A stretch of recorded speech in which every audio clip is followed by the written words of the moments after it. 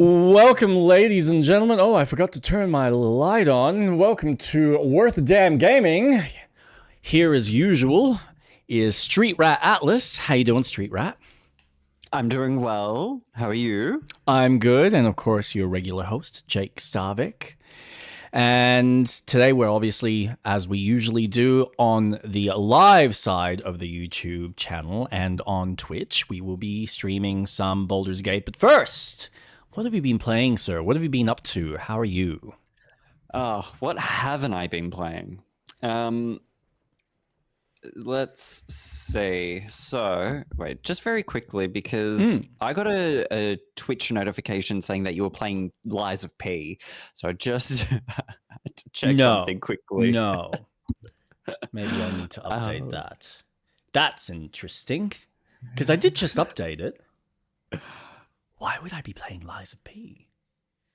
I mean, it's a great game. But well, I've got thoughts. You know what? I've got more reflective thoughts on the game after my recent playthrough. Yeah. Something that I am going to have a serious chat with Jason about, because I think I have finally acknowledged that the game is hard on its base difficulty. The game is hard for the sake of hard. And there's a few YouTube videos I watched because, of course, you know, the algorithm from the YouTube side of things likes to feed you things that you're interested in looking at, fascinated with, or just generally searching. And of course, I happen to be kind of going through finding stuff on Lies of P, and I happened to find two people that I just clicked on and were both very positive on the game and very much loved the sense of challenge and the sense of difficulty. And one person made an interesting point that he said, with the blocking mechanic specifically, he does agree that it is very tight, but he reckons that if they were to open it, it would kind of remove the need for the dodge. And when I heard that, I did kind of recognize in my head that, okay, if that's the case, then this game is very similar to Expedition 33, where it feels like it almost entices you to use the dodge first as your learning tool, or even holding block, potentially, versus actually learning to time the blocks, which is why I am hitting my head against the wall, because typically with most of these Souls-like games, like, traditionally, I'd be used to rolling.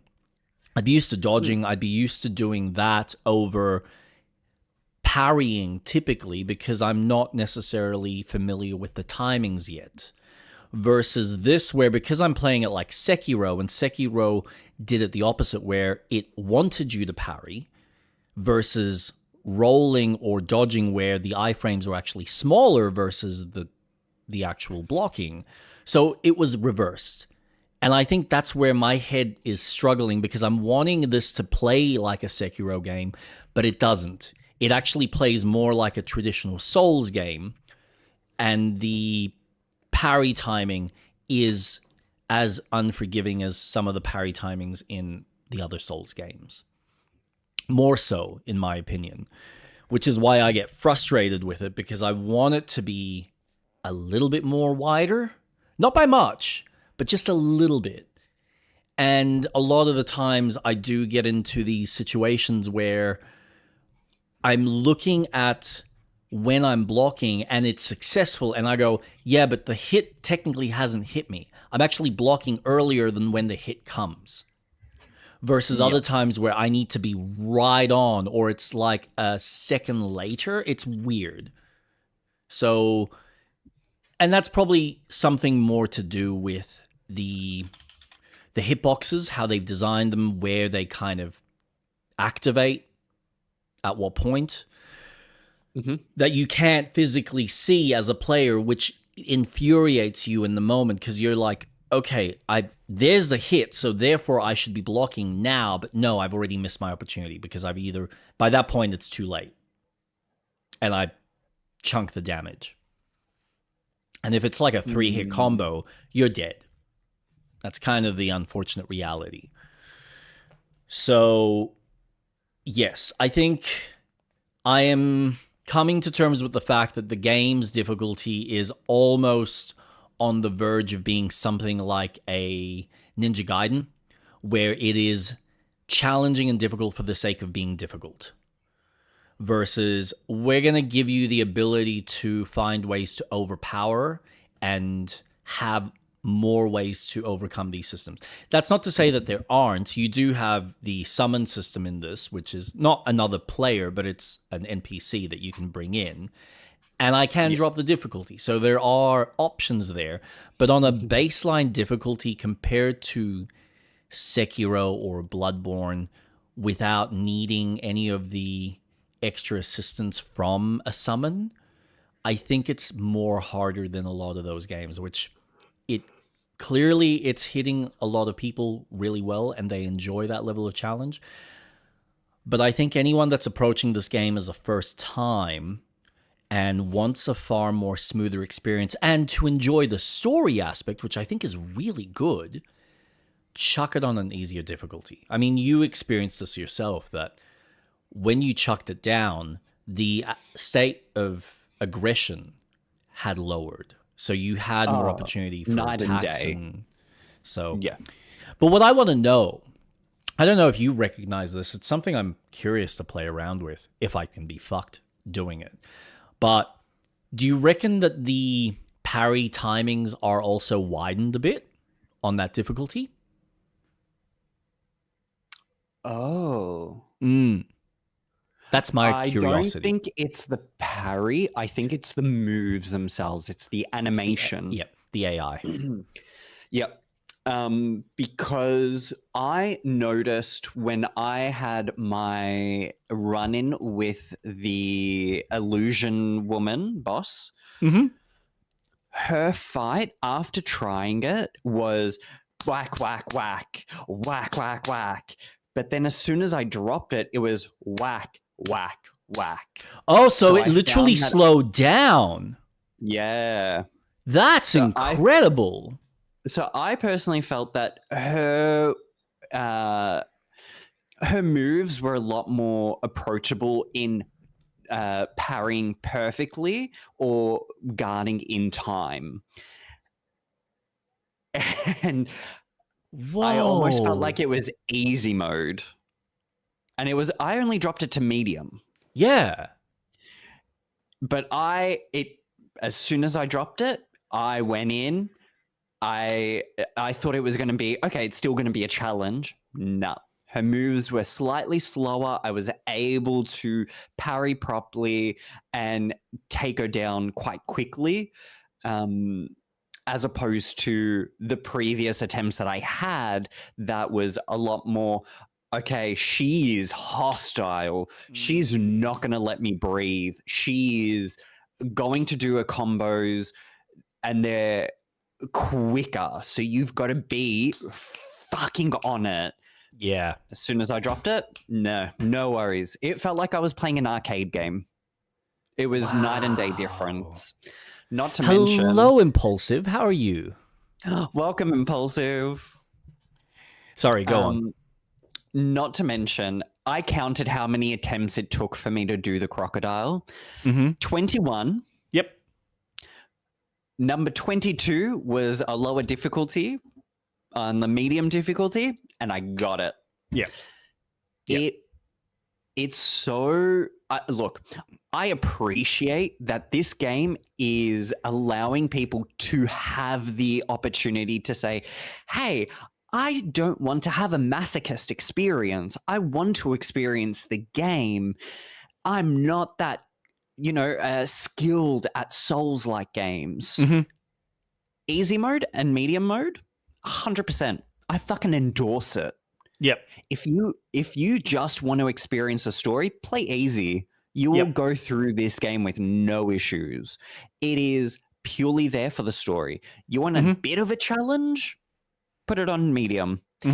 If you want the default setting of, okay, this is how the game launched, play hard, have fun. Wait, what? What are you making fun of us? Get good. You son of a bitch. Oh, impulsive. Making fun of us as usual. But it's really enjoyable.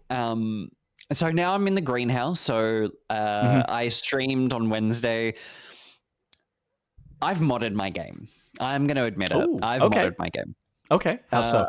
I have infinite sprint stamina because I think it's fucking ridiculous that if I'm running when there's no enemies around, my stamina is draining. Fuck right off. Yep. I'm just sprinting. That's old Souls mechanic. That's Elden Ring mechanic.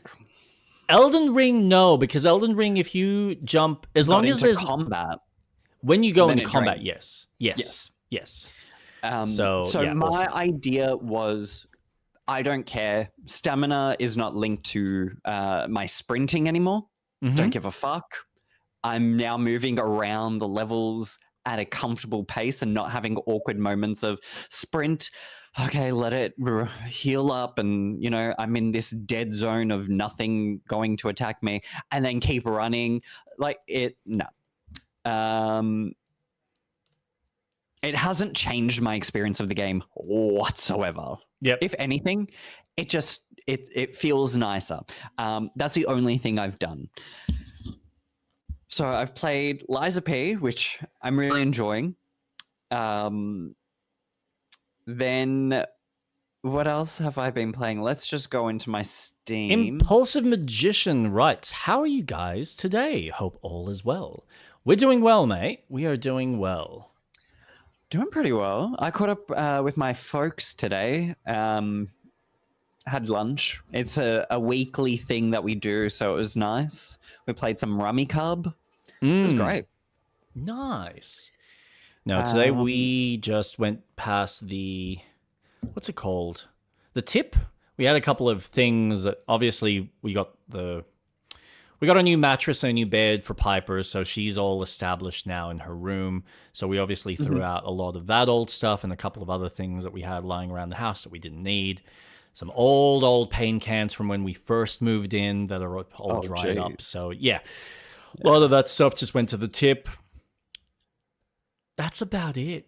It's been a pretty chill week, all things considered. That's good. Yeah. So, this is a wild list, and my feelings on Final Fantasy Rebirth has changed, and I'll explain in a moment. Okay, so when you say list, this is stuff that you've played recently? Yeah, awesome. It's wild. Go for it. I've reinstalled Kingdom Hearts 1.5, 2.5, and 3. Jesus. Yep. Yeah. Because it's not like you can choose which game you want to install. It's you either install all of them or you don't. And I just want to play 2. I just want to play 2. That's all I want to play. I need to play 2 because I've only ever finished 1, and that's because you busted my chops. You're like, fucking do it. You're right and there. Play 2. I'm sorry, but 2 just ups the I know. Like, 2 is so good. I know. Please play 2. I will eventually play 2. There's just so many other things I just want to get to, and there's always something new on the horizon, which we'll get to in the later part of the show. Oh, Jesus. Just no time to play catch up half the time. Although I will Very say, good point. the Steam Deck is a fantastic device for that kind of shit, because I am enjoying just being able to pick something up. Kingdom Hearts is overrated? Wow, impulsive. I mean, I agree, but you're offending Street Whoa. Rat here.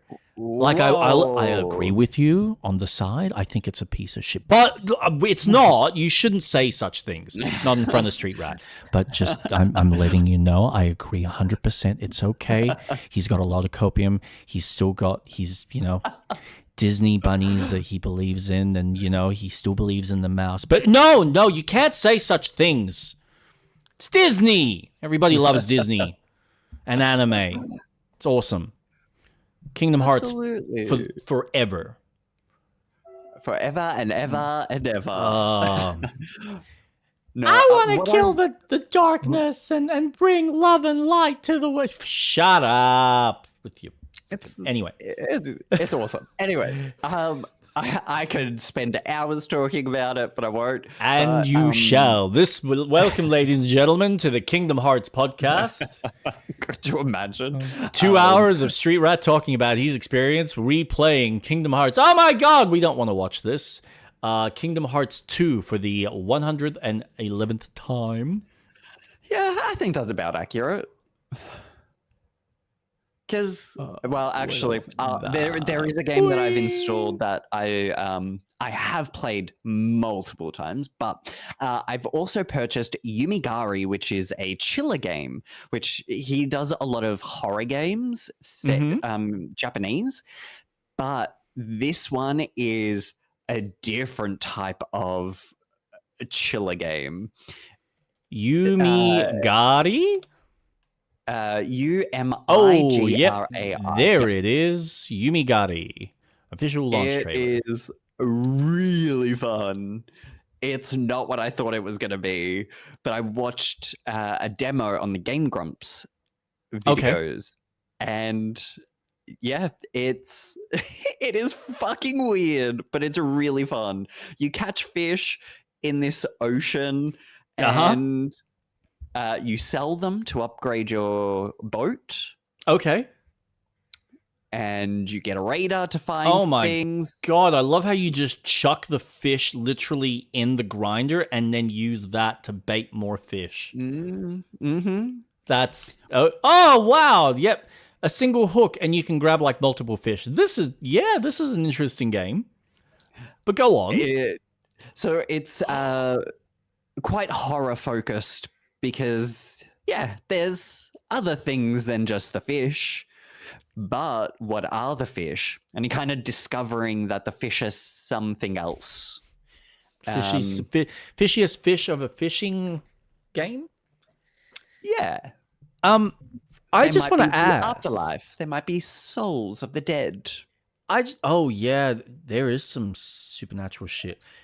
I just want to know, how is it that someone like yourself, who went from I am never playing Subnautica because there's fucking whales, and God forbid I ever go anywhere near whales, to I love Subnautica. It's the best thing ever. I love going under the sea,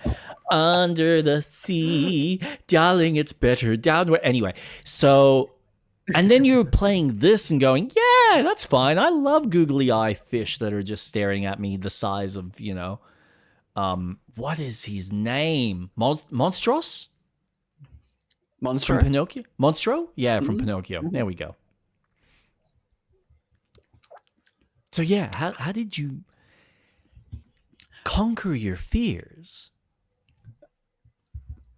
Subnautica is so different that you are haunted by these leviathans.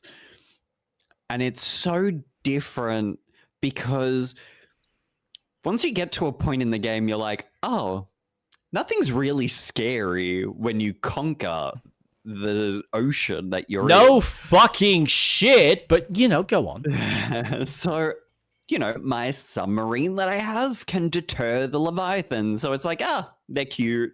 Come on, swim with me. though I'm cautious about the sequel. I want to see a bit more, but this game is just really, it's a couple of people that make the game, and it's a lot more fun. Okay. It's just weird. There's just something different about this one. Yep. And there's a horror theme. And blame Sixer for that. He's got me into a real horror mood after he finished Corpse Party, and we did the watch party for the anime. So I'm very much in like a Japanese horror mood. Okay. So I played that, Kingdom Hearts 3, because I've got a mod for the Colosseum, and I was like, fuck, 20 people have added a whole new area to the Olympus world for the Colosseum, and you can play the Colosseum from 1, 2, and they've made 3. It's insane. The amount of work they've put in. Oh my God. So I've been playing that on off. Impulsive says, play Silent Hill F. It is Japanese and horror. It is. Are you not into the psychological type of horror? Horror. I watched a Let's Play. A Let's Play of the first one, and I kind of just felt like, yeah, cool. Yeah, I'll get into it. Maybe I'll say when it's just on not sale. on my radar. Yeah, no, that's fair. Yeah, that's also another factor. I'm just going to skip one game that I've added, but I installed Judgment. I'll go back into it in a second. Judgment. Sega, Yakuza, you play as a detective. Oh, it's 2 games. Yes. The one that unfortunately went through the what was it? The recasting of the main actor, because he was, I think, doing coke. At least the Japanese voice actor. I don't know about the Western. But anyway, yeah. Kind of why the series is dead in the water. Oh, well, I'm playing the first one. Yep. And last night I finished chapter 1. Mm-hmm. I stayed up until 3 a.m. playing because I was like, what the fuck is happening? Wow, yeah. It is so good. It's just fun. I love just playing a detective. Oh, no. I didn't know it is. Yeah. So I'm playing that. Lost Judgment, which is the sequel, is currently on sale. And I'm like, okay, well, I'm going to finish the first one, obviously, before I start the sequel. Yep. So I just want to get through this, and I actually want to finish it. And you can go to Don Quixote, and I was like, oh, I want to be in Tokyo again. This is the closest I'll ever be to being back there. Oh, man. It's so good. It is amazing how well that studio does Tokyo from a tone and feel. And again, it just helps that they concentrate it in a very small section of a city. Yeah. Like, they don't go, oh, here's a massive open world that we then have to kind of summarize into our small little version of what the city would actually be. Very much like Ubisoft does with, their massive oversized cities, where they go, okay, so we're kind of going to make New York, but it's sort of semi just like a miniature version of it. And you have like the main staples. It's always the one thing that I hate. And I never realized this until I actually went to New York and went through Central Park. And I went, Central Park is huge. And every time it's represented in games, it is a fucking bite-sized chunk of what it actually is like in real life. And that frustrates me, because there are things in that Central Park that I go, that would be cool to actually have represented. But no, they just cut it down. The castles, some of the forts that they've got that were never fucking used, but they just built them because, well, maybe we might be invaded by the Brits again. We don't know. It's just, Oh yeah, but you're going through really Judgment.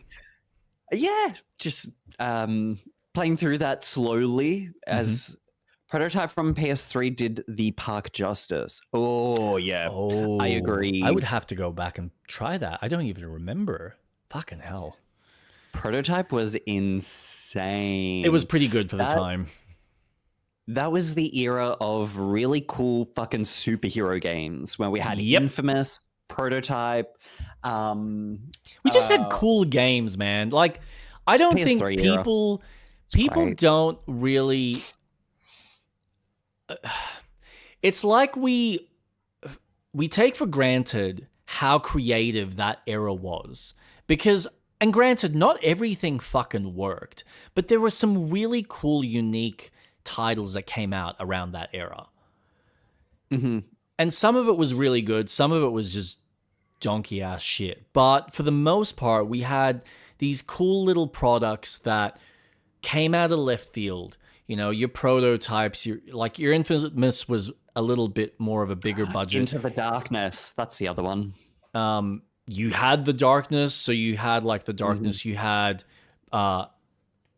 what is it called? Fucking Chronicles of Riddick. Oh my god, yeah. Army of That Two. Was a solid game. Like, you had these really unique titles. Even, what was that shooter? Oh, man. Infamous remakes should happen. 100% agree. And Prototype. 100% agree. Yeah. Yeah, they should. Honestly, nice. A Prototype Spec Ops would be the line. such... That was the other one. Oh, Spec Ops is just so above. That game was so good. Yep. Came out of left field. And I'm always shitty because the writer who worked on that worked on the, I think it was, he moved on and worked on the second Star Wars Battlefront 2 game that came out of EA. And so I thought, oh, if this is written by the Spec Ops guy, this is going to be a sick-ass fucking Star Wars game. And it just got fucking neutered and watered down and didn't have any of the substance that I was looking for, which I reckon that was probably more due to Lucas/Disney at the time. So I can't fully blame him, but at the same time, it's like you get a writer like that who actually knows how to write war flick stories. And then you go, let's PG it. No, don't.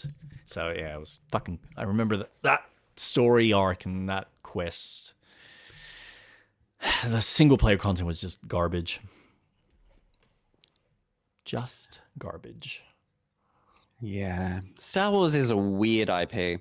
I also need a remake of Jack and Dexter. I am so glad you said that, Impulsive, because that segues into my next game. Ooh, I have been playing nice. Jack 2 on PC. Oh, very nice. How's it run? Oh, fucking immaculate. Okay, Holy good. Holy shit. All right. Oh my god, it is so good. What are you using? Are you using the Open Goal? Open Goal. So Naughty Dog used their engine called Goal for the Jack series. Uh-huh. And then they moved on to their own new engine for their later games. So there is a team of people who are no money or anything, making a free software called Open Goal, where you can play Jack 1, Jack 2, and they're currently working on Jack 3, which is my all-time favorite video game. I love Jack 3 so much. Open Goal spelled G-U-L? Goal. O-A-L? O-A-L. Yeah. Jack. I think I'm spelling this wrong. There we go. Wow. Okay. It runs at 60 frames. It is nice. Stunning. Everything. Look how good it looks. Please tell me this fixes the controller issue that the original had where it was reversed. Reversed? Yeah, so I remember this Jack 1 specifically, the Precursor's Legacy, had reversed up and down, so it had like flight stick Mm, controls as opposed to correct. actual. Yes, they fixed everything. Oh, fucking nice. But I'm not playing Jack 1. As much as it was a good game, no.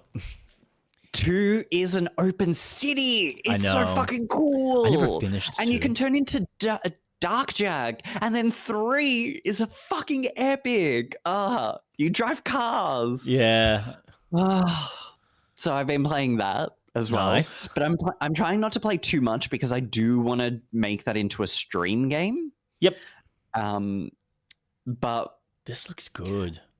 Now I don't know if I do Jack 2, and then by the time I finish Lies of P, play Jack 2 if Jack 3 will then be available, or do I just play Final Fantasy 12, then Jack 2, and then hopefully by then Jack 3 will be playable? I don't know. The last thing that they updated was December 31st of last year that Jack 3 is progressing nicely. Right. So far they've only released 2 of the games, and the third one they're still working on to get it running. Correct. That's fascinating. That is very fascinating. I just need it. I need it now. No, that's fair. I need it in my veins. Completely understand. Nice.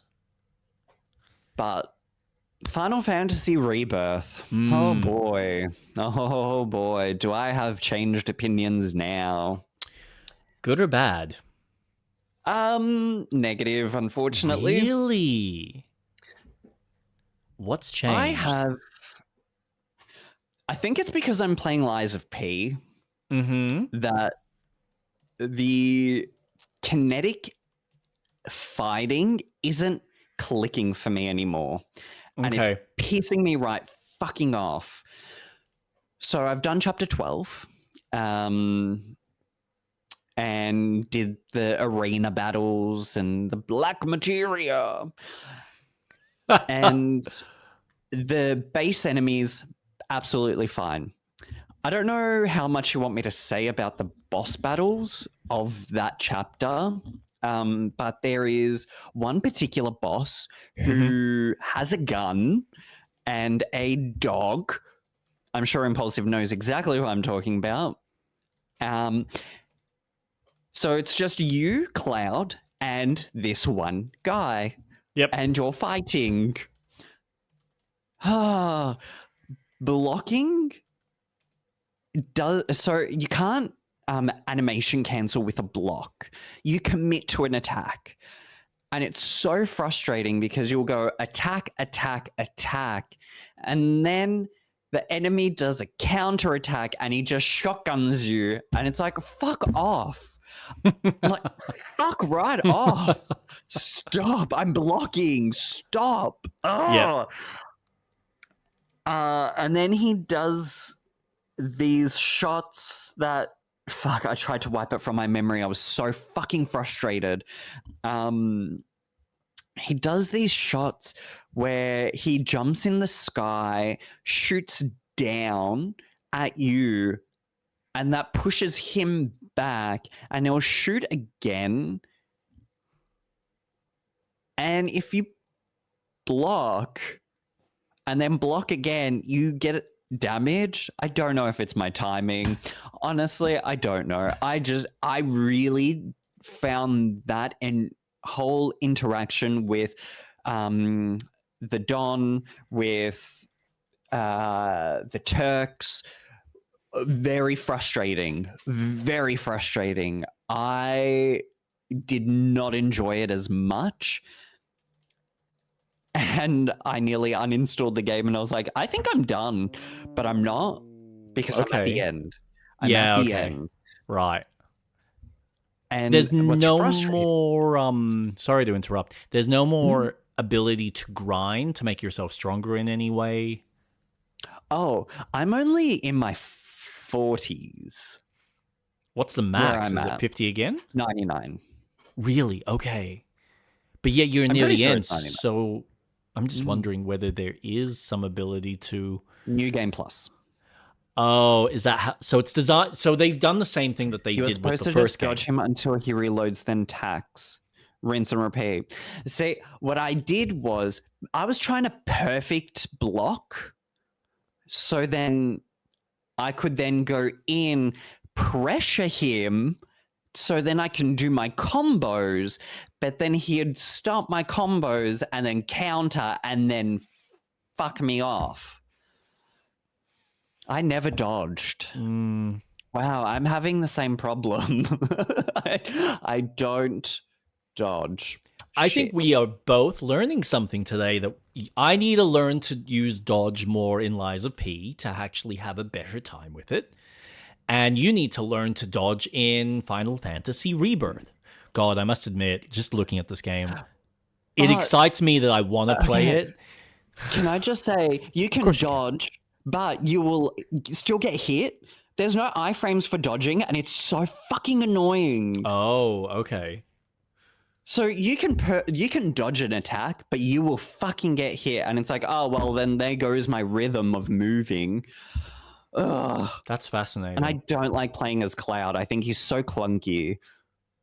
Well, that's why I like playing as Tifa, because she's so she's rapid. Yeah. I mean, I guess that's kind of how they balance these characters. He is meant to be a little bit slower because he's dealing with a massive sword that's meant to do large chunks of damage, versus Tifa, that she's just punching. She's a brawler. So of course she can get in and just boom, boom, boom, boom, boom, boom. So, yeah. So it sounds like you're hitting a bit of a brick wall with the game. I'm up to the final side quest as well, so I'll do that. Yep. Before then, I tackle the end. Okay. But I think I'm ready to close the chapter on Final Fantasy until 3 comes out. Okay. As in the 7 series. There's nothing else I want to do. I don't want to get Odin. Fuck Odin. I don't care. That's fine. I'm just do the side quest. Finish that. Yep. Finish the game. Am I going to see Sephiroth? I don't know. I don't know. I don't care. I just want it done. I want to see the credits rolling. All right. So Impulsive has said they gave Cloud some crazy mobility. If you hold the attack button, Cloud will dash to the enemy instead of attacking. Excuse me? Fucking what? Super fast. Hold the attack button. Yes, Cloud will dash to the enemy instead of attacking. Maybe that might help you. What? Is that a bit of a game changer? Yes. What? This is why we love Impulsive. He gives us wonderful little bits of feedback. Do they all have something like that when you hold the attack button? I mean, it's possible. You got to experiment with the fucking game, man. You're the one playing Holy shit. it. Yeah. Oh my God. Now I mean, isn't this why they have tutorials built into games? I don't recall ever seeing the tutorial for holding the attack. Well, maybe it was in the glossary and the index, and you just chose to ignore it because you're like, oh, but I can do it without the instructions. Typical male. Yeah, that's true. Instructions? Fuck instructions. I can build an IKEA bed. Wait, why is it backwards? It's the head boss and never fall. See, I can make Tifa fly. I'm really good at keeping her in the sky. Up high. Like a bird. Shit. By. Okay. Now, yeah. Oh, this game is so anime. The start of chapter 12 annoyed me. So I had relationships maxed out with everyone. But the date was with Aerith. Yep. But my whole lead up to the game was with Tifa. There was interactions of me and Tifa and Aerith kind of feeling like, oh yeah, you guys, 100% you guys are like together. You know, these one-off sentences and brief moments, especially once they get to Gongonga region, where Aerith starts to reminisce about her past with Zack. Yep. And it's like, you know what? That is my canon. Aerith is with Zack, RIP, and Tifa and Cloud are together. That's my headcanon for the story and the party. Yep. It was so weird that then Aerith had this romantic date with Cloud, and I'm like, oh, but the earlier chapters, we kind of established that, okay, yeah, Cloud's into Tifa. Now it's kind of all just like wiped out, and it's like, oh yeah, the game has hidden value depending on what dialogue you pick them. You might have picked the best options for Aerith. Fuck! Just a quick one. Bulk Skywalker has said no BG3. We will get to BG3 probably in another 20 or 30 minutes. We just like to start with what we've been playing for the week, and then we kind of jump into the game. So if you're happy to hold out till then, or if you want, you can jump off for 20, 30 minutes and come back and see whether we are exploring.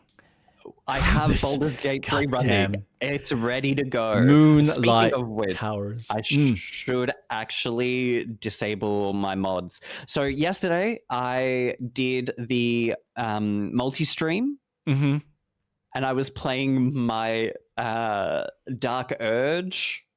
Fuck, man. The game is so different. I'm telling we'll get into it later. But then let's get to the Switch side of games that I've been playing. Oh, Jesus. Oh, sorry, guys. We might not be playing BG3 because we got a massive list of games that Street Rat's been playing. Go on. No, it's just one. Okay. The Witcher 3. Whoa. I'm sorry. You're playing that piece of shit on that little device? How is it? Okay. Don't expect, like, godlike graphics or anything, but naturally it runs really well. Oh, loading it was into ported. That thing was developed from the ground up by a very different team. The Switch One is sure, absolutely, it's going to have its drawbacks, long loading times and whatnot, drawbacks with the distance and bullshit like that. The Switch 2, it has no Switch 2 version. It is the base version. As soon as I loaded the game, I deleted my previous save because I didn't get very far. And I was like, fuck it, let's start from the start again. I've killed this griffin at least 10 times because of the amount of times I've tried to play that game. Oh, God, that poor griffin. He's just like, I love my family and my loved ones, and I just want to be left alone. And what do? We come in and we fucking slaughter this thing. It's so fucking sad. Yeah. It runs really well. Loading into the world took me 5 seconds as opposed to what it's like on the Switch 1. Holy shit. Oh, so they've patched it. Awesome. There's no patch. Awesome. It's the hardware. The hardware's doing all the hard work. Dude, that's dope. Yeah. Gotta love that upgrade. That is all I've been playing. I'm not going to continue because I may have been playing other games. Mind you, I have had a week off. That does help. Yeah. And you know what? I've had plenty of weeks off, and yet I just don't get half the time to go through half of this shit. But you do have a daughter. Well, that's the problem, isn't it? It's not just a daughter, it's a wife as well. I gotta feed her, gotta look after her, and the kids. So it's, it's two balls of fun. But I love it. I love doing it. It is a pleasure. She is a joy, even when she refuses to fucking sleep. Just close your eyes and go to bed. I know you think that you're going to miss out on something. You're really not. Just shut the hell up. Close your eyes. Go to sleep. But anyway, my turn? Or do you want to keep going? Okay. I don't really have much. I don't have much. I actually forgot to put one, but the other one's kind of small. So, still continuing with Kingdom Come Deliverance 1. I am what am I doing? I'm still doing some side quests. I had a quest where I needed to deal with a particular priest that had come into a town, and he's trying to find some heretics. It was a weird mission, and I'll be honest, a lot of the times with some of these quests, especially if they're timed, I will just revert to a walkthrough.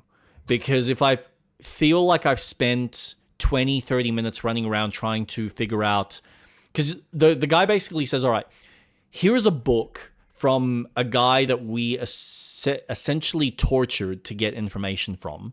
So he told us that these heretics are in this town.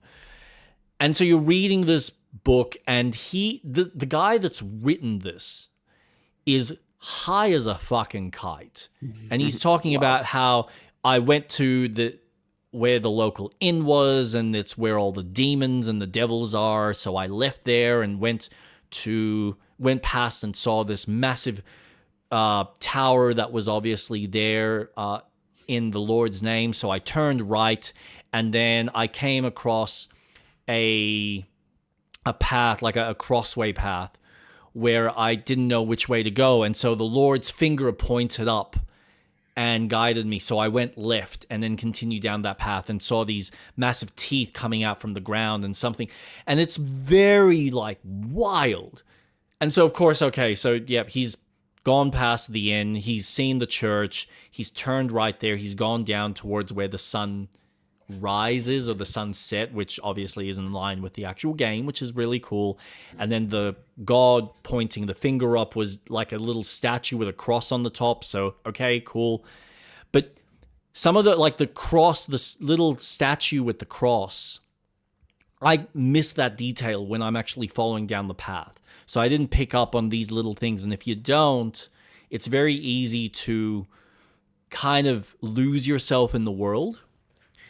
It's well done, but when it's timed, it's kind of like, oh, I don't want to be dealing with this with the time pressure and miss out and have to reload and try and figure it out. So I just looked up a walkthrough, and it was a kind of, at the end of the day, it was an interesting quest. You're dealing with a couple of villagers. I think the way it was handled was slightly poor, in my opinion, because at least in my head, I couldn't recognize why they were heretics.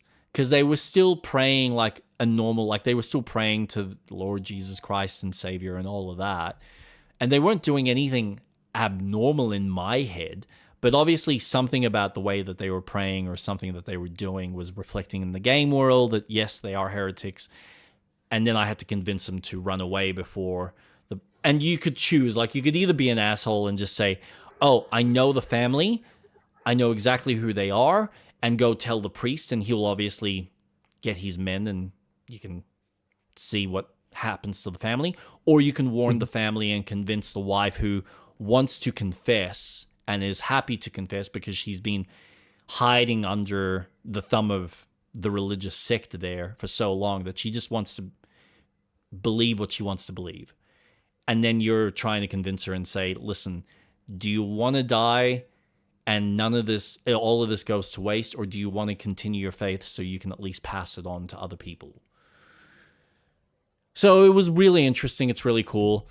I'm doing the main quest now where I'm trying to chase down a couple of people that have been creating like counterfeit coins. So they're silver that are encased with bronze or gold or whatever they used at the time, as opposed to the actual proper metal that it's meant to be. So that's interesting, and I've only just kind of started that. But I'm still only about halfway through this game from a main storyline. Yeah, it's ridiculous. The amount of quests, the type of quests. I did another one that I'm still not done yet. I'm helping out a couple of Henry's main friends to essentially rob some caravan, but I needed to go out and find a bunch of cumin outfits, which are they're like the faction that have come and attacked into the area. And you go and you find these outfits and you kind of dress up in it, And then they basically tell you, yeah, I mean, it looks good, but you don't look like a Cumin. It's like, what do you mean I don't look like a Cumin? Well, you're not really scary like them. So go talk to this person and this person and this person so that they can give you the descriptions. And then it turns out, all right, well, now I need to go find some black feathers to put on these fucking things, wolf fangs, and what was the third thing? There was like a third item that you needed to get in order to dress it up and make it look even more terrifying. And you can use alternatives, and depending on what you find in the world, will determine what version of that outfit you get. But apparently the outcome is exactly the same. Now I say this because, again, looked up a fucking walkthrough because I am not going to walk around. So that's what it was. Wolf skinned, like a skinned wolf pelt, easy. You go and you find the nearest huntsman, and they usually have all the skinned animals there. So that was nice and easy. The fangs was a bit tricky because I could find tusks, but I couldn't find wolf fangs. And apparently there's only one merchant in the whole game that sells them because you don't actually have wolves in the game. Apparently they were meant to be a mechanic in the game, but they took them out. They never introduced them.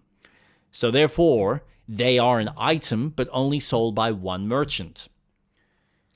Which meant that, okay, if I'm going to search for this fucking thing, I am going everywhere. As opposed to, nope, awesome. I just look it up on a guide, go to this location, buy it from him, done. Awesome. Yep. And then black feathers. Now you needed specifically raven feathers, which I'm assuming you can kill, but I haven't actually killed a bird yet in this game, so I'm not going to try. Archery in this game is really fucking hard because it's pretty darn realistic. So again, there is like 2 points. You've got there's essentially a cave and a dead body in one very specific location that you can just go and collect these fucking things. Otherwise, you can also get black chicken feathers from somewhere. I don't know. So there's very obtuse things like that in the game where if you really want to spend your time kind of doing it organically, you could spend hours playing this game and really getting into all the nooks and crannies. And there is so much. I gotta admit, for their first attempt at this type of game, obviously it's been patched over the course of its life, because I know when it first came out, it was buggy as fuck. But it is a substantially well-designed game. It does feel like a Skyrim, just without everything being able to be picked up. And I think that's really cool. So, still going through that, still kind of chipping away.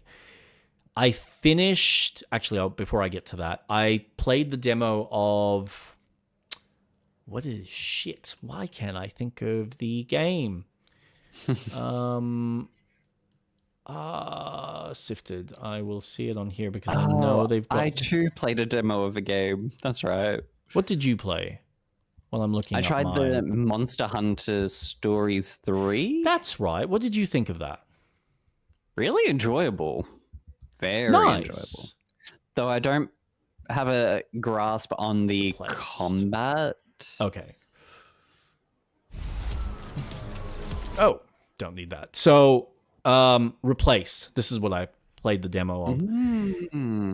Indie side-scroller, very obviously like 2D, 2.5D pixelated artwork. Really beautiful.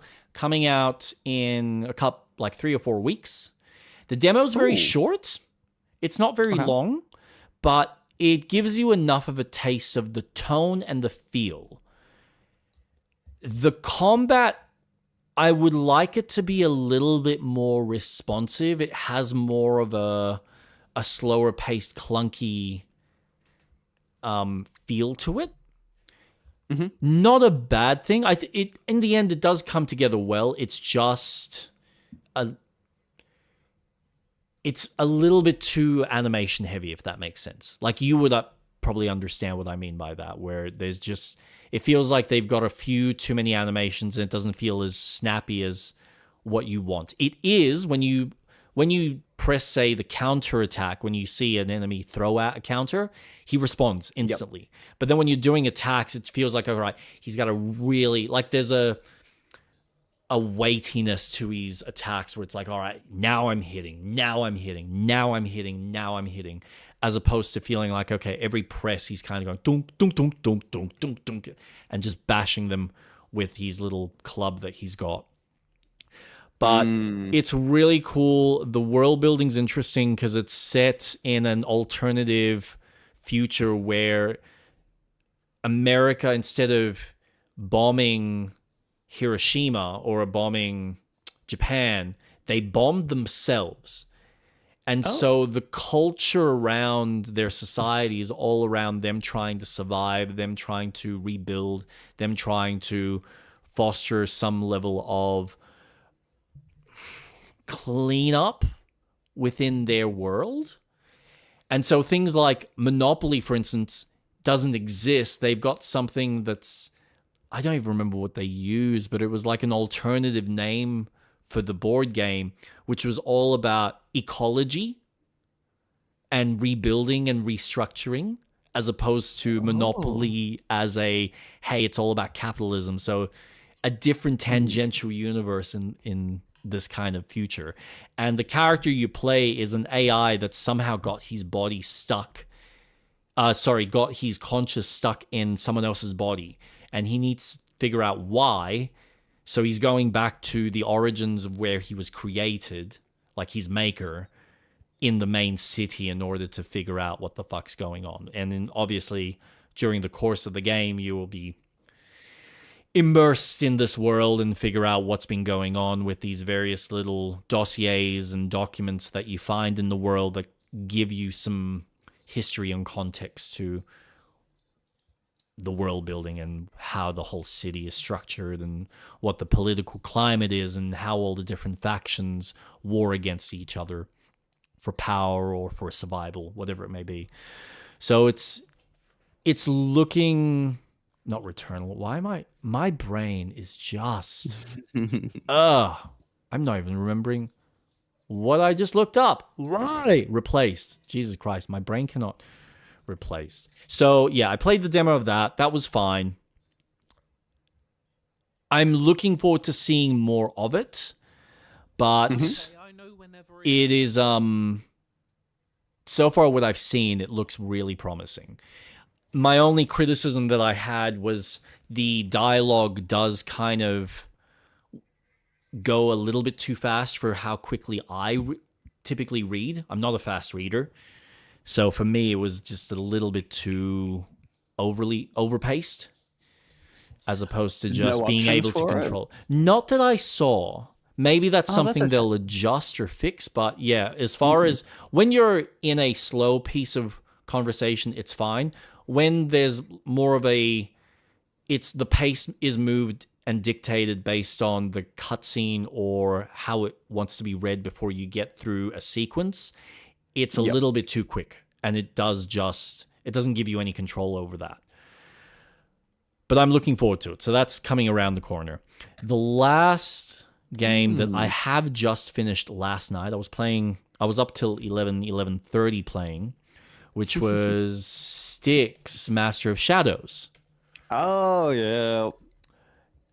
I have surprisingly changed my tune on this game. Oh. It's not perfect. There are criticisms I have. So just to summarize, and I will get into some spoilers here, but just to summarize, you are playing as a character. I don't have to spoil it. If you want, I can just keep it. No, vague please.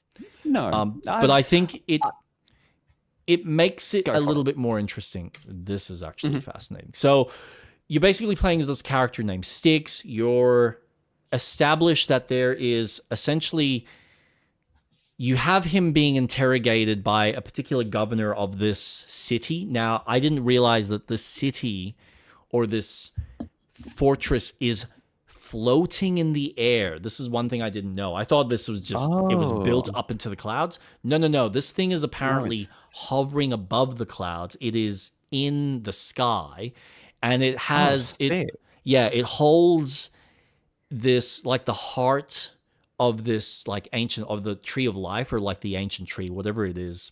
I need to read into some of the more specifics, because there is some storytelling beats that went over my head, and I just need like a YouTuber to just be like, okay, so here's the breakdown. Now, I also didn't realize that this is kind of a spiritual sequel to another game called Of Orcs and Men. Oh, is it Yeah. now? Yes. I've never played it. I don't know much about it. I did like some brief reading about it just to get some context. And I'll explain why that's fascinating in a sec, because it kind of comes into the spoiler territory for this game. But essentially, you're playing as Styx, this little goblin. He's being interrogated, and all the interrogation sequences happen in these like flashbacks, right? And so you're then playing the game as Styx, who's now got amnesia, and he knows that he needs to get to the heart of the tree, but he needs to essentially do all these other little missions and tasks. So he goes back to his little lair, catches up with an old friend of his who helps him out a bit, and he's got this voice in his head that's also talking to him and telling him things, that's reminding him, hey, you need to do this, you need to do that. So that's kind of the breadth of the game. And as far as the political climate, you do have the humans are in charge of this area. They have the elves who are kind of suppressed. And then you've also got orcs in this world as well. But they're used as essentially just little guard. Like they're like guard dogs that they just keep them chained up in very specific areas.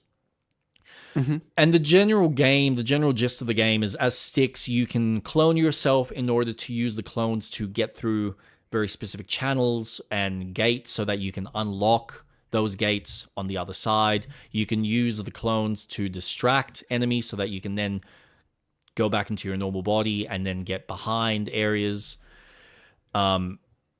You can do all your various stealth attacks. You've got potions and stuff for your healing. Your amber is the main resource that allows you to use your magic abilities. So clone yourself, turn invisible, which is an ability you get later on, or see in Batman vision, as we like to call it, where you can highlight points of climbable objects or where enemies are, stuff like that.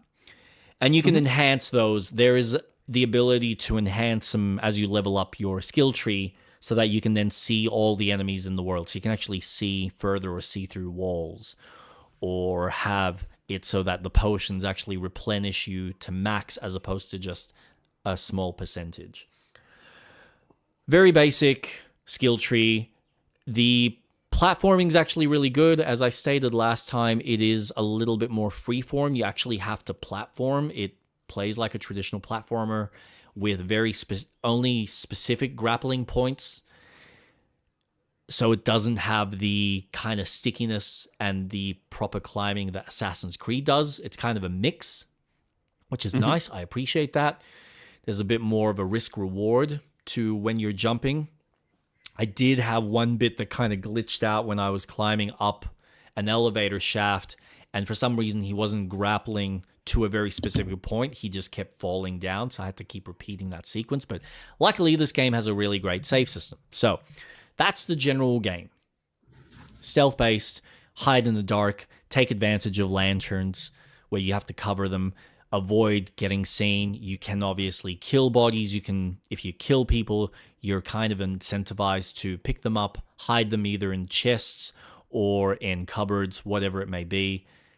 You've also got acid that you can use. That's an item you get later on that you can dissolve bodies, which is really nice. So lots of fun little tools, really cool, interesting world that I think gets better when you get to the reveal of the game. And this is where we get into spoiler territory. So if anyone that wants to play this is interested, I would highly recommend it, especially if it's on sale. I think it was free on Epic Game Store at one stage. Check it out. It's usually not that much, and the sequel, the third game's coming out soon. But spoiler territory here, probably skip 10, 15 minutes. The reveal in this game is as you're playing through and you kind of got the flashback happening of him doing the interrogation, and then you're trying to get to this particular friend. Turns out you were a clone, and your friend is Styx, who's been talking to you this whole time. Oh. Yeah. So he essentially creates a really high quality clone of himself, which you play as through for the whole game. And then when you unlock him, when you get to the prison to unlock quote unquote your best friend, you're saving yourself. And so at this point, you're now dealing with your character who wants to stay alive and is trying to have a sense of self versus the original Styx, who apparently you find out is over 200 years old, I think even older, and used to be an orc, and potentially has gone through so many different iterations or has probably played. So, used to be an orc. At some point, he got cursed and is now in this goblin body. And so, what he's trying to do is get the heart of the tree so that he can potentially turn back into what he used to be. Versus your character who just wants to be himself, wants to help out the people that he's kind of developed some form of a relationship with. That I think those story elements could be written a little bit better and could have been fleshed out a bit more. But it does conclude really well. And it honestly is an interesting game where I went, man, if this was done as a film and it was directed by someone like Guy Ritchie, it would be fucking amazing. Because the kind of espionage storytelling here and the exploration of the humans versus the elves is quite fascinating. And then you've got this main character who thinks that he's, the original and realizes, no, he's a clone. And now everything he does is actually being seen, viewed, watched, and observed by his master, so-called. So then you end up having to spend some of the game doing stuff that means nothing because now Styx knows exactly what you're doing. So he's ahead of the curve, and a lot of the information that you think you've garnered and have above him, he ends up using against you because, again, he's connected to you. So it's not until you get the help from one of the elven governors to go into a cocoon and essentially be reborn that you're then separated from his consciousness. So you actually become your own entity. And that's when you're able to confront him. Yeah, it's really cool. And this is what's fascinating about the game. So from a gameplay standpoint, you start off and you're like, all right, basic enemies. You've got your standard kind of guards. Then you got your ranged guards who can see you a bit better and can shoot you from a distance as opposed to just your melee type that you deal with. Then they throw the magicians who can now do magic, so trying to fight them head on is not a good idea. Then they introduce bugs, which you now need to stealth around because they're not... You can kill them, but they're really hard and they're designed to be... You need to move slowly. And then, of course, you've also got the orcs, like I said, that are like the guard dogs, which are usually asleep, but if you wake them up, they will just grab you and just bonk you and just kill you instantly. Then they introduce skulls. And the skulls are just these invisible forces that just float around. And when they come near you, they will just explode. So you kind of want to roll away or move away. And what's fun about this is they introduce it when you're trying to do type platforming on these... what they call it, like ramps and stuff, and skirtings and on like really high, scaffolding up high, really up high. So you're like needing to avoid these things in really tight spaces. Then the final thing the game throws at you at the very end are the elves themselves. I'm lisping here. I'm so sorry. Trying so hard. Lisping Letha? Lisping Letha. So the elves essentially can sniff out amber because they're so associated with the tree itself.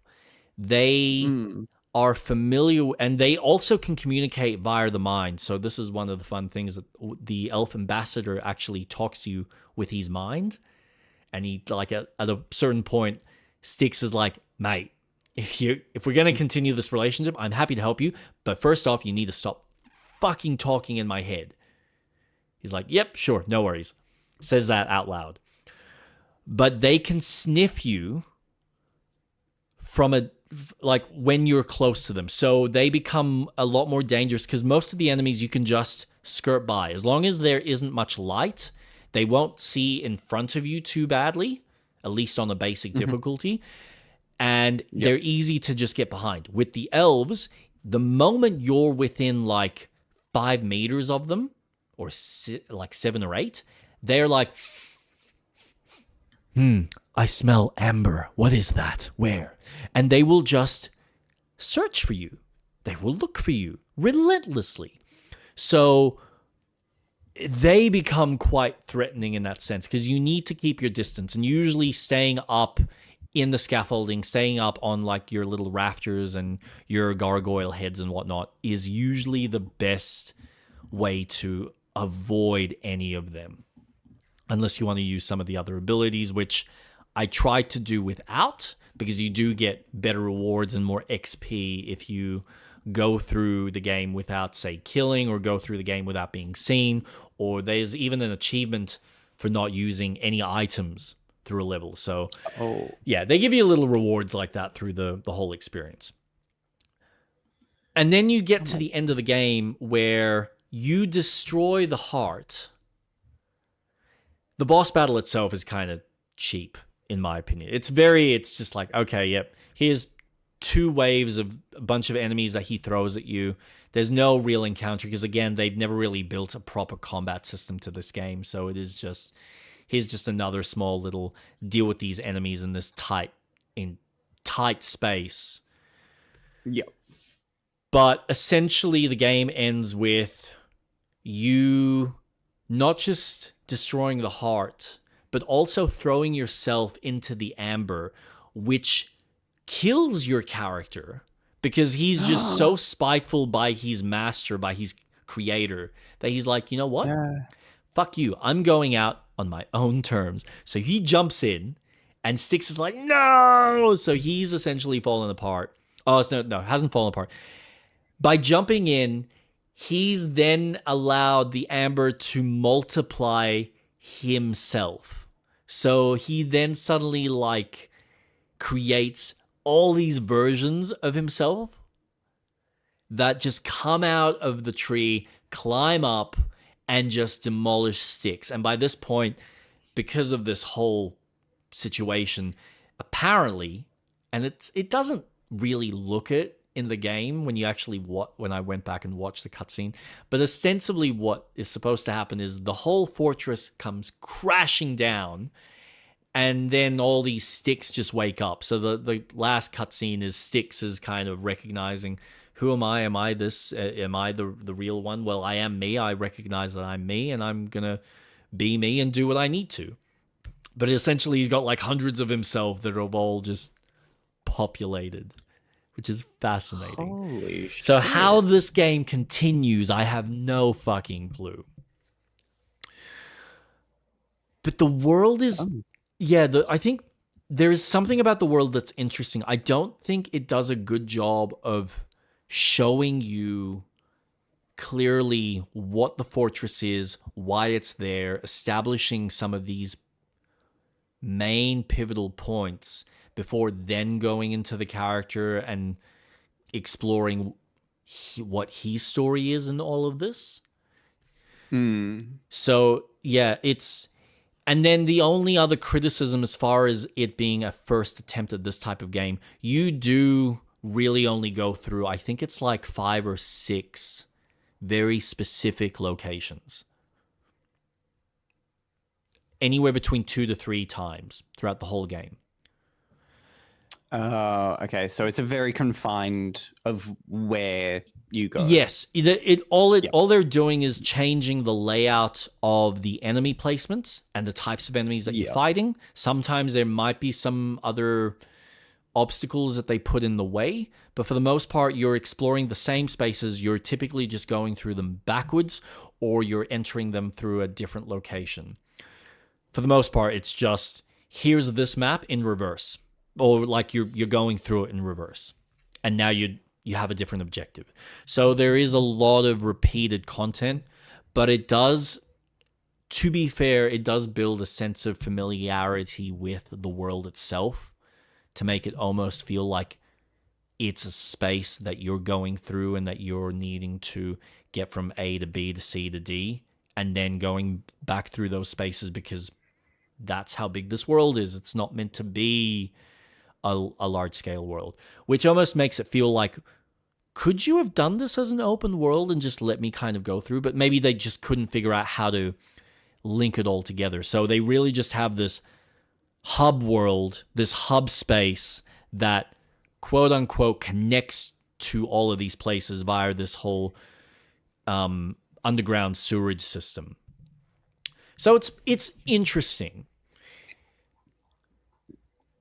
It just feels like it's missing minor details that I think would have made it really stand out and really probably would have empowered some of the storytelling aspects to it. So yeah, I've enjoyed it.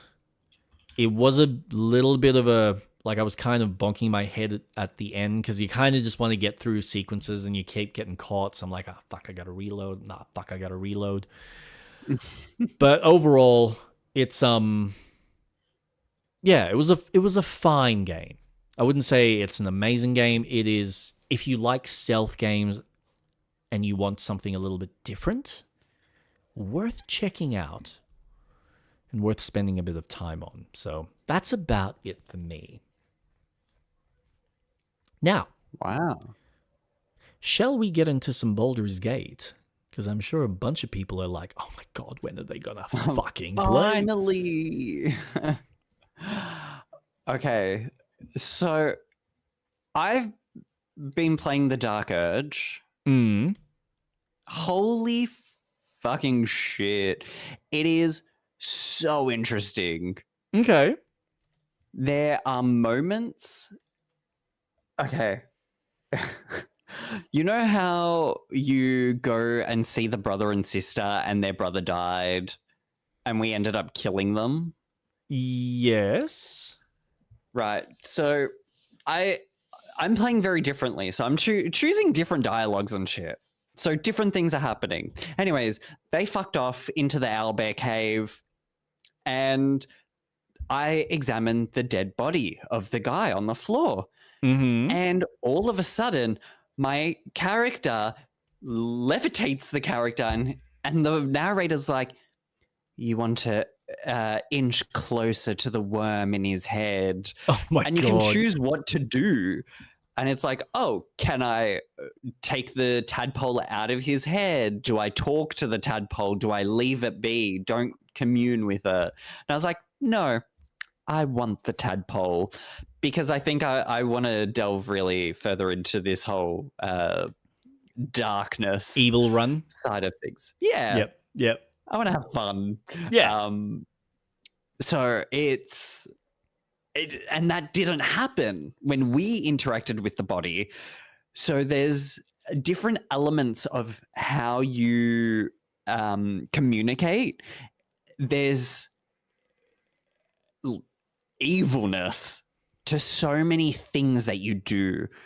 Like, whoa, like I can really lean in right now and fucking kill.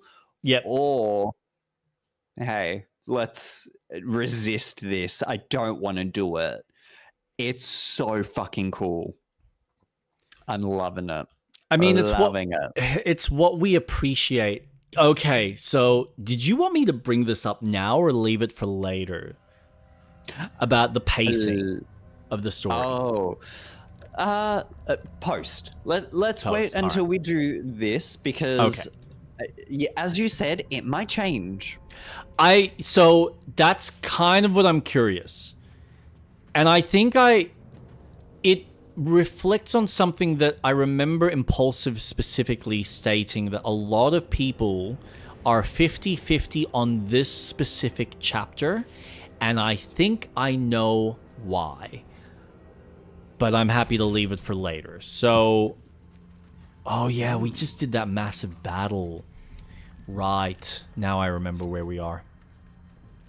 You need to level up your Halsin if you're going to continue using him. I sure do. And I think we're probably going to want... Do we want to do a long sleep before we start Moonrise? Oh, we should go to camp. Yeah. Oh, and then I can swap out and get Gale because he needs to come to Moonrise Towers. Yes. Okay, well. That is a camp. Good excuse. Here we go! Oh, where are my glasses? Oh, there we go. Ooh. All right, well, I don't think there's anything I need to worry too much about. No, everything's all good for my characters.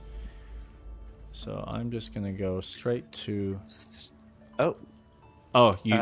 Okay. Oh, sorry. You were doing the sleep. Oh, wait, I was doing the sleep, but do you need to do anything? Yes. I just want to very quick. You do what's his name's voice? Pee-wee's voice really well. While I'm adept at most forms of weave Whose? druidic magic is not my area of Pee-wee. Pee-wee? Hey guys! Pee-wee! Pee-wee Herman! Hey! No, that's like Fat Albert. It's Fat Albert. Before you did a Pee-wee Herman, it was good. I'm trying to even think what Pee-wee Herman sounds like. Hey guys! Pee-wee Herman. Oh, Jesus. Yeah. Oh, dude. That's funny. Best of Pee-wee Herman. At the end of your turn, roll a d20 on 11 or higher. You vanish into the ethereal plane. While there, you can't be harmed or seen in this world. What? Sorry, I'm just leveling up Gale. Holy shit. Okay, Gale, what are you? What is your whole shebang? He is, like, so high. Wow. Yeah, I want enlarge and reduce. Wow. We're gonna have fun. Physical very. He's very high pitched. I don't even think I've ever. Well, he not high, but he's. How do I describe? He's not anywhere near that level though. It's quite fascinating, actually. Storm. That's an interesting character. Call forth a storm that disrupts the concentration of spellcasters, douses fire, and creates an ice surface. While you're doing this, I'm just gonna quickly go to the little boy's room. I'll be right back. Have fun. I don't know what to do.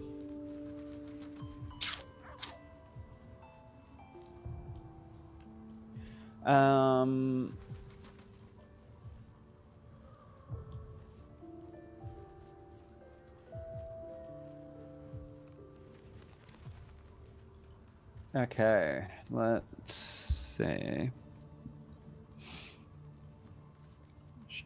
Should put that on hold.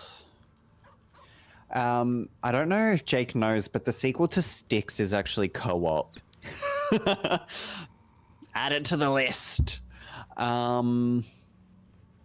Blink. Ivard's black tentacles. Testicles? Testicles sprout from the ground, turning the area into difficult terrain. Greater invisibility, ice storm. See, I don't animate dead. I mean, that could be useful. I'm sorry, what's that about Styx and who the fuck? Co-op? Since when? Must know. What? The sequel to Styx is co-op. Bullshit. It has co-op. Sorry. Fucking shit.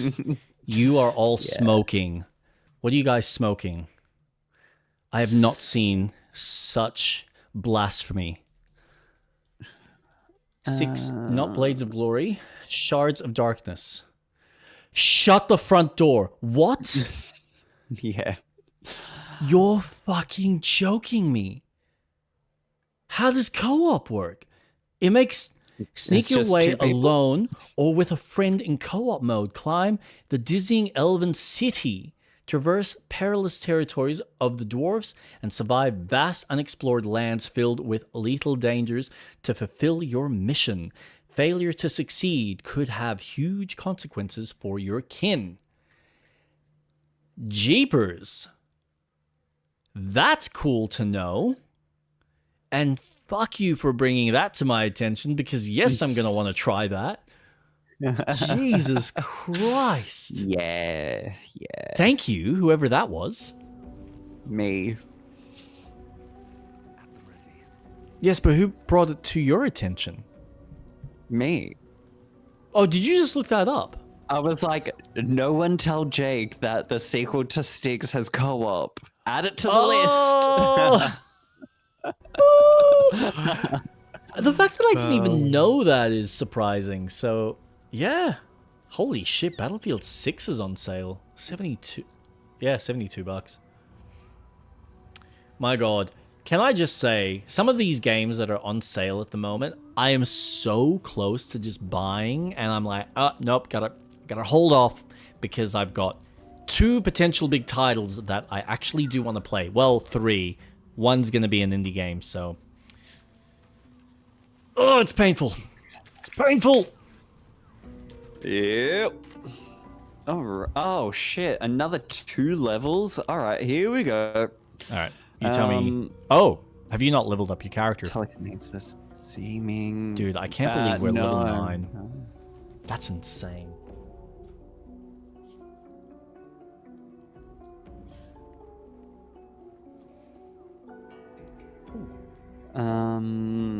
Jesus Christ.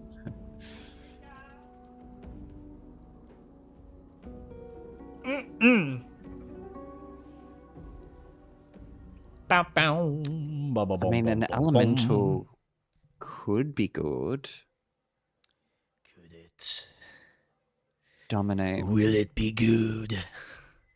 Who knows? Oh, did you see Diablo 2 has gotten a brand new character? Actually, I do want to talk about it. It's in the list of things that I want to discuss. Oh, you want to leave it for later? All right, fine. It is in there because I have some very critical thoughts. Very critical. I am wanting to know, but that's fair. We will leave it for later. Man, we're going to have a fucking huge show. Like, ooh. What a night it's going to be. I'm going to be exhausted. It's going to be so much fun. And I got to keep track of all the timestamps just so I'm clear on that. Okay. Let's go. Fucking hell. There's just so many spells to choose from. So I've picked up, I have to pick 2. Well, actually, technically 1. All right, then I've pick chosen 3. 4. All right. So I've done Not 5? 1 polymorph, so I can turn a creature into a harmless sheep. I think that will be fun. I've done enlarge and shrink because I think it would be fun to turn someone really big. And then the other one was I forgot the other spell.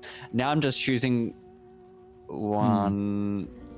They're all concentration. So Lae'zel, just a suggestion: when you're sharpening your sword, maybe actually place the sword on the grindstone. I find that works better than just hovering it over the air. Unless you got some magic down your sleeve that allows you to somehow use the grindstone to sharpen the sword without touching the sword to it. Very delicious.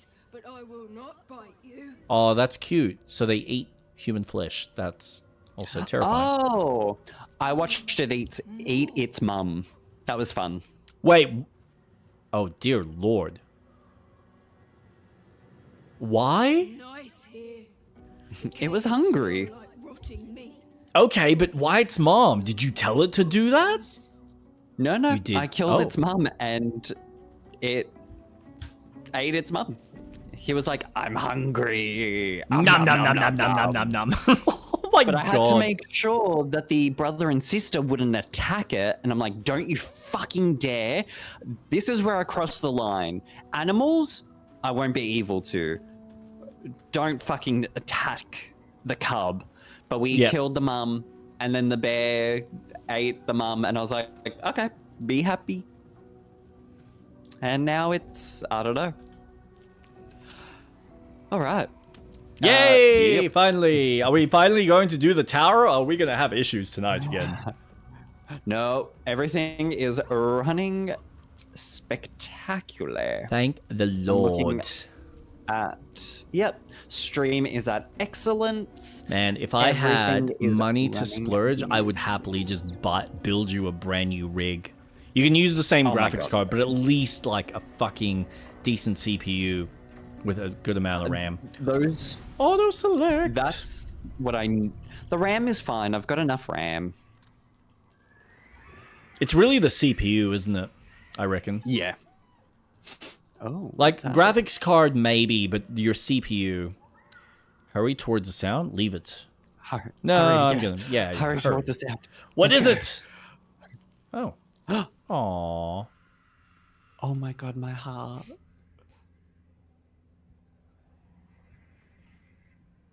Having nightmares? Observe the pair for any signs of injury.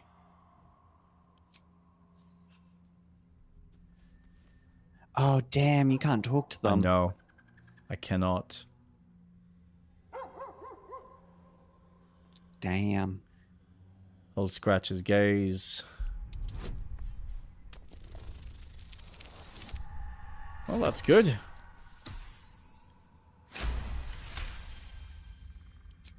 Scratch's tail wags furiously. These two have become firm friends. Yay! Pet Scratch. Yep.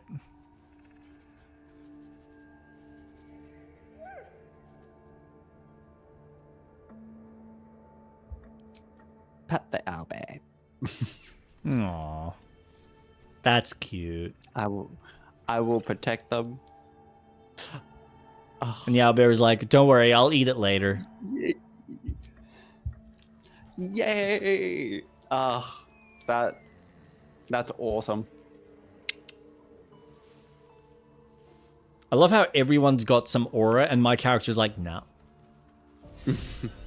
Oh, wait. No, I do have an aura. Oh, look at that. Yeah, we should all have aura. One inspiration gained. Thank God, because I used all mine up. Make sure. Okay, leave camp. Do this.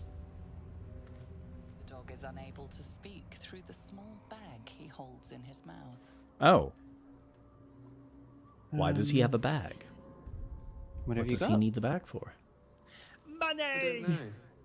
Maybe you can tell me. All I know is I thought of you when I... Did you steal potions of healing from my character through the night? I hope so. You son of a bitch. Where did you find this? I found it. Someone was asleep. Oh, I'll take that. Good doggy. Good doggy. See if there's anything you need. Fuck Well, yes. let's see. What have you got? We're gonna need potions, so I will get more potions. Oh gosh, I wish we could just have one more person with us. Just bring Halson with us. And yet you will not No. eat a dick.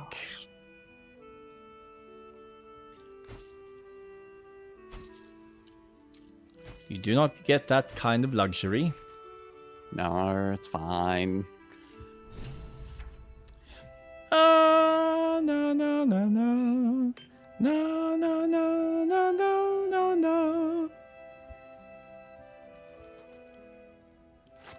Don't think I need that.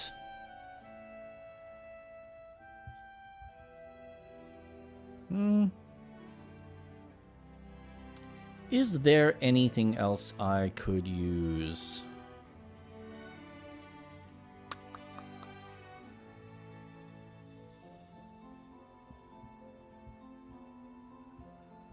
Wait, how much is that?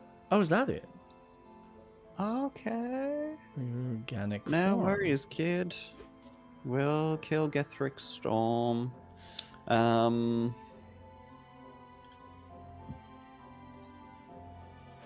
Yankee Crash, Moonrise Towers. We're close. Oh, Feel it. The absolute. was I not meant to teleport here? Its power is strong here.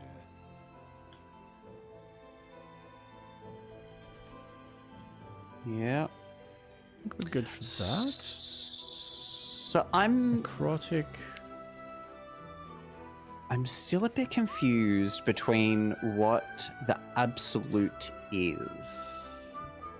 And yet you will never know. Is the absolute's not, because the true soul is the Mind Flayer.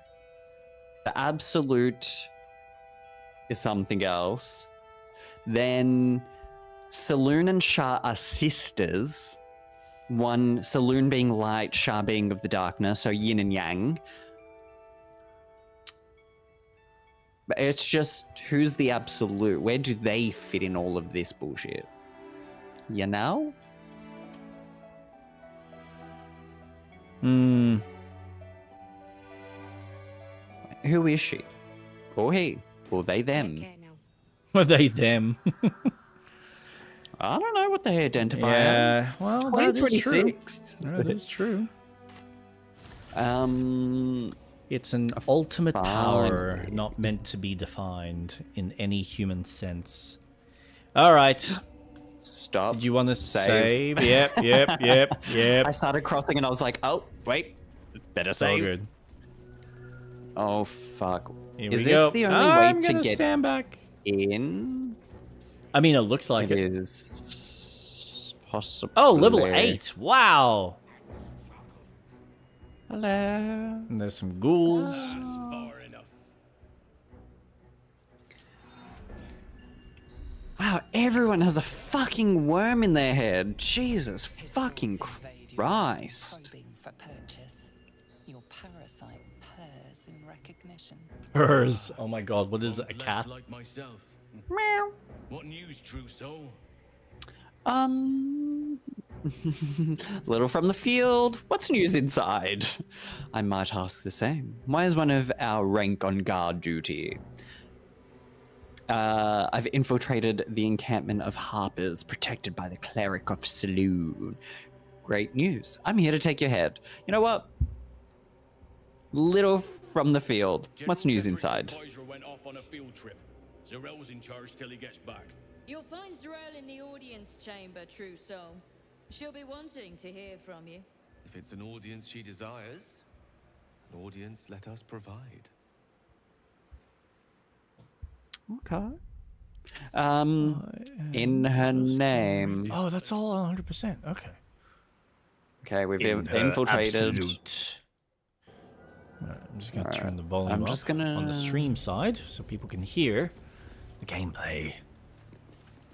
I'm just gonna do a little bit of exploring. You and me both. Let's talk to the ghouls. Hello, ghouls. Mate, you need to get your teeth checked. Yet it hears the Okay, that's Absolute's voice. rude. Why? Oh shit! Shit! This is the place. What happened? Why am I This is going where we'll inside? discover the secret of the absolute. Why did I go inside? I didn't want to go inside. Like you went inside? Yeah. Oh, good job. Oh. Whoa. So what do I do here now? Come on, Gale.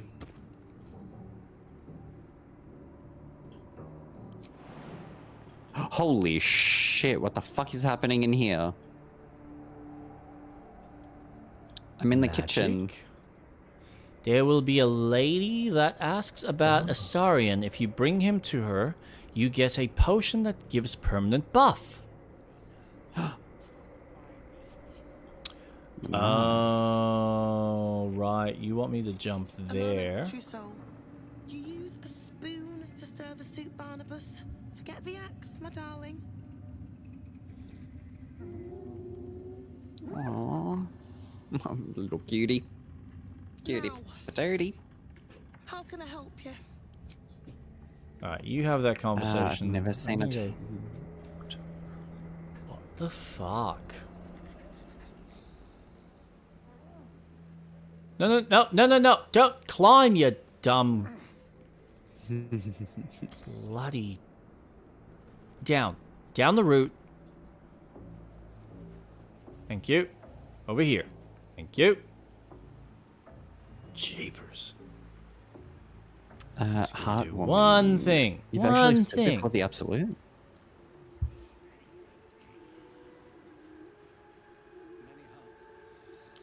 Now.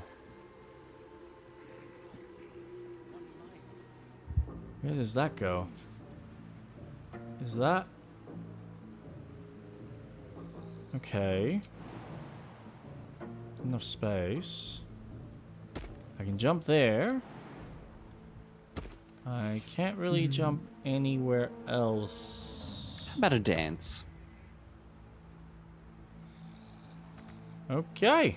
No, there's like nothing else here. I would have to hover.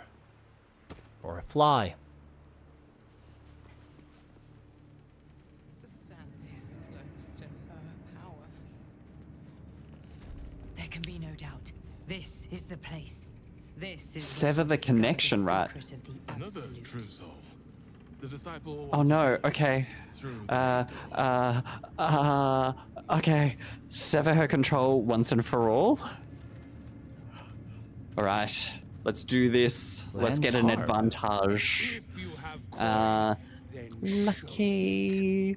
And What do you have on offer? Al's wisdom. Let's do this. Come on. That might prove Yes. Yes. I'm Jake sure we're missing gonna out. fuck- Oh well, he's fine. Well, I want to try and keep it fair with the fact that I'm also trying to explore and do other stuff. What are you doing, by the way? Ooh. Oh my god, she's gonna die. Good job. Splinter armor. Heavy armor. Ooh. Another parasite. Rare light armor. It might be useful. Stealth gain balance. Expert. Explorer the madness. get moving, will you? How everyone here doing, though? Pretty good, Edwin. How are you? Oh. Wait, which one? Is it this guy? Ah, a new face come to bask in the light of the Oh. absolute. Yeah, but who am I gonna give? So, Who am I gonna give the halberd to? New face? We met before at the Goblin Camp. of course. Just before Impulsive, some what do I godless do? lunatic purged the Do I place of every have innocent soul, Barnabas as bit a neither of us saw friend? what happened. Do I tell him to behave? Really? You saw Or nothing? did I Nothing worth freed repeating. him? Corpses Oh, don't no. much go in for commerce. I don't want to Hey, intimidate. you. Look around. All manner of beasties united against the enemies of the Absolute. Quite a god to And bring them all I together. need to drop a lurk. I And got quite other a things to fool do. who draw their ire. Oh, Edwin, that's absolutely fine. Thank you for dropping Help him, past. rat. He becomes a friend. Help him, rat. Okay, so I will persuade him. You almost sound concerned for my safety. Drop the I'm act. not What are you one doing? Putting on an act, Trousseau. Though I'd mind how well you mouth your. Spend enough time in this place, and you might just start to believe them. But look at me preaching. Yeah, that's fine. Yeah. When I'm only here to serve. Easy. Anything to trade, Trousseau? Trade? What have you got, young lady? Oh, lovely. You've got even more potions for me. Lovely, lovely, lovely. We'll take all your potions. Oh, so Barnabas literally is I think. At hanging this out point, now. I think I might as well. Cool. Well, I don't think we're gonna need that.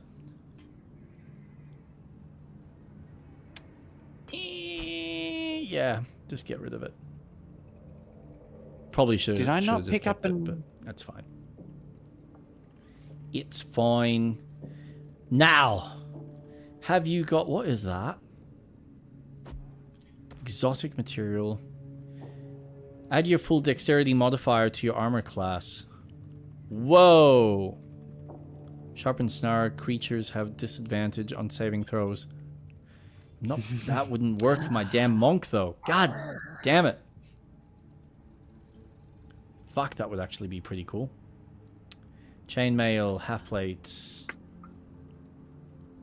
There's nothing. At least nothing in my head that's going to be worth my do time. I really want to go? You really want to. Trousseau. No, You let's. really want to. Let's. You really want to. I'm gonna save Alright, the so Illithid you worm. reckon this. What do you offer? I mean, that looks awesome. The force side of it. Sentinel weapon, gain a +1 bonus to initiative rolls. And, oh, that's so cheap, too. Where am I? Very What rare. is that? Who's good with halberds?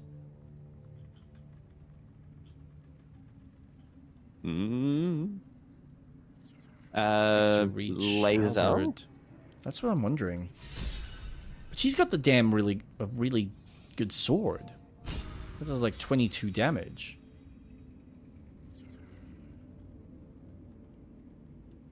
Well, it says she is. Lae'zel or Lae'zel or Karlak? Karla? Ooh, Karlak. I haven't actually used her in a while. She might actually work out pretty well. Eager for battle. Sorry, your name is Steelclaw?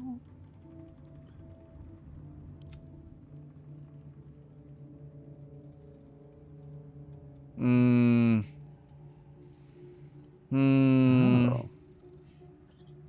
I'll think about that. I don't know whether I want to spend the money on it, though. You can cast Mage Hand as a bonus action. Get moving, will you? Yes, I will. I will. Where do you hail from? I was a farrier in the Larian Valley. Alright, now, whereabouts are you? You're on the other side. You can also change your monk's passive skills and choose two-handed weapons to be able to use it. Didn't know that.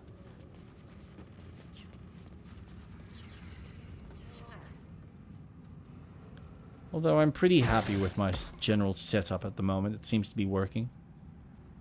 Oh. Okay.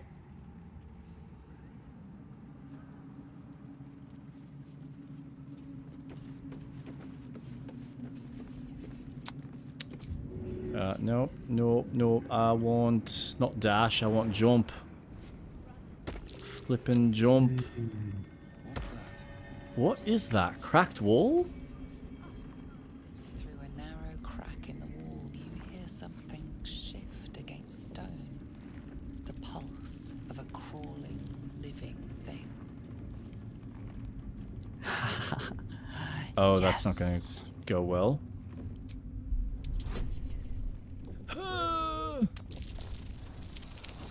Okay. Of course I flipped it. Go. The cat won't know. You almost catch a glimpse, but the darkness within the wall is too deep. Okay. I'm just going around the perimeter. How good your arcane?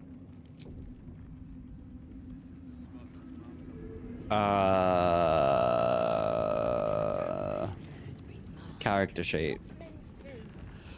Arcana? 0. You hear something Damn. shift against stone. Let's But- try. Of a crawling Wait. thing. Oh, god damn it. Why is everyone rolling 11s? Come on. Gale is at +8.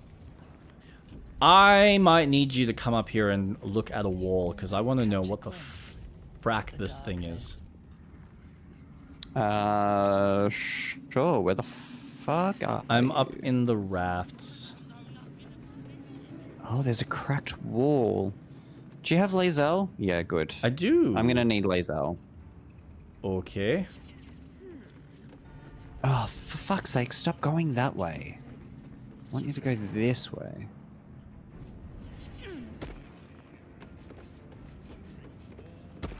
That's for the main quest. Close we are to the conclusion of our efforts. Oh, Disciple and Kendrick Thorm. Oh, don't talk to him. No, I'm not talking to him. I'm staring at all the level 1s and level 8s. Lots of level 8s. I can't believe... How did you get up? There is a ladder at the front.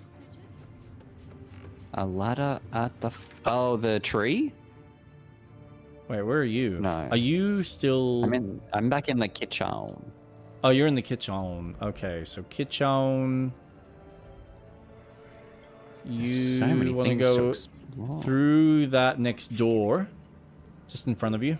Not that door, the other door. No, go back. Oh. Yep. Go through the other door. Yep. And just to your right, depending on where your character is right, there's a ladder. You did. She gives them to you fully. Gotcha. Come on, Garley. So if you climb up, Oh, shit. jump over Okay. to... I mean, you can walk around, but if you see, there's like the wood kind of comes down and it's broken right in front of you. If you jump to the Yep. other side, I see ya.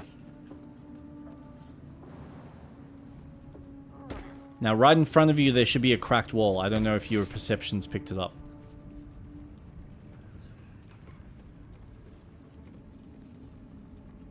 Through a narrow crack in Oh, why did I... hear something shift against Look, see if you can if he can roll it, because maybe he might be able to Yeah. get the 14. Maybe. living thing. Because I did both Lazel and... I do have what's a his jack of all face? trades. Oh, you did better than me. Got it. Fuck. Dirty 20! Fuck you! Dirty 20. It's so nasty. Nasty. You can't quite Oh, catch it the size of my glimpse, dick in this game is huge. alien presence you felt Okay. Down, boy. Down. You can't quite catch a glimpse, but you recognize this feeling, the same alien presence you felt on the Nautiloid. I'm gonna reach in, obviously. Oh, you naughty, naughty, dirty man. your awareness And unfolds, snap. expanding through every wall in the Probably should have saved, but fuck it. A vast What living the web fuck? extending down into the dark, where something wakes. What in the hells is that? It's a trap. Tendrils snap like iron cords around your I've just wrist. lost my arm. That presence in your mind looms large, closer now. Ooh.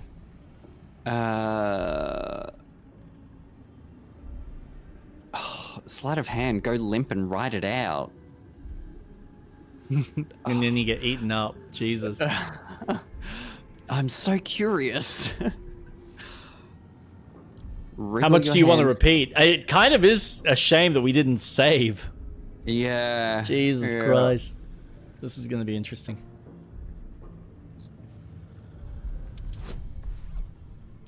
Let's just try and wriggle our hand free. If the dream visitor's saying Ooh, to easy, do it, easy. Alright. With a soft sucking sound, your hand pulls free. The flesh within the wall retreats. I have a black hand. That's sick. Well, now that we know what it is, I suggest we leave it well alone. Investigate again. Oh. Punch the fucking daylight out of this thing. What is it, though? Oh, man. Cool. Okay, so an evil thing. But have you finished exploring around here? Yeah, pretty much. I don't think there's really anything Okay. else other than the main quest. Cool. To I my need knowledge. Carl Oh, there is hidden Lae'zel. treasure down below. You need Lae'zel. Okay. So you need me to go downstairs.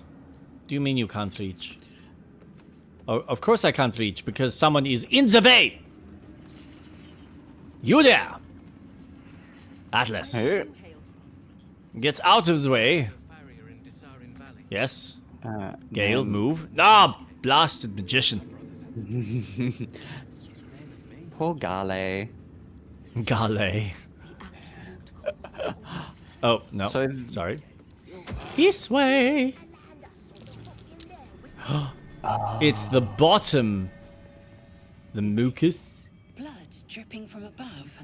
Slimy seems to be dripping from the rafters above. It's more viscous than that. Yuck. Oh, no, I don't. Now, did you want to save before we continue? Considering you have just done a whole absolutely encounter. great idea. Thought as much. Come with me, and you'll be in a world of pure imagination. All right, I need Lae'zel to. Oh, can I kick the cat? Sure. What happened to you standing for animal cruelty and all that bullshit? Why did you jump? Because That's it's cute. told. That Oh, was cute. okay. No, awesome. Yeah. I thought that was a Just gap. a Never bridge. mind. Oh. Yeah. Can you break that? Let's find out. Immune to slashing. Oh, you don't have bludgeoning, do you? Damn it. Well, hold on. Okay, here we go. Boom. And awesome. kaboom. There you go. Amazing. Thank Oh, you. you're welcome. You're thank welcome. you. Thank you. Thank you. I'm done with you. You can leave now, Lae'zel. Fuck you too. You can fuck off. Fuck you too.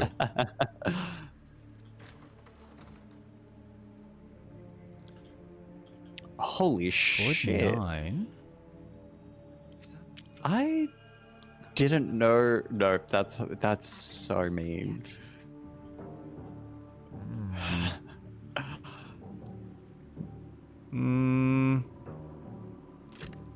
Might give that a go.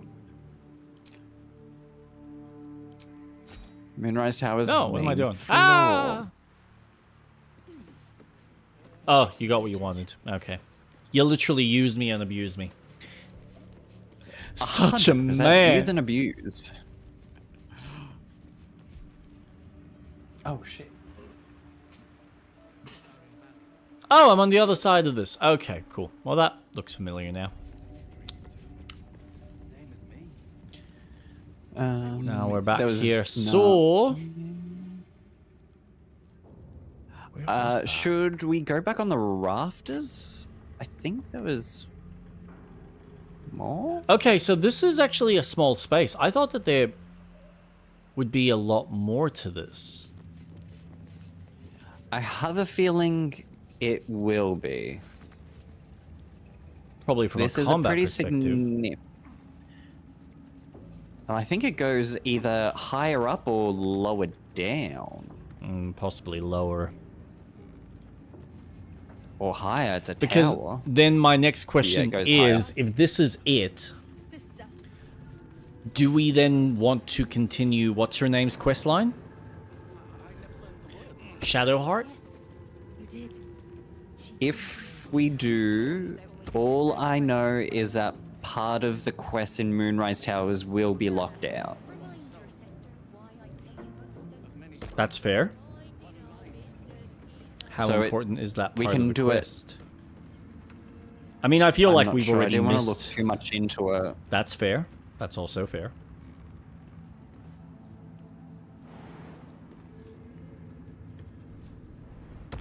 I don't know why you're there. Oh, wait. Oh, that's fair. Oh, there's more. There is more.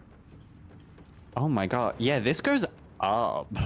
Okay. Okay. Okay, there's more to explore. Good. Okay, Well, looks pretty good. Can you tell Coming Gale up. to fucking move? Oh! Oh, good job.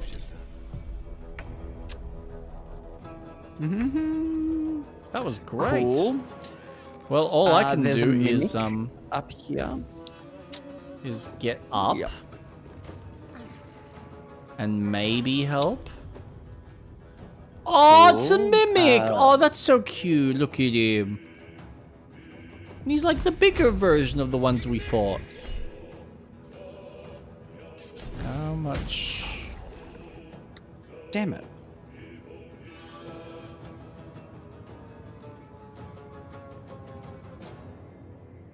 Can I keep moving? Okay. I can.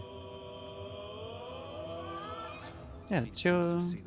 Boom, boom, boom, boom. Got hide. Boom, boom, boom, boom. Oh. Boom, boom, boom, boom, boom, boom, boom. Nice.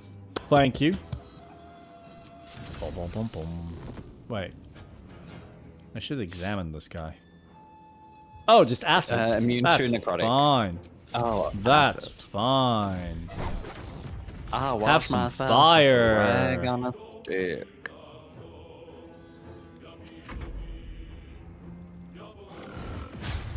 Jump, jump. Oh.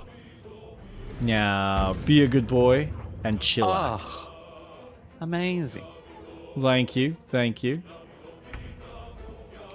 Alright, Okay, let's go. and let's jump There. with Lazella up the roots.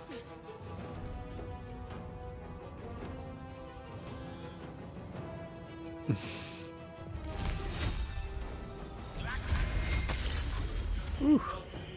Good job, Gale. Good job. Whee! Oh, look, I missed. Typical. And I missed again. Also Yeah. typical. What class is she? The fighter. She's a warrior. Yeah, she's a she just needs to be up and close. Yeah. Yeah. The bow does not work as well as it does for Lucian, who's just amazing at a distance as a monk. Sure knows how to keep him back. Okay. Schmack. Wait, not that one. No. What is that? Though I Bonus hate to action. admit this, Lae'zel's pretty fun to play as. Oh, really? Yeah. What hate changed to your say it. tempo? Playing as her? Yeah, that's fair. It's just fun going hard on enemies, and it's like, oh, yeah, I will gain an extra attack and hit you again. Yeah, it's Like, it's she's as fucking if you're not rewarding. going to enjoy that. Yeah. Yeah, 100%. That's what it is. It's Like, rewarding. I get it. Her religious beliefs are a pain in the ass. Like she's very right-winged. If we're going by political terms. Not right wing. I would say she's very brainwashed with her cult. Wouldn't we say that about the right-wing government in America? Well, I mean, that's they think that's an Jesus unfair is statement. white. Well, I mean, he is. Well, yeah, because Yeah, man, I love that. Jerusalem is what? Yeah, no, they were But all just like that's popsicle stick colors. Just yep. No, the copium of people with that is just beyond hilarious. Never be forgotten. Oh, it's wild, but I guess we'll open the door. I don't know what's on the other side. Oh, there's Probably people on the other side of that door. Probably people that we shouldn't be pissing off. I think we shouldn't be in here. Really? What gave it away? The mimic. Ah, gotcha. Just the mimic, nothing else. Nah. Candle, above. Portrait of a trade master. Full body depiction of a tiefling. Oh, I will pick up. Oh, what? Oh, no. Ugh. Rude. I want to steal. It's in the cabinet. Not enough space. I'm not able to make the jump. Drats. Alright. That would be the best way. Alright. Okay. There is an open hearsay. Okay. Hearsay. Few recognize Shah as a goddess of creation or Saloon as a goddess of destruction, yet both are true. Born in primordial ebb and flow of time, they forged Ebia Toriel together, and Chunti, mother of life, sprung into existence. Light and dark hung in perfect balance, embraced by Shah and lightened by Saloon. Yet their creations were cold and distant, and Shanti prayed for warmth. This simple request divided the sisters, driving them to conflict. But it was Saloon that forced true flame into Abia Torul, sparking the sun. How could Shah not be harmed by such betrayal, forced to war against both the light of the sun and the light of the moon? As the goddess tore each other asunder, they formed new gods and new conflicts, all for the sake of a little warmth. The lesson is this: to put selfish comforts over the fate of existence is folly. For those who understand, the Lady of Loss is always listening. What even is... What even... Good for her. What's the quote? What the hell even is that? Daddy, chill. I love that. Daddy, chill. What even is the hell that? Oh my god. Anyways. All right. Well, I don't know about you, but I feel like the only direction is through the front door. Yeah, unless you can see something else. Oh. Each of us threads in her design. Even those we once called monsters. What's this? I don't want that. You know what's funny? We still have the iron flasks, so we still have the eye thing. I still have the horn as well. Yep. Oh, dude, we've got heaps of shit. Heaps of shit that we haven't even used. There is chaos. What's down here? Oh, I can't put that there. Oh, this is an interesting space. Not there. I guess we don't need the moon lantern right now. Add to wares, send to Gump. Where does this go? Outside? What do I do this? Whoa. Okay. Did you go back down? I went down into the prison. Enjoy the view. The prison? Seems like it Yep. stretch all the way to the Sea of Swords on a clear day. And currently I'm at the dock.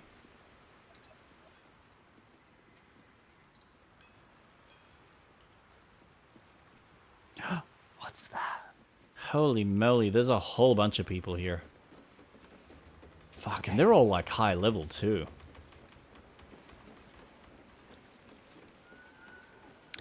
I don't want to go in there. Let's just Do it. Daddy chill.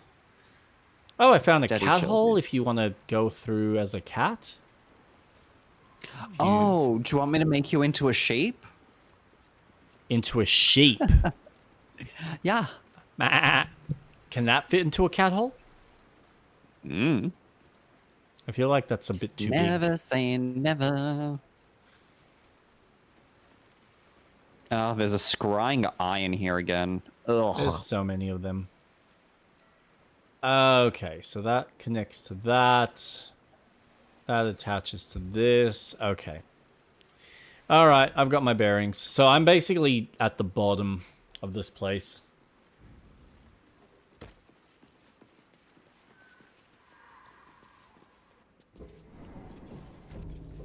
You're mistaken, surely. What? Now, why is there blood on the ground?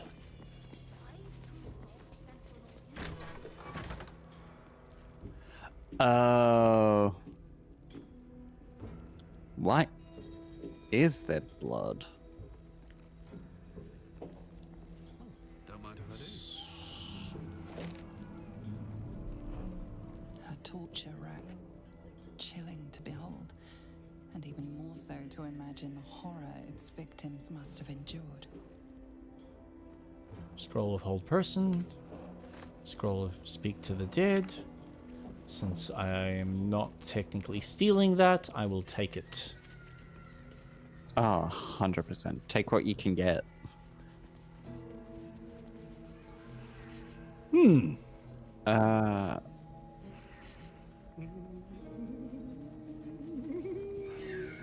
Conditions most grim. Oh, God. This is... Okay, I'm gonna join you. Oh, my medallion's chatting to me. Yeah, what is he saying?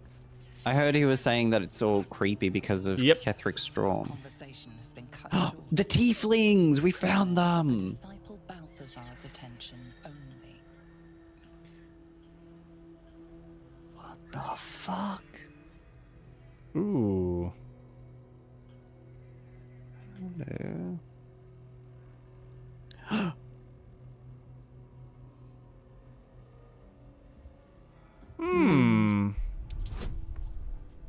Oh god. This could go really badly. Oh. Yep. Very badly.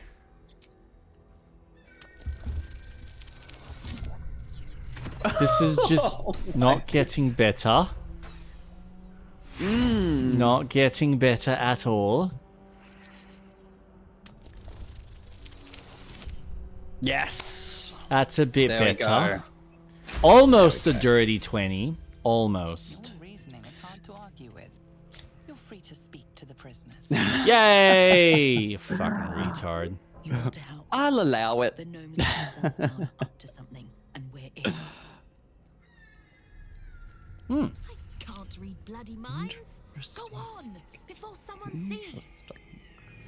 Okay, so speak to gnomes.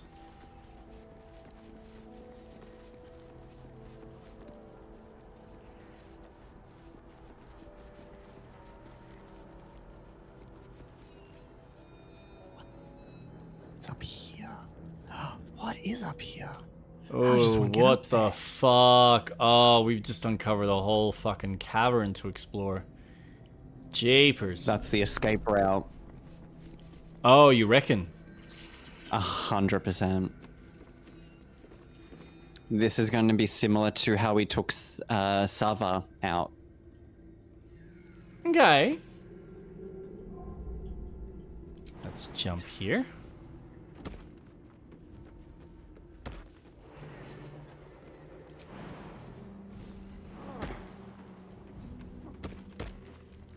Now, what the fuck is that? Should I be concerned? Should I save? I mean, you can. Nothing's technically happened. Right now, anything can happen, but you know, it's not looking too bad. Doesn't say that it's a chasm. Why do I have a feeling that brother? This is where they dump the bodies. They're feeding the Nautiloid. Alright. Invasion plans for the Sword Coast. Can I come here, or is this going to be problematic? Don't mind me, I'm just... A map of the Sword Coast from the Sea of Moving Ice. Restricted area. Time to explain yourself, or this guard will be restricting you to a Is that cell. me? Oh. Oh, wow. Try to buy your way out for 9,960. And, you belong here. Try to talk your way out of it. Yes, and follow to prison.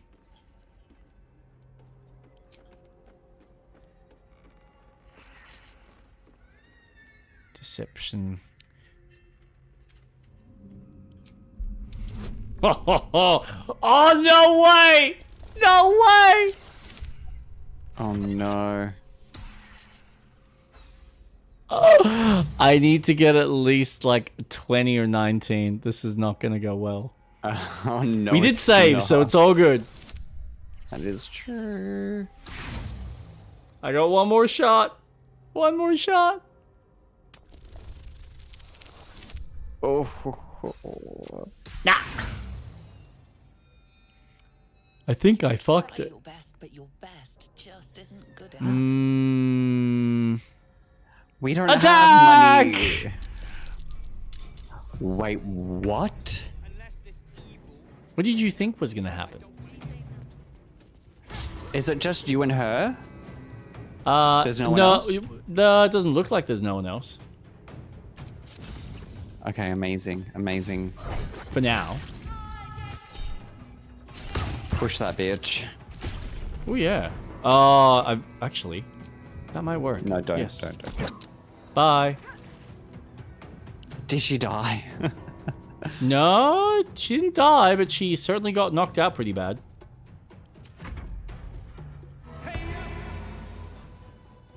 Okay. And she's turned invisible. Oh, fuck. That's okay. All she's gonna do is just climb back up the stairs.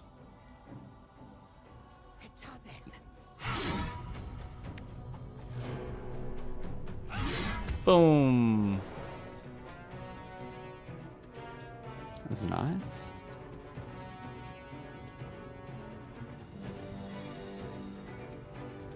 Actually, no. I think I'll wait here. And turn.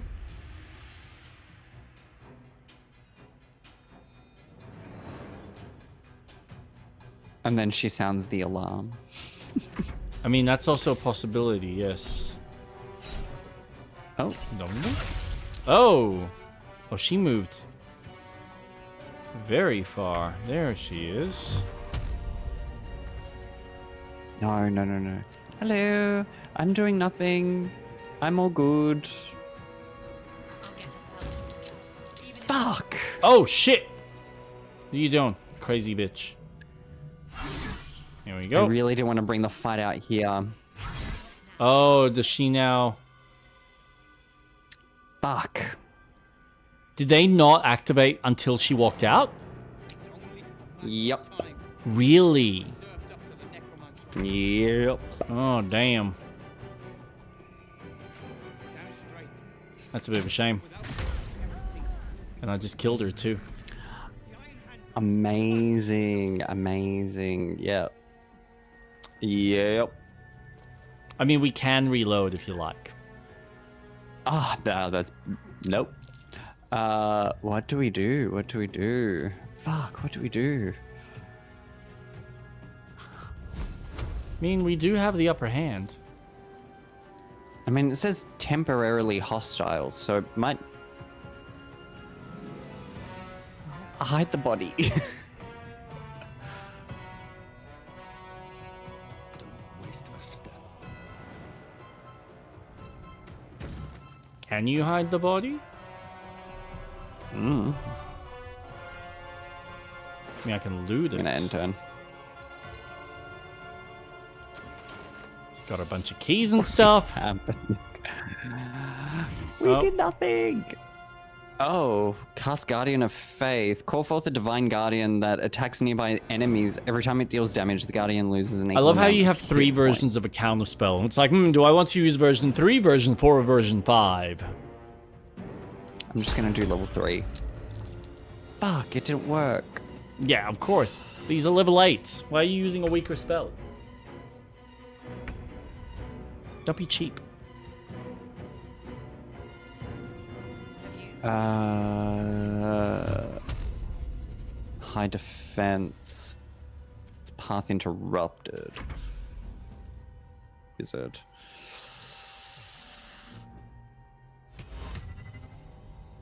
Well, to be fair, this is my fault for going into an area that I probably shouldn't have.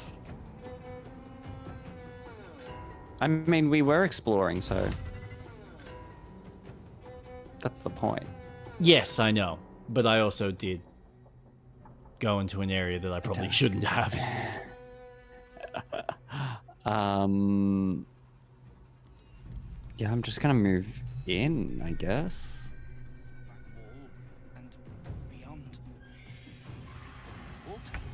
Calling reinforcements. Yay! Because that's what we want. Bye.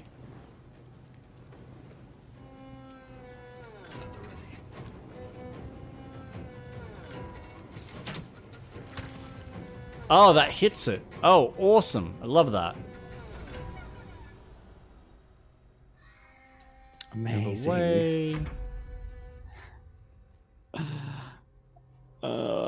Having so much fun.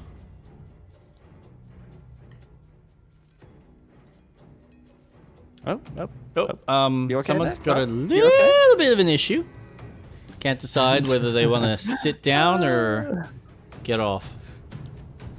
Alright, they've decided. Psionic Blast. I'm confirming.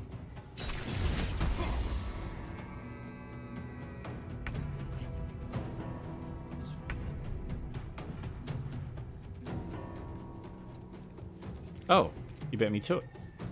Oh. Apologies. Already in milady. use. Yeah, I figured this is probably a good space to just chill. For the time being. That door is... I'm not walking through that just in case I aggro more people. Yep. Alright, Guardian of Faith. Alright, you're busy. How good is my Let's loot. reach? Oh, pretty good. Whoa! You're Magic doing great, works. sweetie. Shut up! We're so proud of you!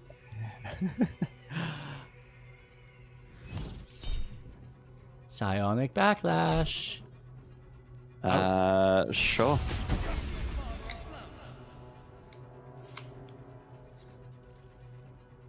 Are you cracking a cold one with the boys? Me? No. Just a solo. Yeah, so Nothing you cracked special. one open, cracked a cold one. Well, I wouldn't call it cold now, but sure. We'll go with that. Moonrise Prison Communal Cell Lever. I probably shouldn't open that, hey. Oh. I think this is good that we're taking him out. Okay. Why? This is good. This is good. The levers to open the cell gates are down here where Lae'zel and Gale are. Oh! Oh, so that helps right everyone. where Gale is. Oh, yeah. goody. Yeah. This is good. Okay, so maybe I can help? Maybe? Nah, fuck it. I'm gonna keep looting. I'm gonna keep looting. I love. Don't ever change. Ooh, why? Oh, 27. Oh, yeah. That makes all the difference. Sent to camp and a scroll of stone skin. Fuck yeah. Now what are you gonna do?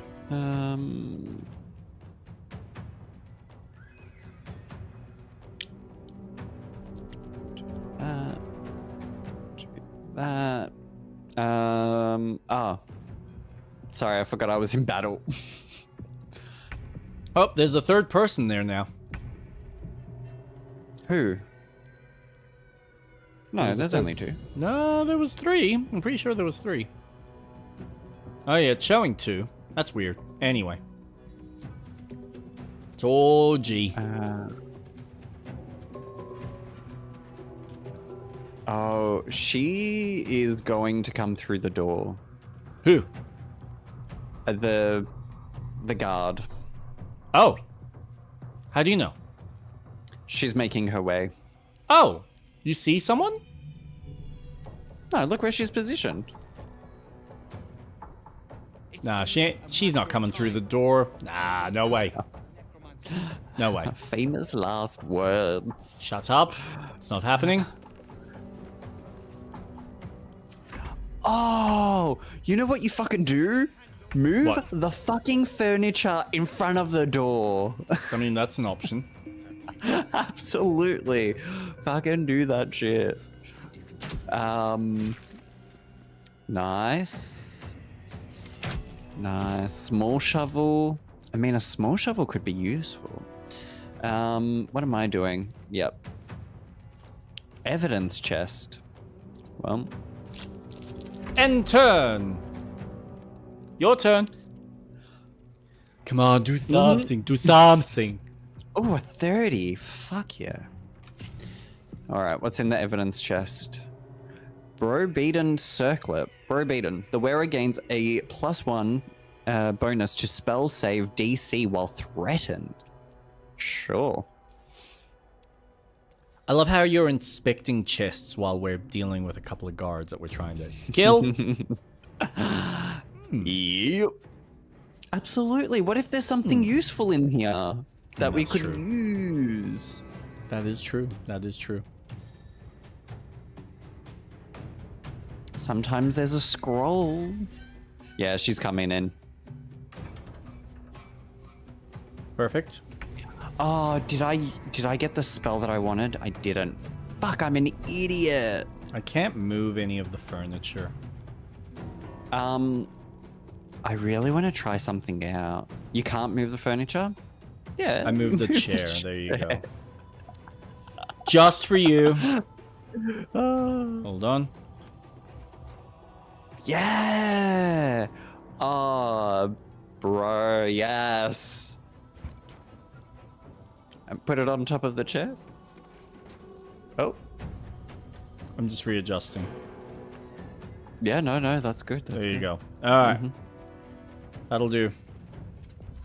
That'll do, pig. That'll do. I wonder. Okay. How long does it last for? For What? as long as possible. Okay. Hey, Lae'zel. Hey! You made me big? Dude. Yep. Bruh. I'm gonna be back here, so I will be your support. Right. Okay. Well, the good thing is he's dead. So now we just need to worry about. No, she's got 1 health left. What? She has 1 health. Oh, you're joking. Oh, it's fine. Lae'zel can deal with that. Unless you can finish him off. I swear that looked like a kill. Alright. Boop. I will say, I gotta admit, my magic works really well. Yeah?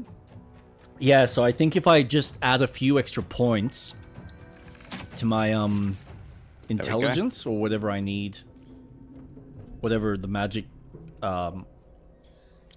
specs with. What just happened? We finished the fight. Oh. Leave. How did we finish the fight? She was concentrating on the elementals, so it... Why did I drink the alcohol? Actually, why not? No, that... Exactly. So here's a question. do I bother now opening the door and seeing whether they decide to aggro? Also, I'm totally gonna just... I don't know which ones to open. Oh, Moonrise Guard Key. Awesome. That's what we need. I'm just gonna look at the plaques just to see what to open. Cell 1. In the meantime... Nothing in cell 1.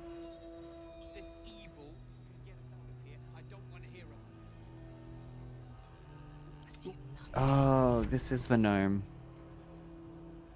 Oh, is he planning? Okay. Proceeding. You talking to him? Yeah. I'm here to help you escape.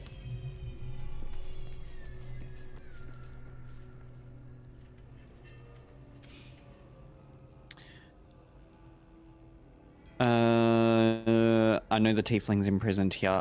I want to break you all out. I'm an undercover agent for the Flaming Fist. Should I do deception? Wait, don't we know Walbron Bongle? We do. He's from fuck. Hey, can you do me a favor? Can you save? I can't really do much in conversation. Oh, right. Okay. I will wait. Oh, I can do stuff in conversation. I've saved in Oh, conversation. lovely. It's all good.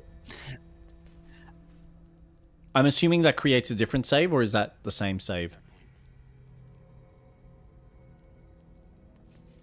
What do you mean? Do we have multiple saves? Just in case we need to replay this if we've completely fucked ourselves? No, it saves to the point of this conversation. So when I reload, it will be the decision of this conversation. Oh, goody. Alright, well, in that case... Let's see. I'm gonna persuade. Be a dare and strike with death. I guess. I'm especially sorry. Yeah, a nat 20. Yeah. Okay! Cool, so the guards aren't aggro, so they don't know about what just happened.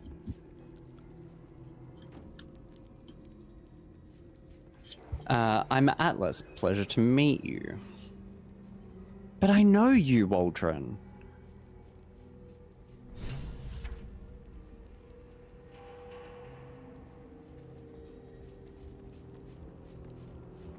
How do they not know? How don't they not know? Because we're in a different area. They were too far away. No, that's amazing. Shit. Conversation. Fuck, what was that quest? Rescue Walbron. Walbron has a plan. The confiscated their weapons, but anything that can break a rock will do. Right. Okay. That's why you need the shovel. Gotcha.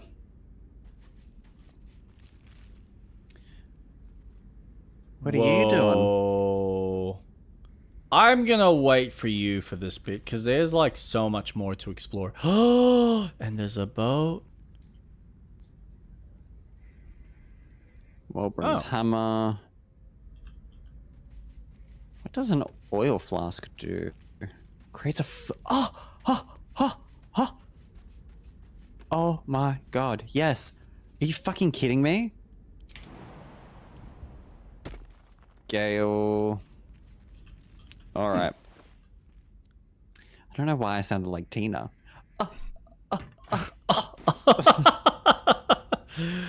Okay, I'm just gonna attack this. And alright, cool. Santa Cam. Santa Cam.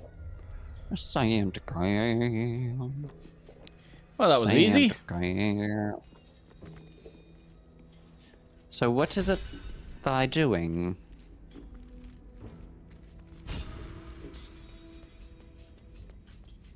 Freeing thy slaves. Wait, did you open the gate? Why are they destroying the sloop? Oh, you gave them stuff already? Ah. They're attacking each other. Oh, they're fixing it. My plan for now is to hide out on the water. Unless you have a better idea. What is happening? I know a place called Last Light Inn. You'll be safe there. Look to the east for Last Light Inn. You'll be welcome there. Okay. You jump ahead. I'm gonna free the fucking tieflings after all my work. Has taken prison key from Lucian. Okay, yeah, no worries. Should I have saved more people? Oh. I'm gonna give because there's like only 3 of them on the boat. Yeah, there's the tieflings. Well, fuck. So, that was number 2. That's alright, I'll save the tieflings. Yeah, but I'm wondering whether they're going to be able to get out since, like, I've already... Wow. Yeah, okay. Fair enough. Good question. Yeah, what's number attack. 1? Here we go. What are you doing? I'm just freeing people.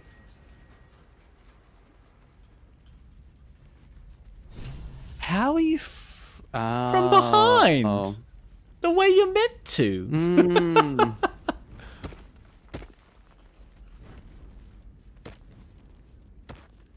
Oh, look at this.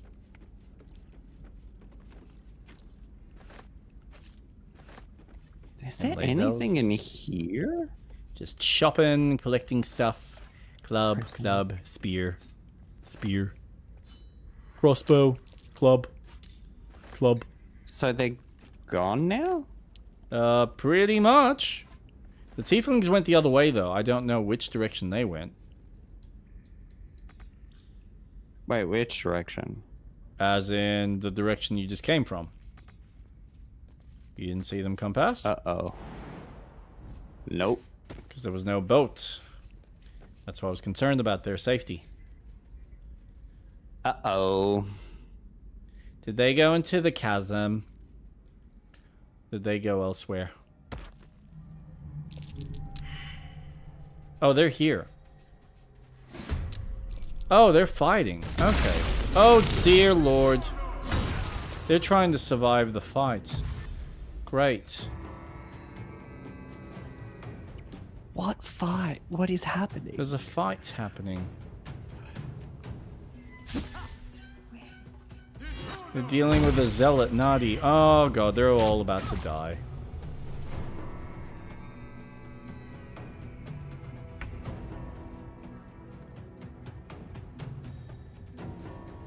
Okay. Oh, this way. Yeah, this way. Oh, there's a huge fucking hole in the wall. Gotcha. I'm glad you can finally see it. Yeah, that. Shit. hit. Okay. Okay. Now, how good's my shot from here?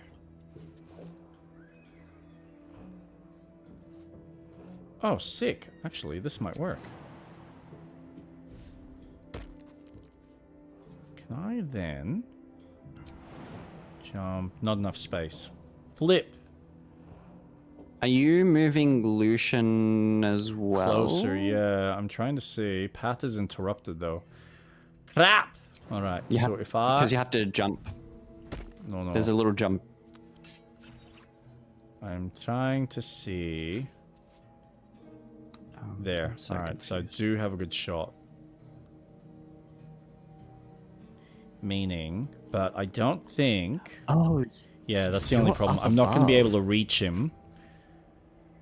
So I can only shoot him. I'm turning Gale invisible.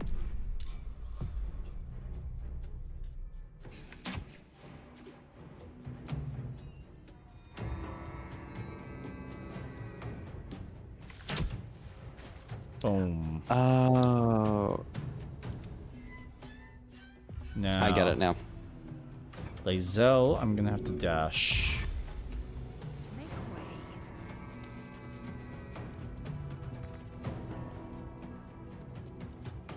Sometimes the only way out is through. Yep. Nope, didn't turn. Alright. Now this crazy bitch is gonna try. Gale, I need you to move. Oh shit, that's not good. That's not good.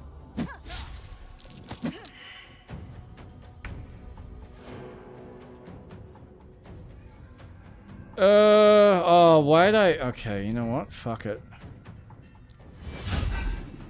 Damn. I really wish I changed back to my sword, which I'm gonna do now. Except I can't. Can I? Nope. I just have to continue with the attack. The Zealot. But I've got the wrong weapon. Oh, there's so many dead people. Yep. Yeah, we failed this. At least them, specifically.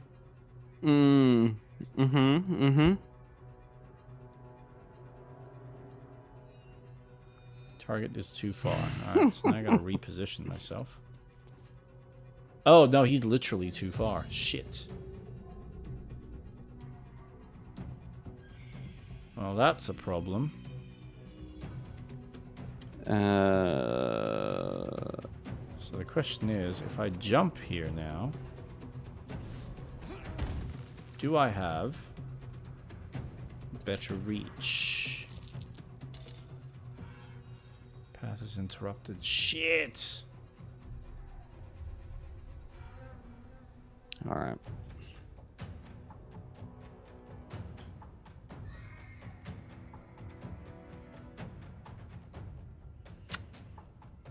Crap. Well, I put myself into an interesting corner.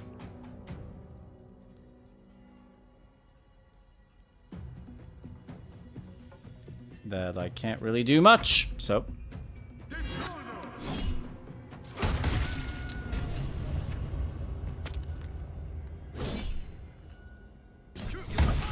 Oof. Woo!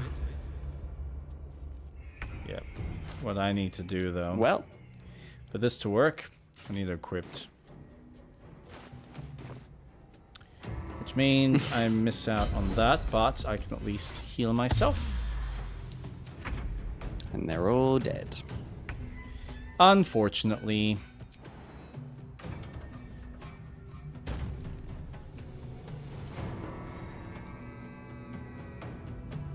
Now, alright. Oh, I can't reach from here. Oh, that sucks. God damn it.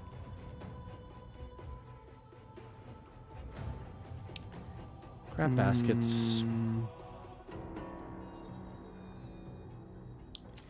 Alright.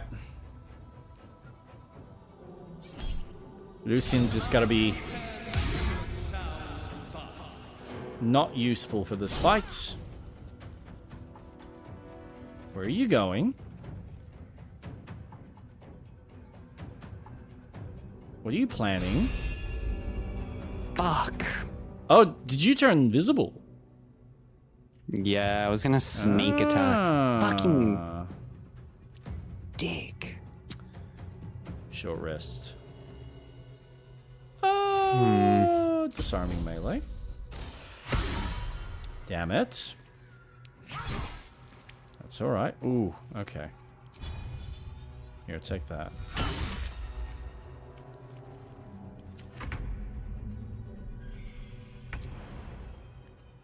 Jump, my friend. Jump.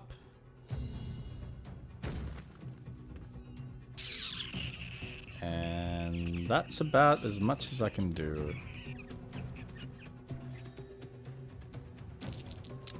End turn. This is going rather well.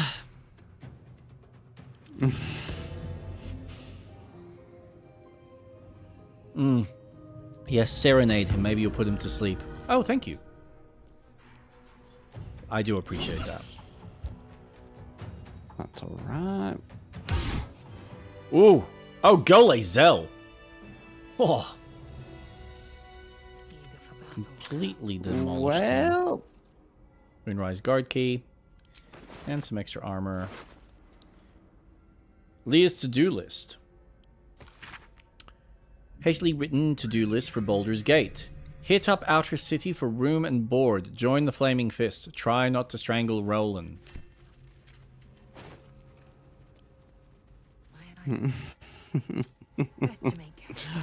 Oh.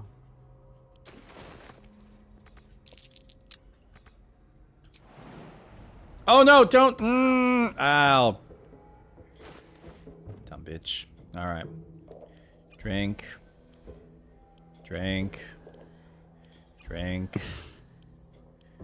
Drink. Alright.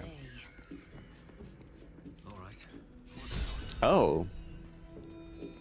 What happened? What? What have you done? What have you done? Oh shit, what the fuck is that? What the fuck? Do I have to go? Am I? Alright, alright, settle down. What the I am coming. Where did you go? fuck? You went down, didn't you? down? Yeah, you. All right, I I know did. you went. Yeah, all right. Did you save before you went down? Nope. Are you in combat? Yep. All right. It's great. It's just great. Sensational. Flipping Charm. amazing. Damn it. I'm Okay, so coming. I'm there's flipping that. coming. I'm on my Oh, way. this is where they're sending the bodies. Gotcha, gotcha. Crag rock. Um, What are you fighting? What is this? Oh my god, hook horror. Look at that thing. Look at that thing. What's it weak against? Examine.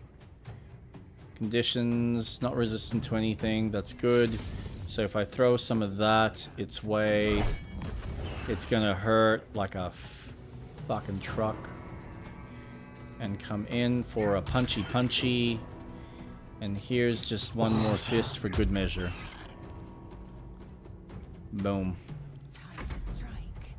And God, I love Lae'zel. This is actually really useful. Just jump in and go smashy. all right, one down. That's one down. My god, this place keeps going down. This place is fucking huge. Yep, and we've only there's just started. totally a boss battle. There's Oh, yeah. Totally a boss battle. Of course there is. Um, I'm just gonna end my turn here, though. I'll see if this thing reload gets a close. save and save the tieflings. Do you want to? I don't even think it's worth it. The It's done. tieflings? Yeah, Oh. it's done. I'm sorry, you let my race down. Oh, you want to talk about mothers? Shit. Hey, we've already committed down this path of debauchery. We might as well just keep 100%. going. Oh. 100%. We can look back and be like, yeah, we killed some of our friends. Yep. Wow. Oh, nice. Oh. Oh. What are you throwing? Sucks to suck. All right. Let's do... Wait, that's a new enemy type. Okay. I will... Throw some more fire your way. Because that's really powerful. Oh, missed. You sly dog. What? Oh, no. And turn.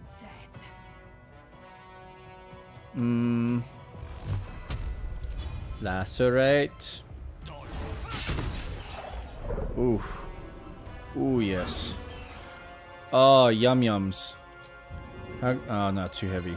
Fuck.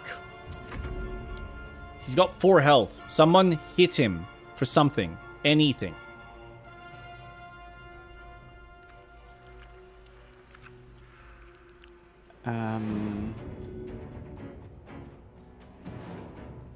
Okay, I'll be honest. Not that I knew. Let me rephrase this. I didn't know what to expect in this area, but I wasn't expecting what we're currently going through right now.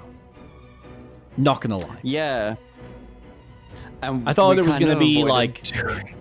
I thought it was gonna be like, oh, we're just gonna be working our way up through the tower, get to the final boss, fight him, defeat him. Not, oh no, the boss is like right there at the very beginning, and there's like all these other extra parts that you explore. And by the way, there's a whole cave system here in this other section that you can, you know, venture through at your own peril.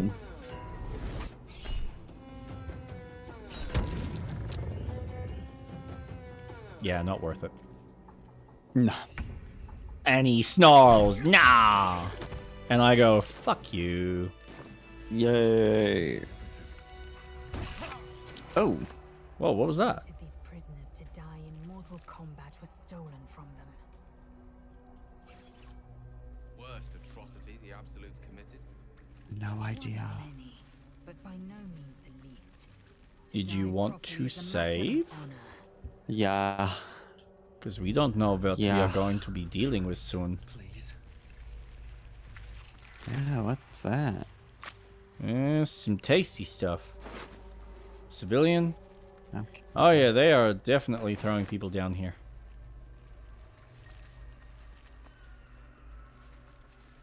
Ooh. Survival. Found! Shovel, shovel. Nice.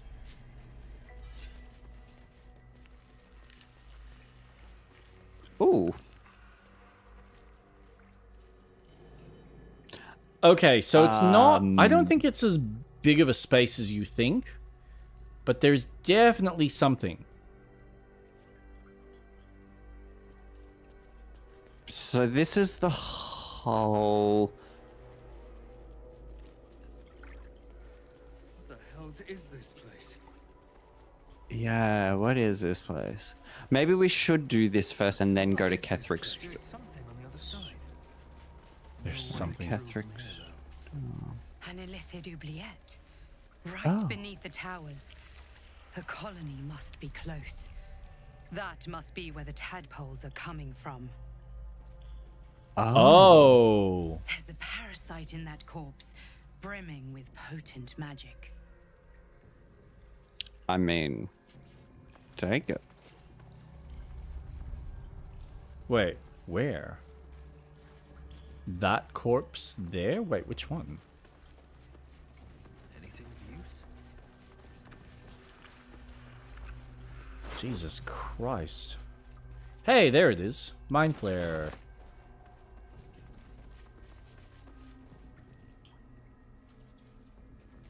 Alright, I'm gonna start attacking this membrane. Just so you know.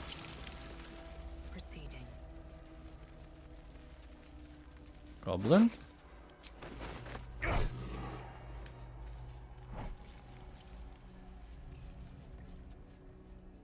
Okay. Gross.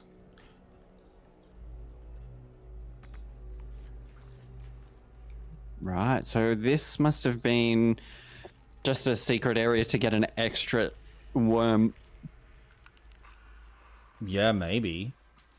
Oh. It feels like there's something else. But it's in another part of the map. Because I can see through. There's another character that's... Character named Chomp.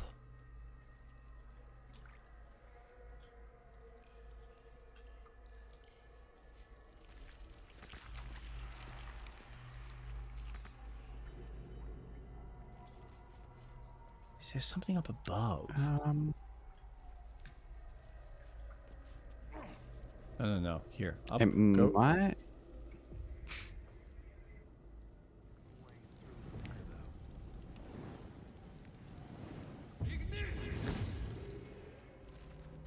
No.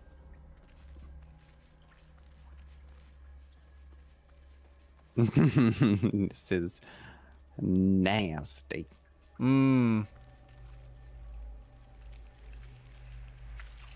Yeah, there is another area, but I think you need to access it through from a different location. So you're right. I think this is an optional.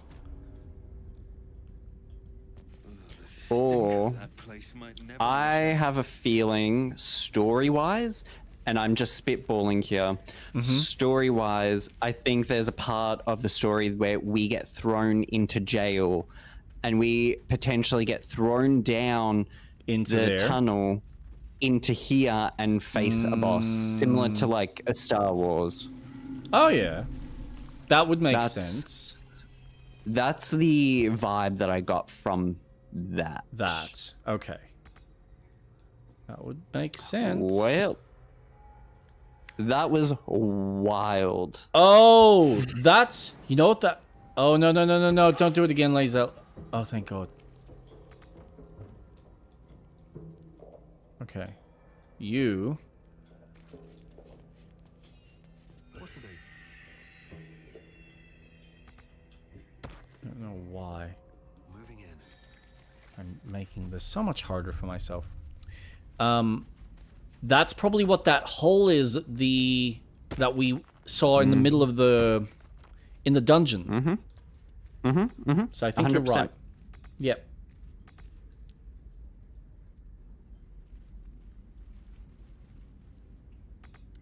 Fascinating.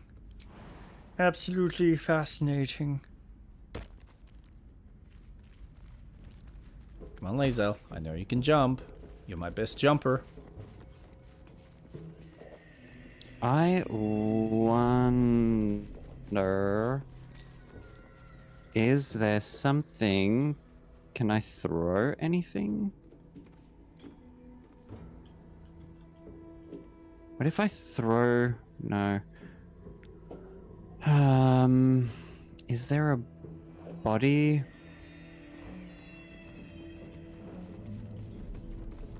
Can I just say there's something about the screaming that sounds like it's from Temple of Doom?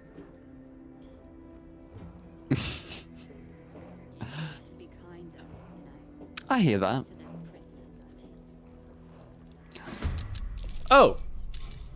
Oh. Oh! Oh, they're now aggressive. Yay! This makes a lot of sense. We're fucked. We are fucked. Yep. Oh, this is gonna be fun. Oh boy. I hope no one in the tower knows about this. Wow! Something tells me they might. I hope this is just isolated. to just here, please, for the love of fucking God. Okay, it's just this one who's attacking us. So far. I have a feeling his mates are probably about to find out.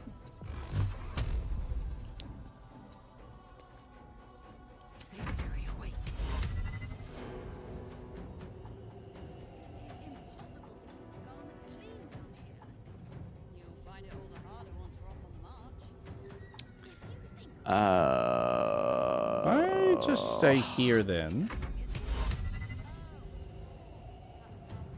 God, he's just too far away.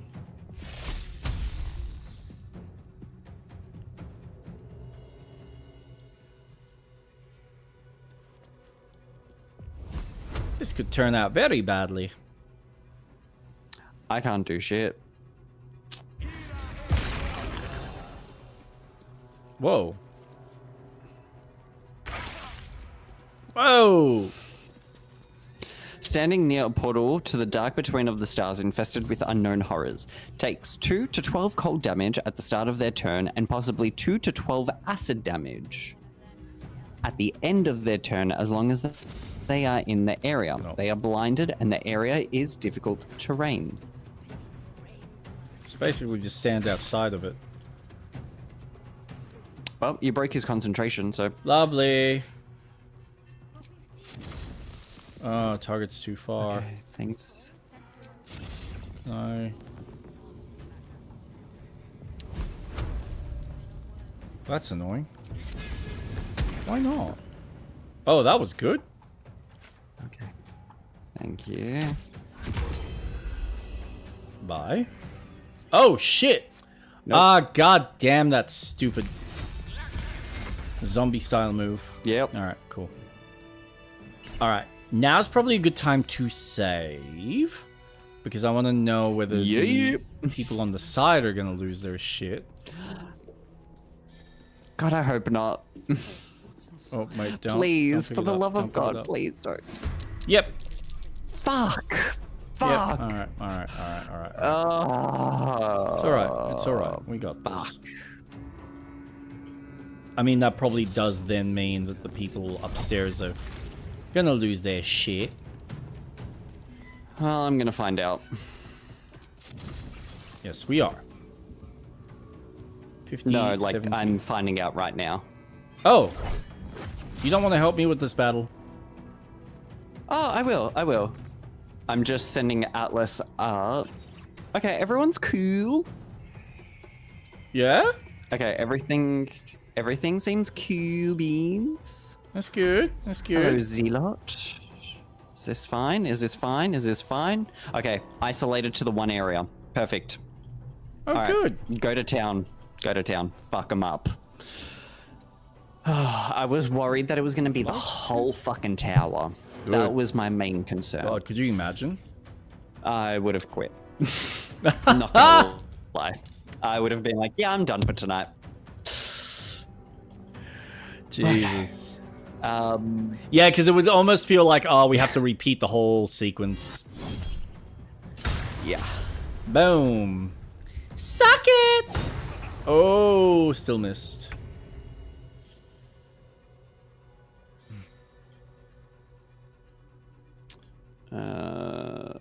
Let's go, let's go, let's go. If I go... Let's go, let's go. What are we doing?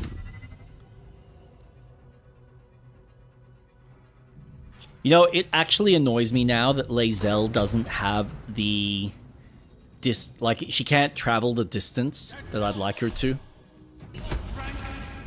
Oh, that was nice. Good job. Thank you. Thank you, thank you.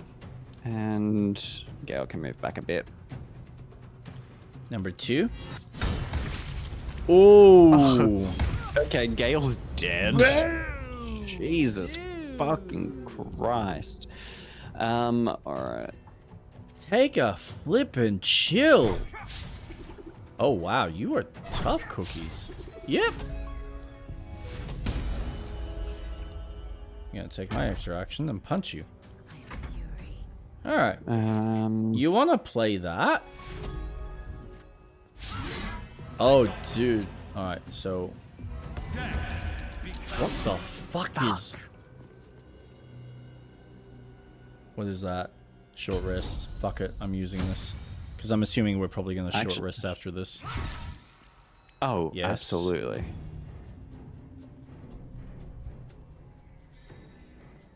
I should have picked him up. You... No. Oh dear Fuck lord. you, bitch. Eat a dick. No. Go away. Nice. Ow. Ooh. Yeah, they hit like a truck. Fucking hell. Yeah.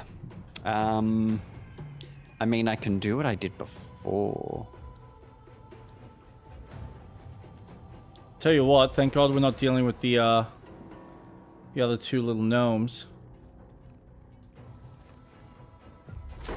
Get to see what they're capable of. I'm pushing them back. Oh, good job. How did that not affect me? Good question. That is a good question. Good question. Oh, 3 Can I health. push you? No. He's so close. So close. And... Oh, God. Ah! Why are you so irritating? Oh! Dude. Okay. What is your flippin' problem?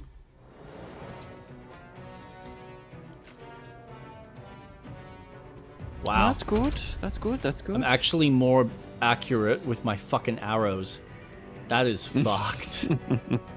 Seriously, I had a 70% chance as opposed to a 60. There you go. Flippin' hell. Taking all of that. Oh, was that a short rest? Yeah, I casted it. Nice. One day I'll catch a break. Oh, that explains why Lae'zel's still only 75. Alright, did you want to save?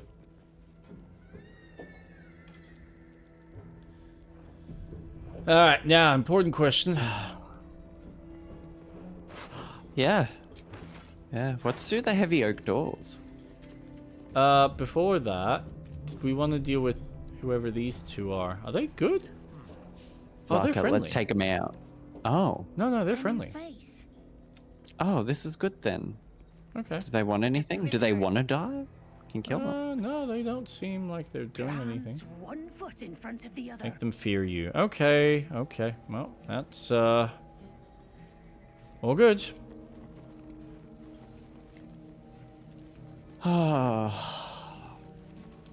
Nice.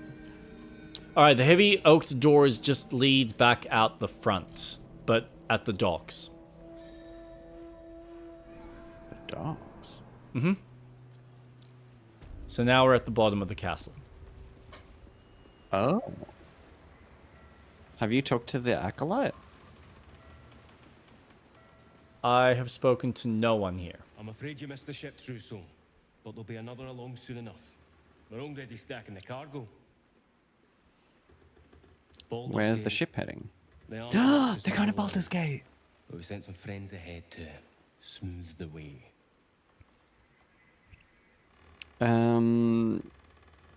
Why does the Absolute want to make war with the city? To see hard truth. Take their place in hard design. Or they don't, and we send them to meet the old gods they cling to. Doesn't matter much either way. What cargo are they bringing? Just supplies for the battle ahead. I've already checked it twice over. As the symbol glows, power courses through you. Authority.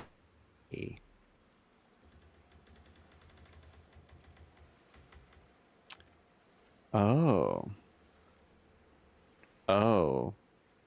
What the No. fuck do I do?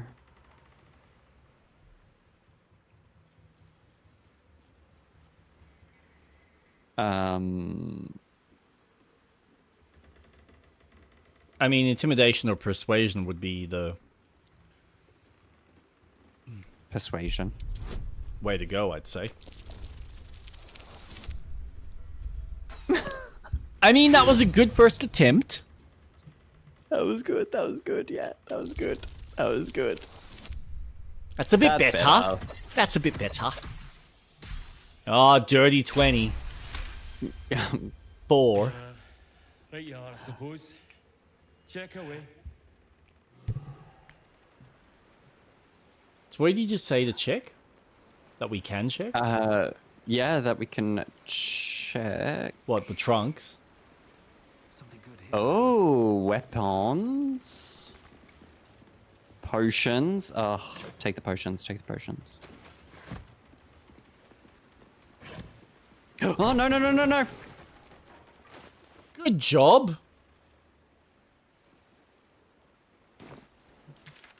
Actually, since we're here and we're I'm gonna teleport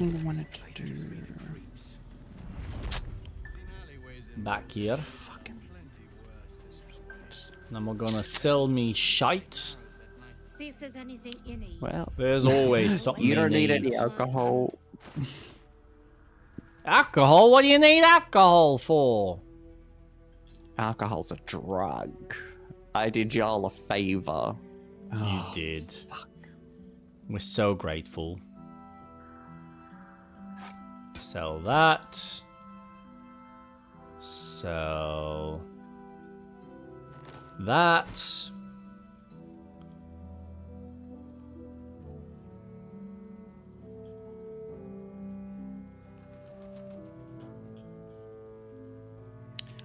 Oh, this is where you found the cat hole. Sure.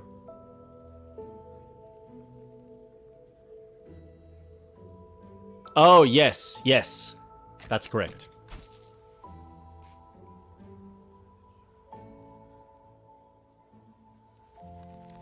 One, 2, 3, 4, 5, 6, 7, 8, 9, 10. I remove light crossbow +1, heavy crossbow I don't need. All right, and half plate armor I can get rid of.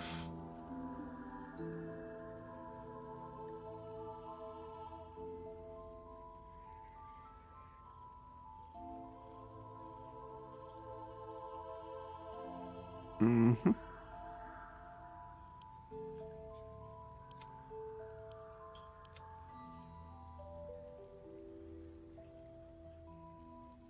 Seven to 12. Oh.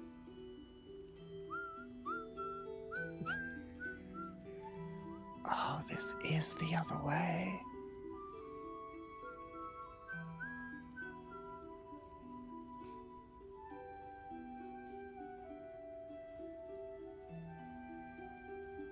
Gotcha.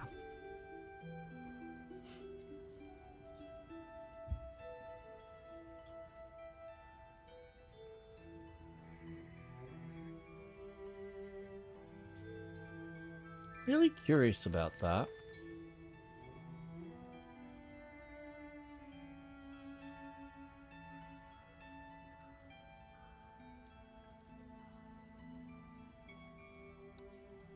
Huh. God damn it.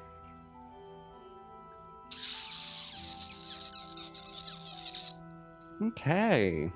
Alrighty. Well. Can you do me a favor and save? Yeah. I want to check. I want to try something. Because I don't know. See if there's anything you need. I'm going to buy something for my character. And I want to know whether it does what I think it does. Also, I can get rid of that. And that. So maybe it won't even matter too much. Let's talk to Midge while we're waiting.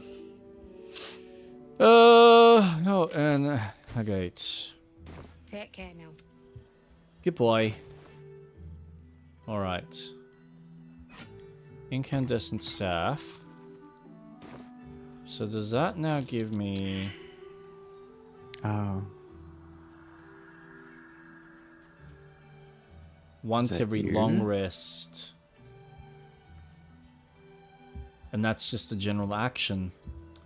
Interesting. I wonder how much more powerful that'll be. Fascinating. I think I might give this a go.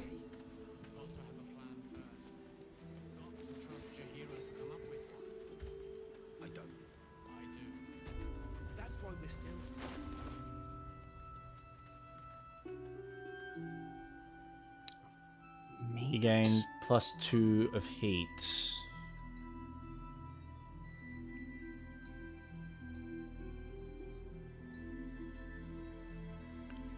Alright, I might... Oh, that's fine. What's that? Cruel Sting. Longsword. Back into the kitchen. Oh! Oh, wait, what? What just happened? I was going to the kitchen and a cutscene is playing. You failed to do so. Us? No, it was Mind Flayer. She got the orders. She. Enough. A blast of mental energy washes over you, filling the room. Your tadpole squirms, urging you to obey. You failed to retrieve the artifact. You failed to protect your true soul. Oh. You do not deserve to live. Shall I start making a move towards you? I think this is just like cutscene Preliminary? because Ketheric Thrawn is... Yeah, I'm not going to attack. Yet. Should I get involved? Yeah, no. Don't kill them. They're loyal followers of the Absolute. Fuck it. Come to share their wisdom. I'm sorry. Is that J.K. Simmons? Silence! True soul, you have seen these goblins at work, have you not? What say you? They're faithful to the Absolute. I'll give them that. What I tell ya? Praise the Absolute.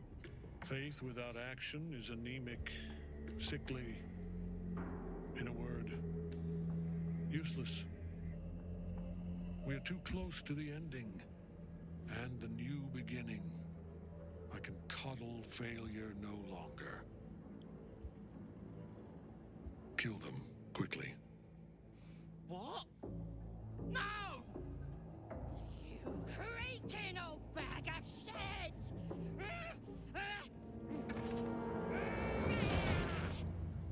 Oh, mate. I don't think he's gonna die that quickly.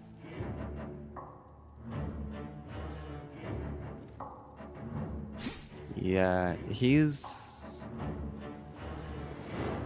This guy's on another level. She's an unbeliever outside my control. Oh, he's gonna do the job himself. Right in half. Nope. Try again. Oh.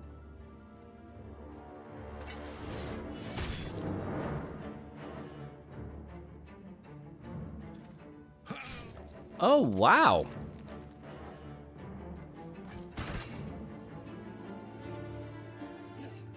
He's like the crow. Oof.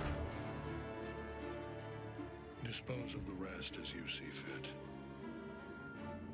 Or better yet, put that true soul to use. You have far more important matters to attend to. Did you notice? She has the same color eye as you.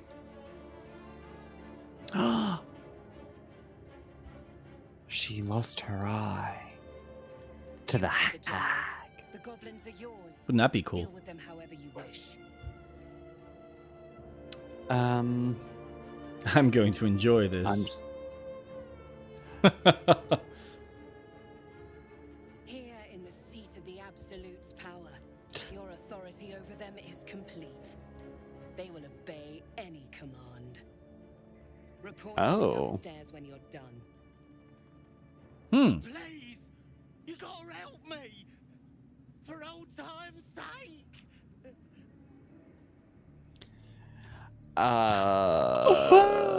Spill your guts on the floor. I want to see you bleed. That's a bit much.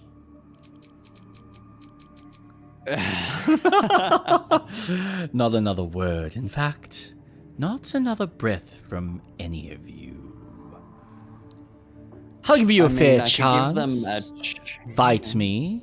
You either die or you kill me, and you're free to go. Guards, release them. Man, they are Catholic. This is really well written.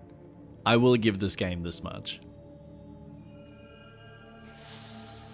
Is that it? Man, this game does so many things right. For a D&D game, this does fucking great job. Yeah. Oh yeah. I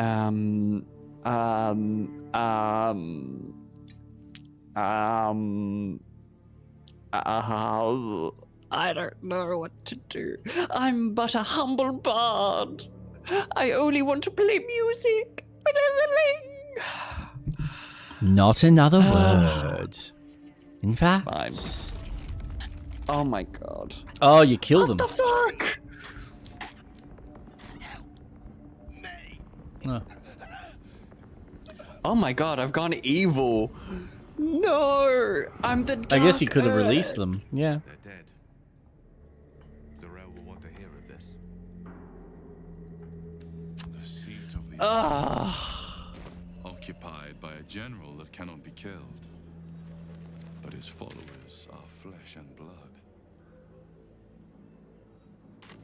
We must I'm coming. know more about his power.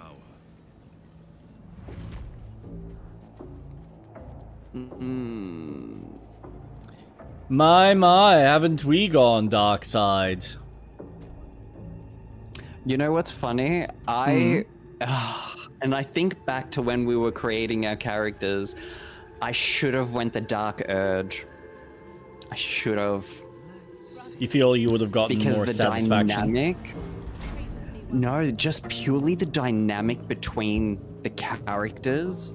If you have a character that is really fighting the urge to murder every character, and you or one of us playing as the Dark Urge and the other either playing as a normal character or as a default character would have been so fucking interesting. Because I can tell you for a fact that cutscene would have played so differently. Oh, I'm sure. But I think this way, like everything I've heard, the Dark Urge, though it's a great design, I think it's always worth trying it without it because it is such a unique class to play as. Oh, yeah. So, No, it's good. I'm happy that we're just playing as normal. I just want to experience more of this game. Oh, I get it. I completely Hence understand. why I'm doing that playthrough. Must not be disturbed. It's just The fun. rooftop is off And it's limits just to a everyone. really fun fucking fun game. Everyone. Well, that was Keep watch and interesting. ensure that nobody passes. Why did we teleport? I don't know, because I spoke to the chick downstairs. The goblins. Tell me how they suffered. No, better yet, show me. Her mind enters yours abruptly. Well, I did it. Your memories in Yes. a blaze of excitement. A pool of warmth spreads through your mind as she settles on the memory of you commanding the goblins to die. Oh, I like you. That was inventive and efficient. Thank you. I'll be back. I'm getting water. Okay. And what a fine child it would be. But you didn't come here to tear the wings off insects. You came here to answer the Absolute's call. Let's see what you're made of. She parts the folds of your mind again, touching your wants and hopes, tasting them. Every emotion soaks into her mind's palette. But there is purpose to her exploration. She is searching for proof of your faith. Jesus.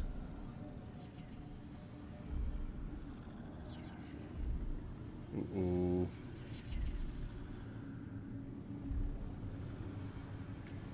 Overwhelm her by unleashing a wave of hatred as you prepare to attack. Distract her with thoughts of your aching for Karlach.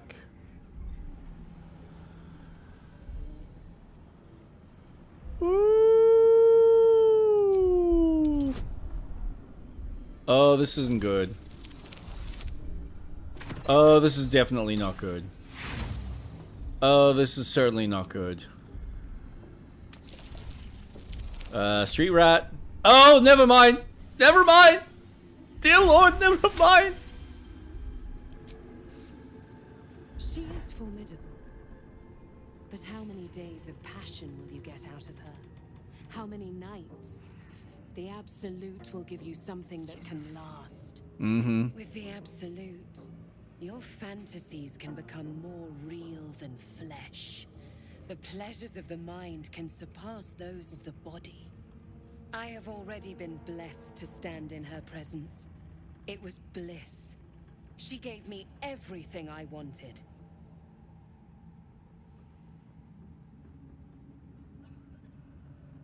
What exactly do you without want? asking, to feel without doubting, and to kill without consequence. In a word, freedom. Your only purpose is to serve Kethrig and the Absolute. I choose to serve, and I'm glad to. Your words are dangerously close to heresy, true soul. The test of your faith. To rule rather than serve? So I didn't get water. I made a banana Nesquik And when milkshake. Baldur's Gate falls, it won't be long until those that serve General Thorm well will rule the Sword Coast alongside him. You can be among them. Banana. I have a mission that will earn you the General's favor. That's it. Play along. The closer you can get to the General, the closer you'll be to the answers you seek.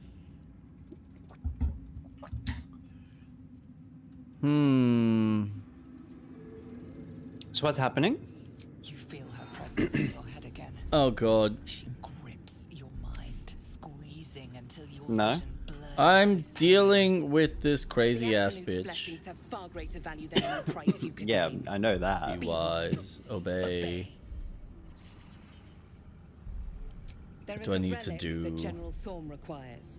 He sent his most trusted advisor, disciple Balthazar, to retrieve it. Did we The get that is beneath relic? The Thorm family mausoleum. That is where you will find Balthazar. But we have lost contact with him.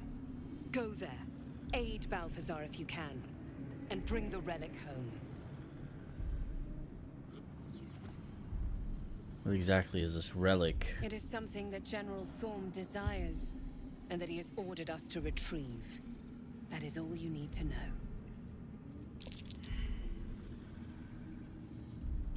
The shadows around the mausoleum are deep and hungry. You'll need a moon lantern to survive them. Take one from Balthazar's chambers.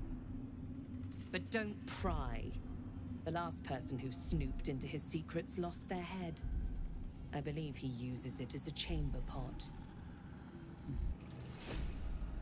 Okie dokie. Alrighty, fill me in. So, she was trying to pry my mind, and I almost lost the fucking check, but I actually just got it. And I used persuasion to tell her of my loving compassion and how much I ache to love and to touch Karlach. But essentially, we are kind of being guided by our inner voice to try and get as close to Kethrig Thorn. And now we're being told by this right hand to go off and get the the relic from the tomb, which I think we were on the verge of getting. The tomb? It is not your time yet. The Yep. rooftop chapel is reserved for the From general's Balthazar? private contemplation. Yes. Save Well, the one that those Balthazar has Jesus been to trying to get. This must be the place. We have to get inside. It's lucky if you. The one with Shadowheart? Yep. You are already changed, true soul. Hearing her voice is what but above. You will stand in her very presence. Such an honor requires Her more. words are diplomatic, but her face betrays her true feelings. Utter contempt for you and all your kind. Disciples Rel has given you a chance to earn that honor.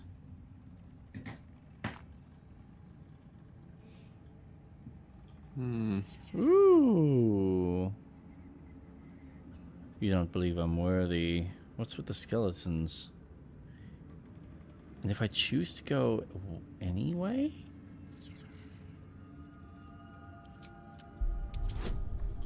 Oh. Oh god. Why are these checks so high? God damn it, just. Thank the Lord. Son's a bitch. Tadpole grasps at nothing. I mean, it is a prominent area. But you've spent too long reading people not to see what's behind her eyes. Scorn, stark behind her mask of deference. As you see, true soul. So much more for you to learn. Okay.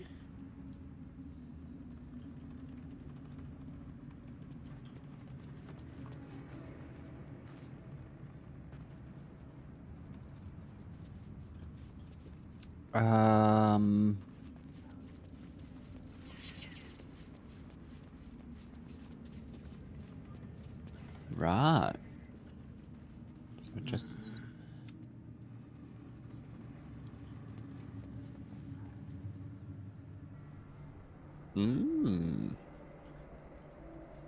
Okay.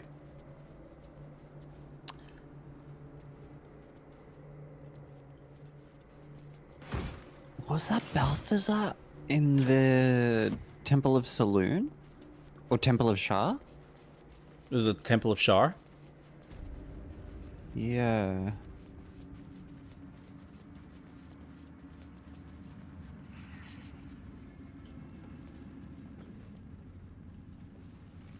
Well, I mean, we've done everything that we physically can here, unless we get the relic. So now,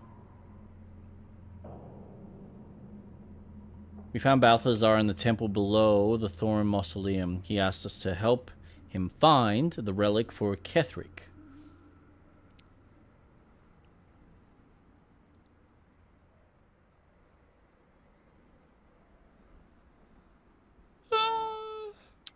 Yeah, find Ketheric Thraum's relic. Mm-hmm.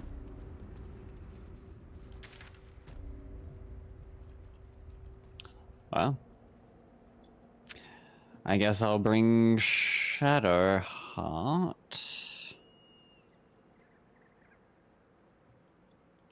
I guess. And Mausoleum.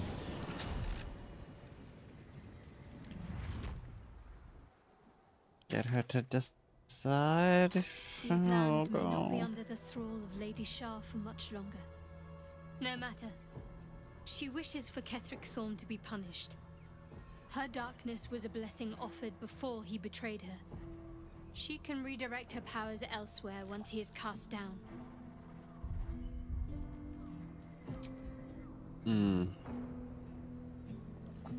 I'm trying to remember. Shadow Cursed Lands.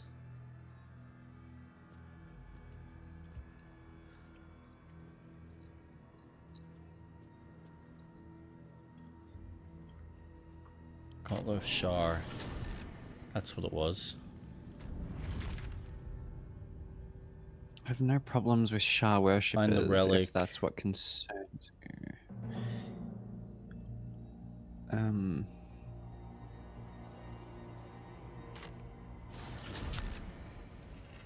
Yeah, I want you to tell me. Yes. Yeah. Yeah, so this is... we need to go in Shadowfell entrance. I'm just having a conversation with her about it. Okay.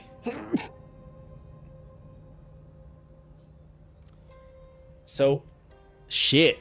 This is it. We're nearly there.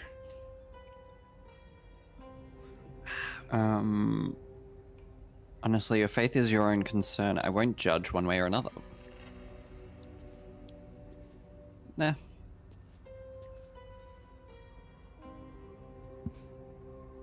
Turn to other matters. So it seems Ketheric Thrawn did all he did for his daughter Isabel. Almost understandable. Is doing a great deal of heavy lifting. That man changes allegiances more frequently than a courtesan changes their bed sheets. At least he's proof you can turn from Shah and live to tell the tale. Though some may not call that living.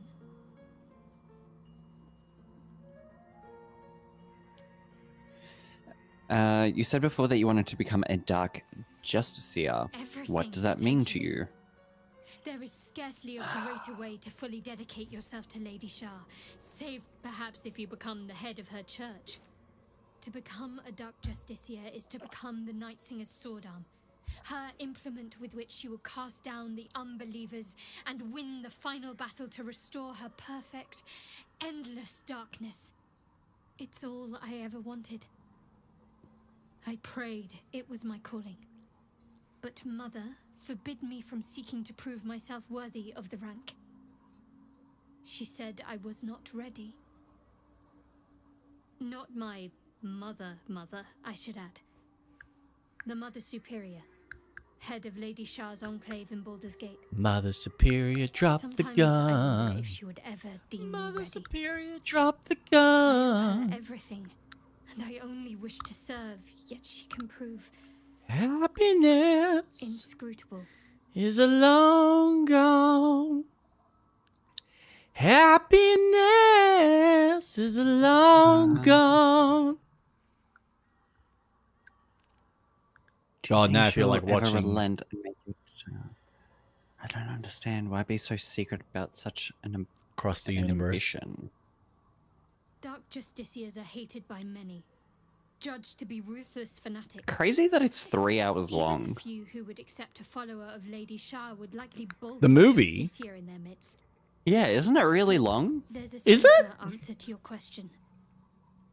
I simply forgot about the desire I had until I saw some things that reminded me.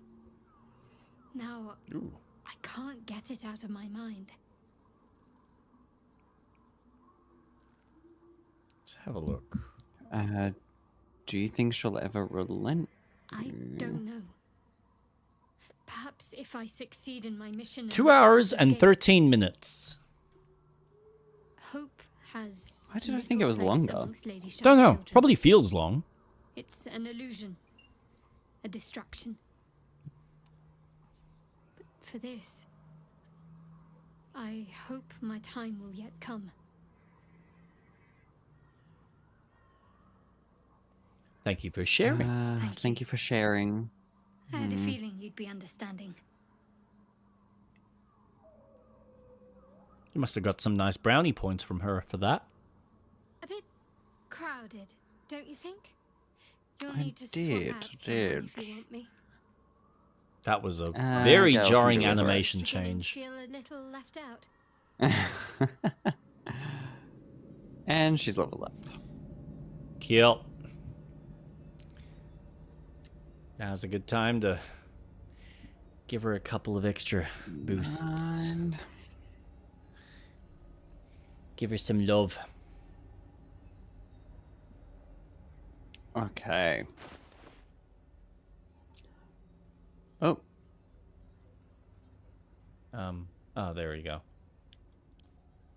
Leave camp. Let's,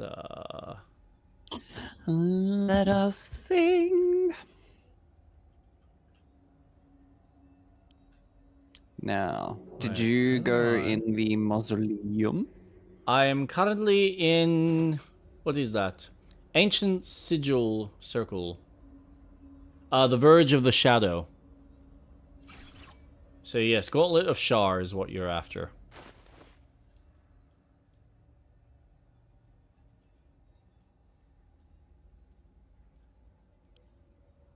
Split, that's what I want. For confirm. And then I want to send that. Oh god. Oh shit, not Karlak. What am I doing? Ah! Need to go back to camp. And go, Karlak, honey, sweetheart, beautiful Bubby. Can I talk to you? You have something that I want. Where's the other chest?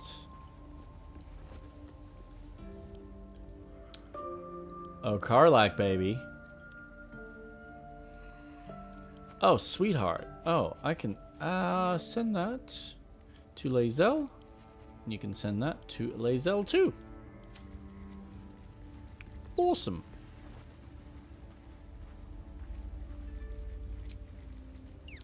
And now, leave camp. And that way, Lae'zel can use these shitty ones. There we go. All right.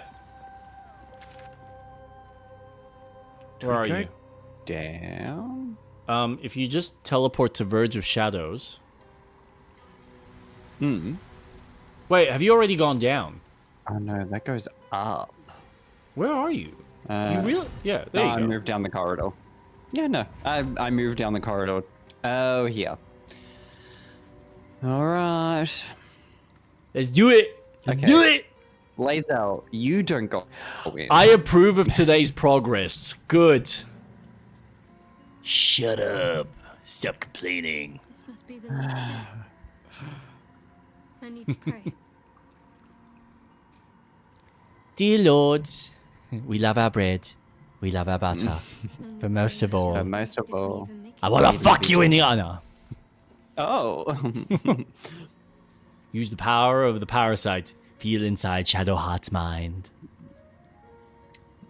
Oh no. Oh no. These aren't the wet dreams you're looking for. You want to, don't you? Do it. I do. Did you save before? I bet you didn't. Nope. Haha. 16. Oh. Oh. Oh. Dear Lord, thank you for the popcorn butt we are about to eat. Not 20. Fuck off. Well done, sir. You feel your mind slip into Shadowhearts, but you are not the only one present. Uh-oh. There is another. Ancient. Commanding, rendered from purest darkness. Shah. Oh. Da da da.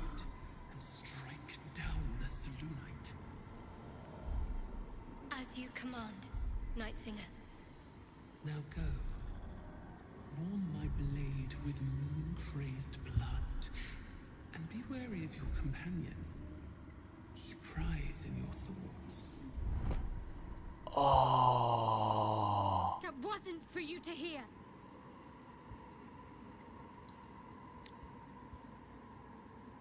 Soon we'll choose Shadowheart's path, good or evil. Yep. Yikes! Well, sorry, couldn't help myself. Don't pretend otherwise.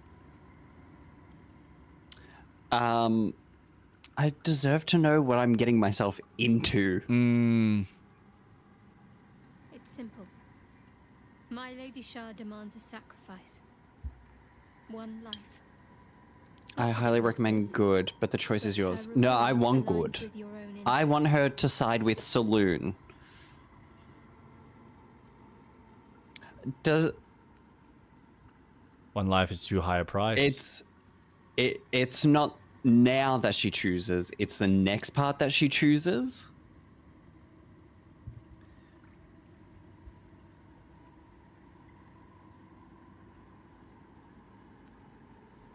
Depends on how convincing you think you're going to be. You There's are no the charismatic persuasion. one. You'll reach a clear point of choices. Not here. Okay. Okay. One life is too high of a price. How many breathed their last just so we could make it this far? Trust So me. true. You make a valid point. We have murdered so many people. All right, fine. Let's move on. Remember what I said. Let me do what I need to. All right. Let's do it. Let's do it. Party is gathered. You are ready, or so you hope. I didn't Damn. save. No. Save. We are saving. Party And now is we go. gathered. You are ready. Oh, Damn wait, it. no. Did it save? Your party Now we save. is And now we go. You are ready, or so you hope. And now we go. Party is gathered. Oh, for fuck's sake. Or so you hope. By making it a bit Yes, are you difficult. sure you want to proceed?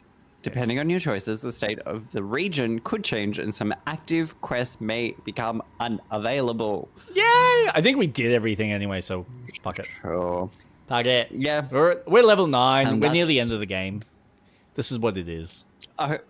Did you say we're near the end of the game? Boy, you wish. Shut you up. wish. Copium! I love my copium. Smoke it every day. The hope is that we finish this game by June. Yeah. The hope.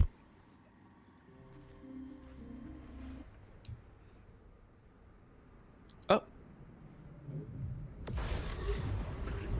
Oh, that was interesting. What just happened?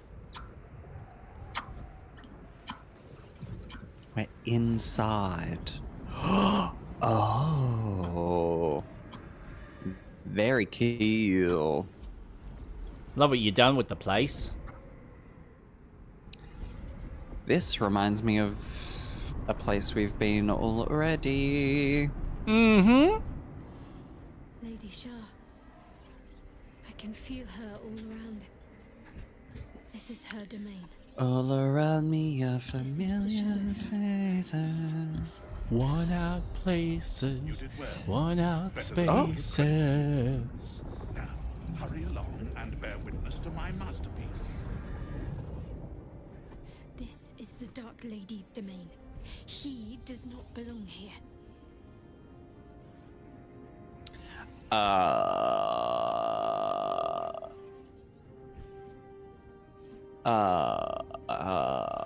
I was hoping for something more substantial than thanks.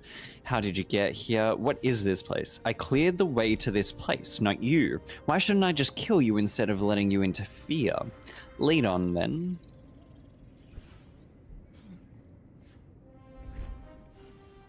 That is true. I worked really hard. Finger to me, and I'd sunder you like lightning would a rotten oak.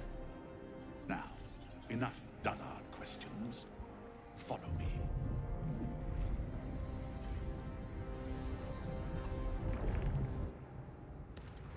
I feel lighter, unburdened, as if the softest push could send me drifting away. Goody. We.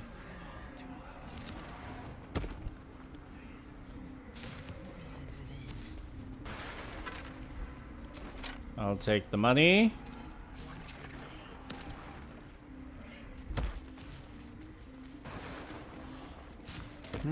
Jesus. One tip for next, be wary of ledges. Uh-oh. Yeah, What okay. do you mean? That means we're gonna have to be mindful of not being pushed. Oh.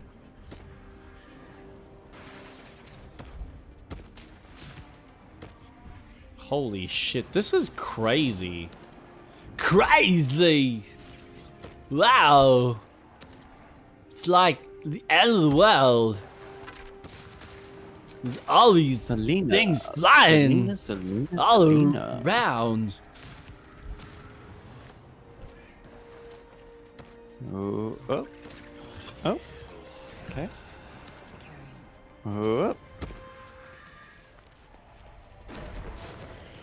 Okay. Kill her, listen to her.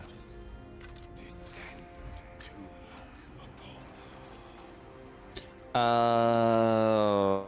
I feel like you should be leading the charge.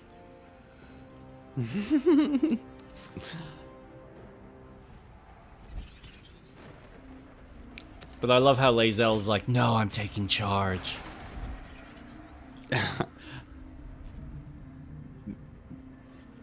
Is it Lae'zel? Or is it you? Shh. Don't use your moon logic against me.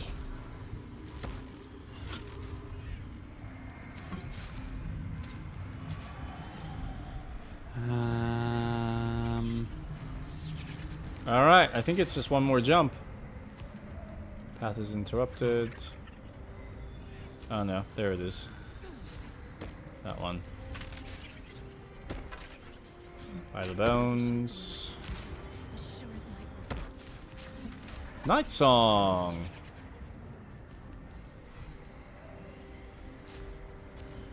Alright.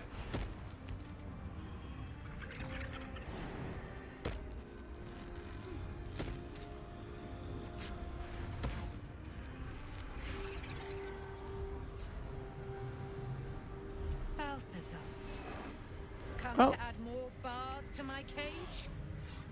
Or perhaps to lead this would-be Justicia's blade directly to my heart?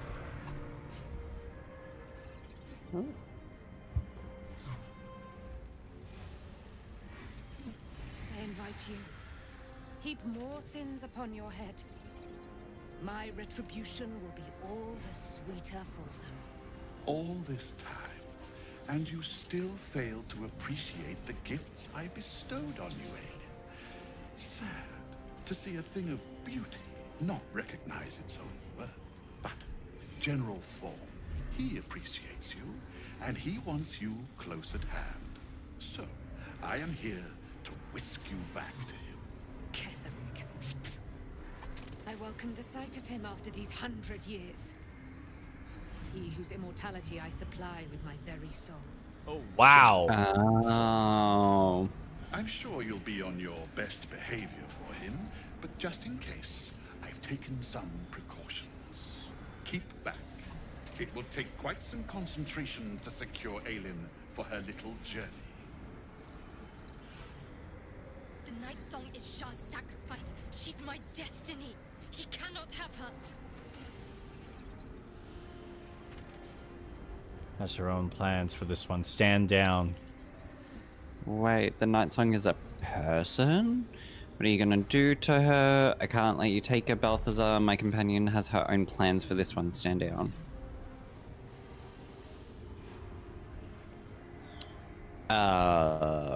Take her? Because if she doesn't have someone to sacrifice, then she won't turn bad?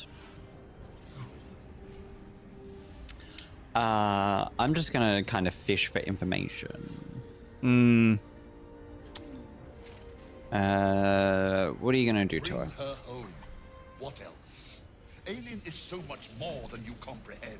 She is an Asimar, bound to a soul cage of my creation and lending her immortal strength to General Thorm. Theoretically, his will and my genius.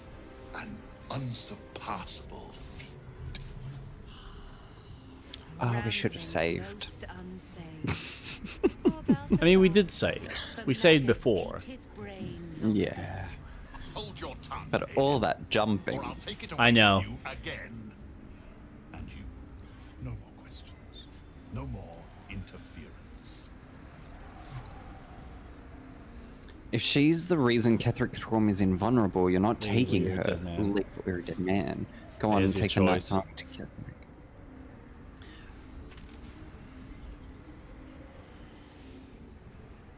I'm gonna go with 1. No. That wouldn't be the choice. I don't think that is. I think there's something else. I'll be back. Okay. But, okay, let's think about this. Shadowheart wants her to stay because she is the sacrifice that she needs to make to be a Dark Justiciar.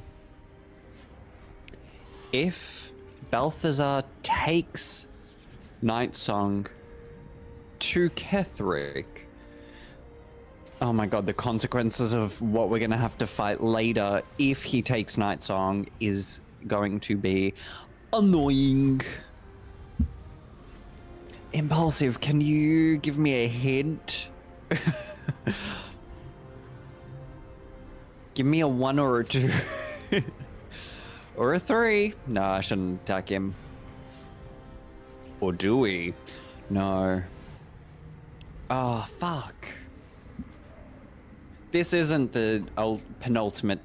This isn't the ultimate decision of what she's going to be.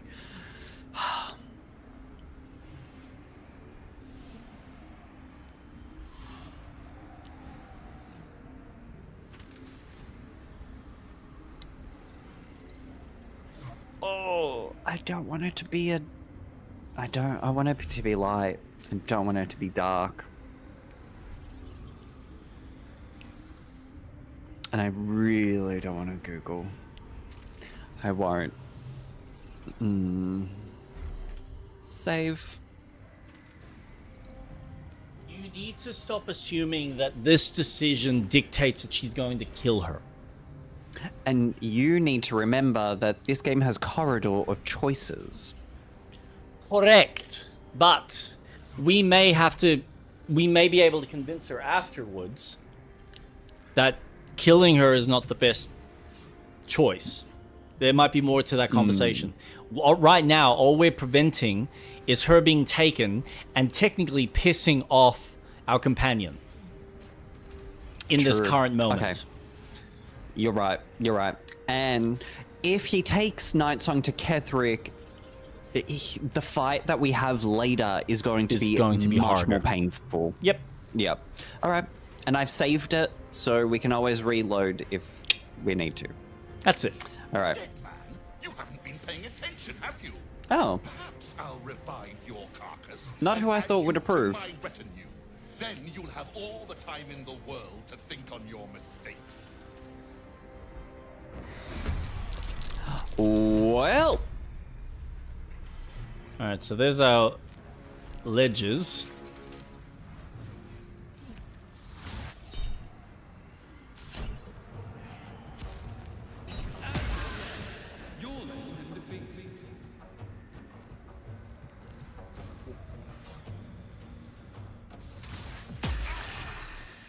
Okay. Ooh.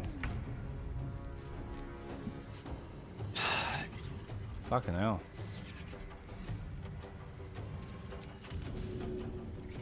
Alright, so first off, bye.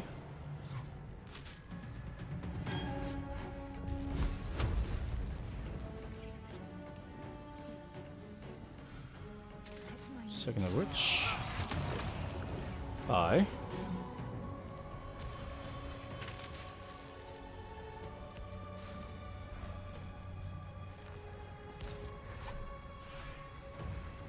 Ooh. Oh, okay. Cure me of poison.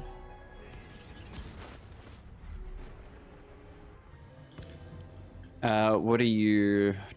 Are you heading down? Or are you... Me? Yeah. For right now, I'm just gonna burn a couple of people. I'm Incredible. gonna eventually jump down, but I just can't do anything from where I'm at the moment.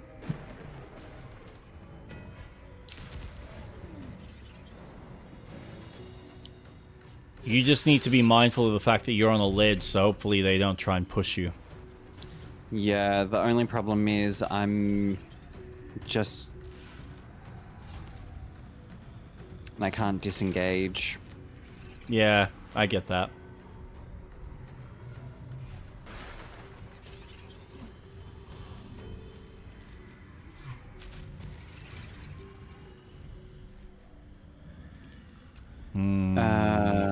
Actually... This might have worked out well, actually.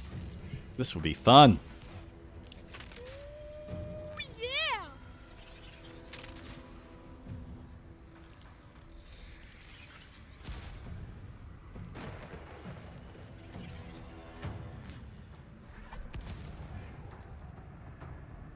By any chance, do you have a potion of invisibility? Oh, why didn't I throw holy water? Oh, I'm such a retard. That would have worked. That would have made more sense. No, potion of invisibility.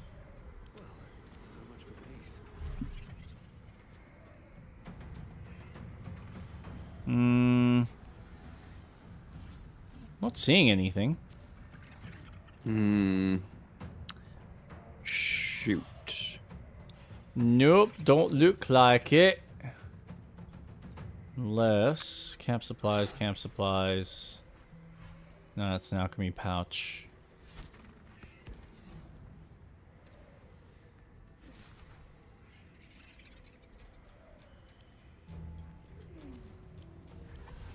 Wait, can I?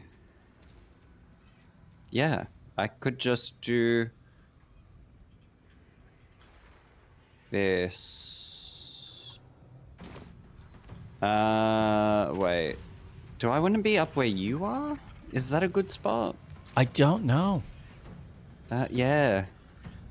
Because I don't know whether we're going to get blown off from where we are, so... Alright. I'm there now. I'm a bit more protected from the walls. That's true. That is very true. No. Charm. That's gonna be the issue. Amazing. We need to try and heal you. Okay, so...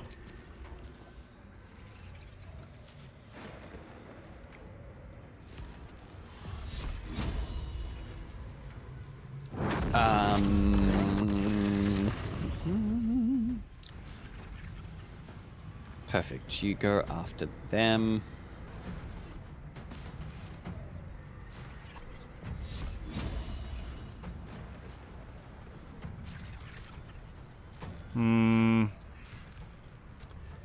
See, now I don't know. What are you immune to? Oh. Necrotic?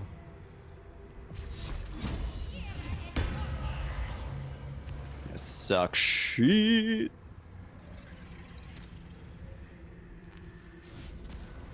And then I'm going to go. Just gonna do. This could turn out bad. I don't know. We'll see. I gotta get into the heat of battle. And this. Hey, nice.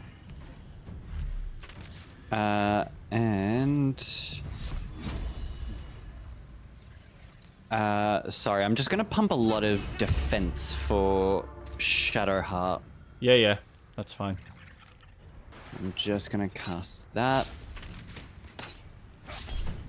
Charm. To be sure, to be sure, to be sure. You're blinded. Not very blinded. Son of a bitch. Not very, Son of a bitch. Yep.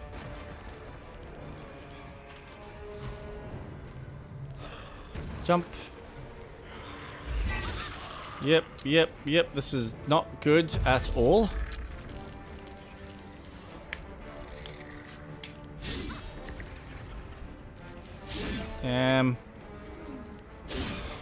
Oh boy. That's another 3 turns. Another. Yep. Oh, another 4. Oh, Then that's good. Yep. Yep. What's he gonna do? Missed. Good, good. Oh my god, I'm an idiot. What?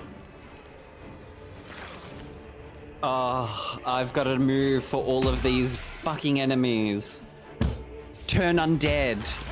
Fucking idiot. Dude. Okay, What we're the really fuck? fucked.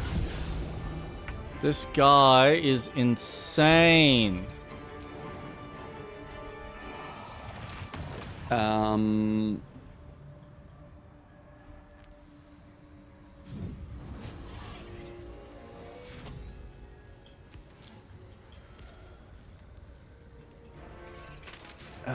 Okay, I need to start by going here.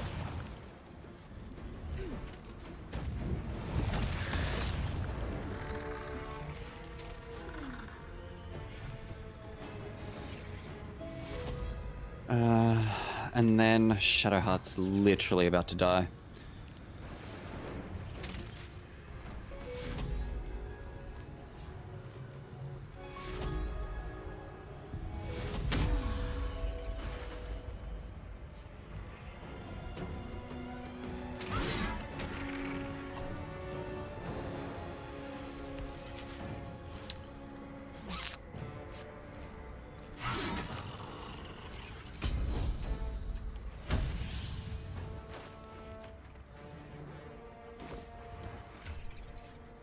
Where are you? Undead? Yep. Okay. Split 5. Okay. Where are you? Where did you go? Where is the damn fucking potion? There. Give that to you.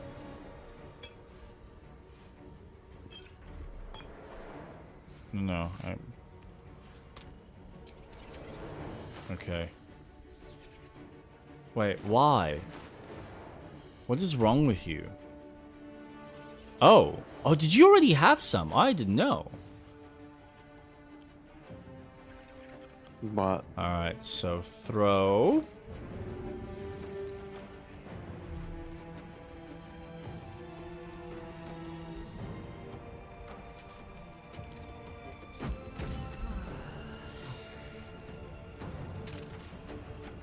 Why didn't that heal you, though? God damn it. That was a bit of a waste. Why didn't that work? I don't know, man.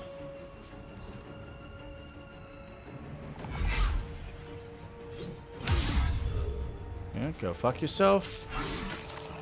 1. Jesus. Alright, cool. This is gonna hurt. No. No, you're fine.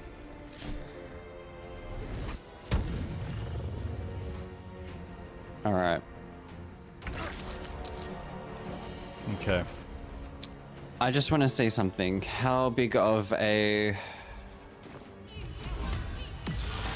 There we go. Oh, dude. Yeah. Nice. Yep. And can I move to like... So what I want to know... What the path is too far.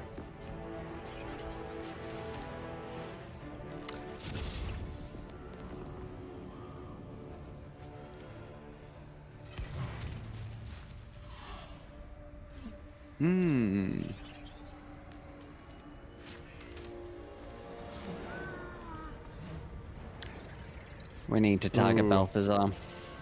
That's what I'm thinking.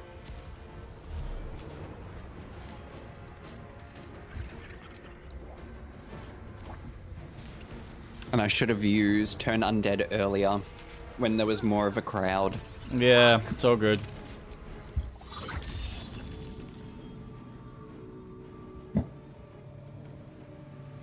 Alright.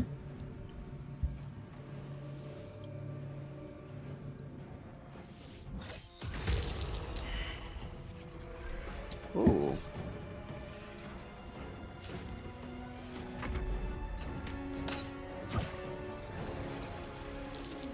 Damn it.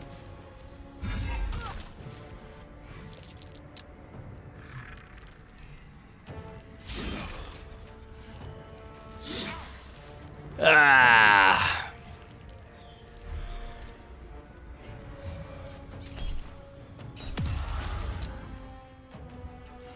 Back the fuck away. What is he concentrating on? Oh. Bone chill. Oh! Dude!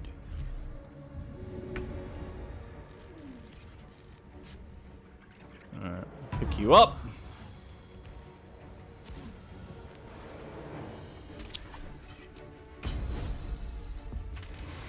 Use that. And turn.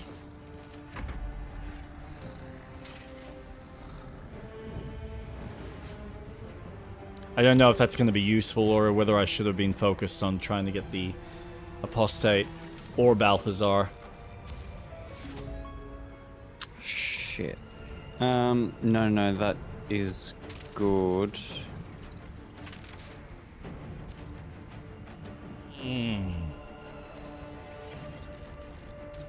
Thank God I bought extra potions.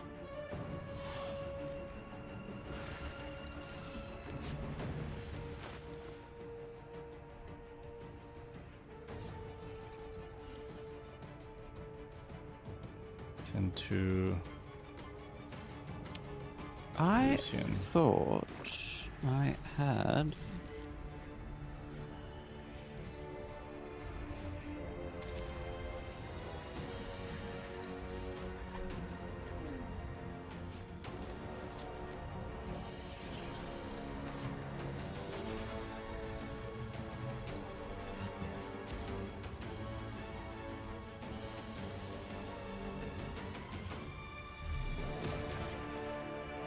Is this gonna work?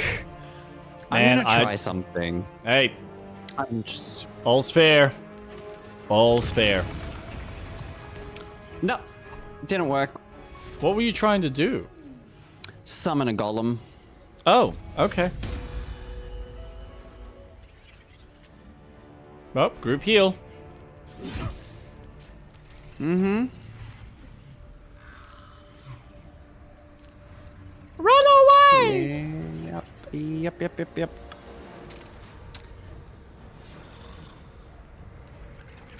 Uh-oh.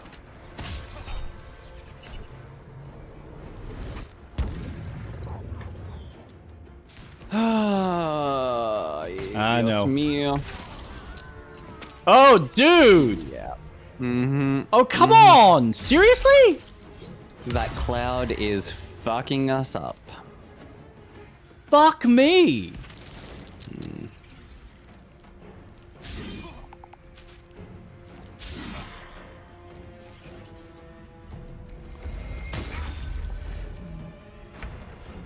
What a fucking cock blocker.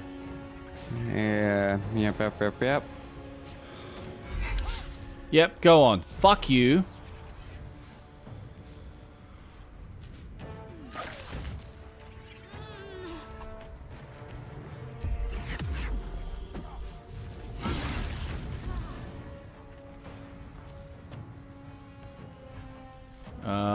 Let's see. Menacing attack. Oh, this is... Both are really bad, but let's just see how I go with this. Hey, nice. I've got no other options because right now it's... Oh, fuck it. And now the cloud's gone. God damn it. I just need to go for him. While I've got the fucking health, I might as well. Yeah. Can I? No, I'm just... And this way he can stop bloody using his little abilities. I'm fucked. Awesome. Awesome. I love that. Love to see it. Alright.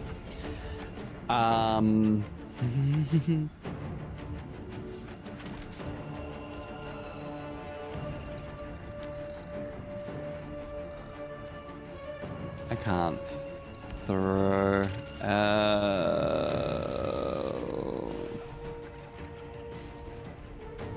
Sucks, don't it?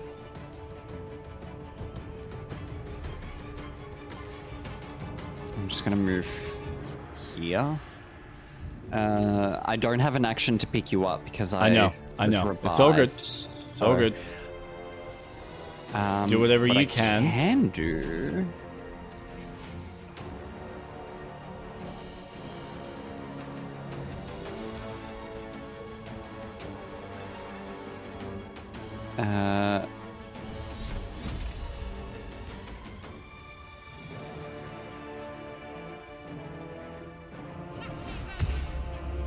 Alright, just cast a Shield of Faith, which gives me a +2 to armor bonus.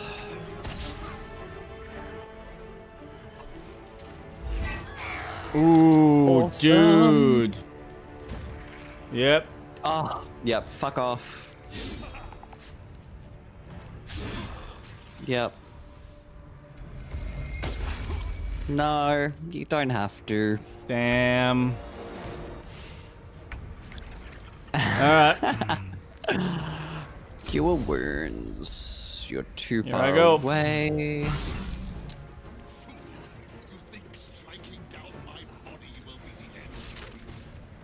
I am hoping so. You crazy fuck.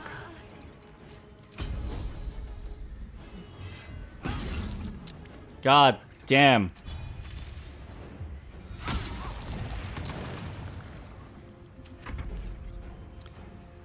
And then I am so close. what happens if I jump?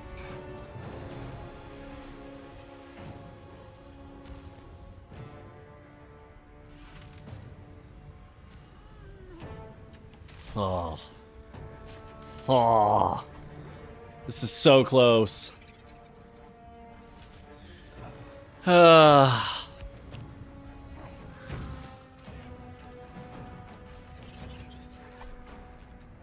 Are you hurt? Is that why you couldn't jump that far?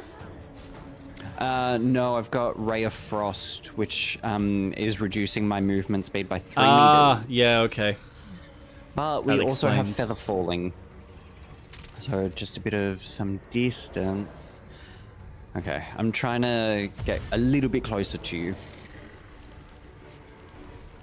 Ever Good so luck! Oh, this is gonna be a bee's dick. Proximity.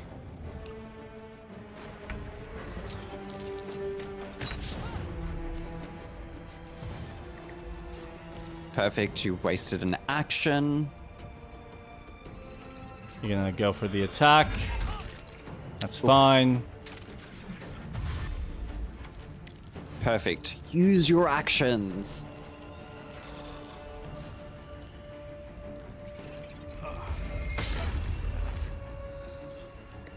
Come on.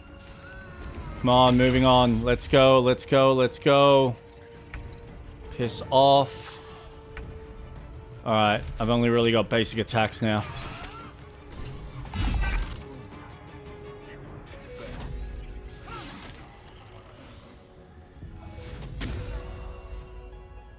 Alright, I've brought Nice. you and Shadowheart back. And I've also Awesome. healed. That's something.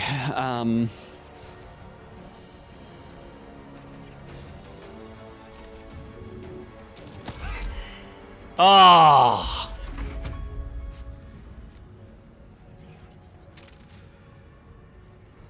Ah, damn.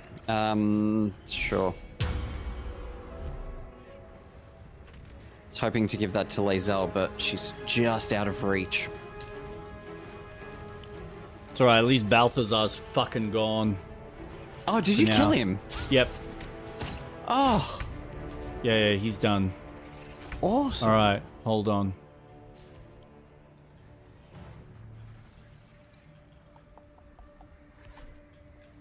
Oh, what? Oh, I can't throw. I can drink it. God damn it. Okay. I might as well drink.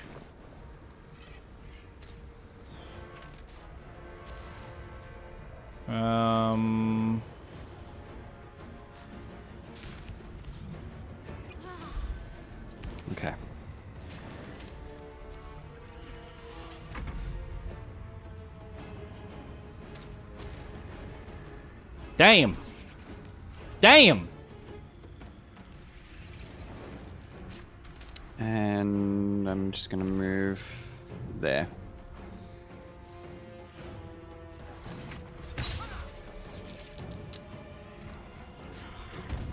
Yes. Okay. Honestly, yeah. That's fine. That's best case scenario, really. That is really best case scenario. Oh, where are you gonna go? Where are you gonna go? Where are you gonna go? Oh, You're dead. Killed it. Oh, love. Alright. Let's try this again. Bye. And now... 1, 2. Alright, another heal.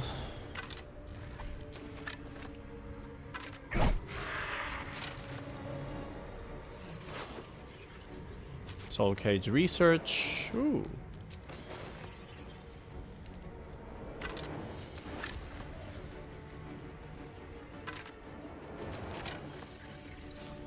Alright.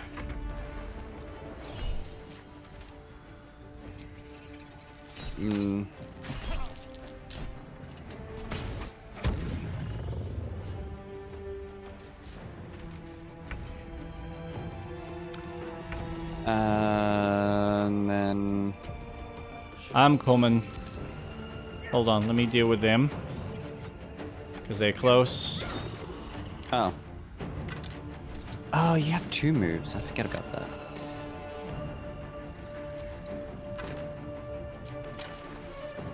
Shadowheart can stay there.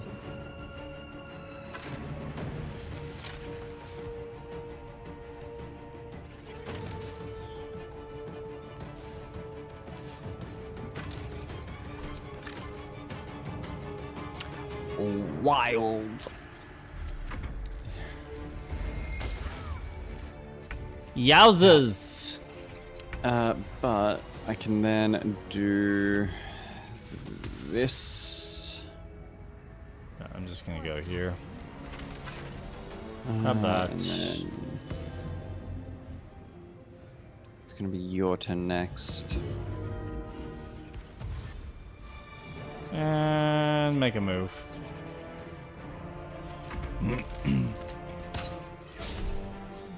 Charm! Oh.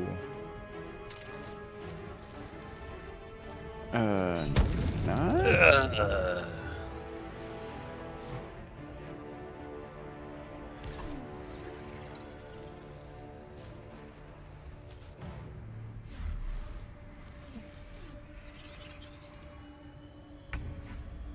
All right.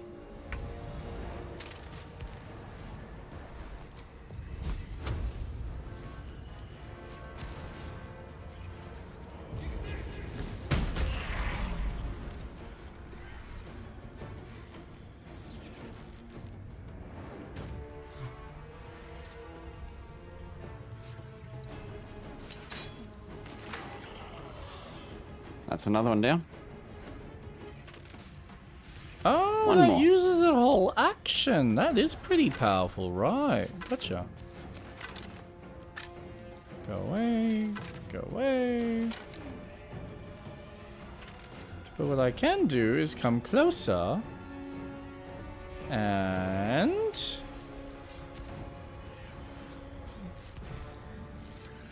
fuck it.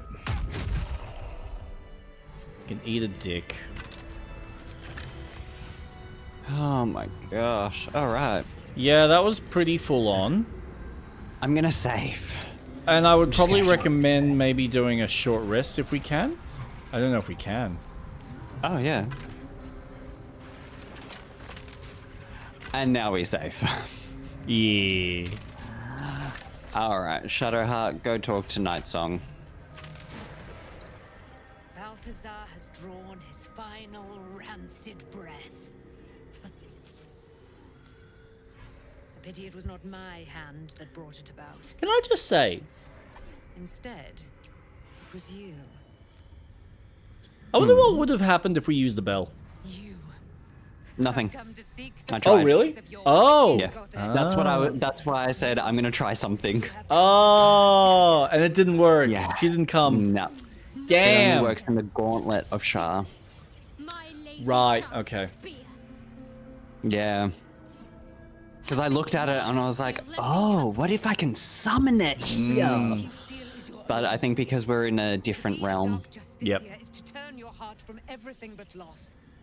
You will know no love, no joy, only servitude. Until, of course, your mistress inevitably discards you. Yeah, so we did have to save her.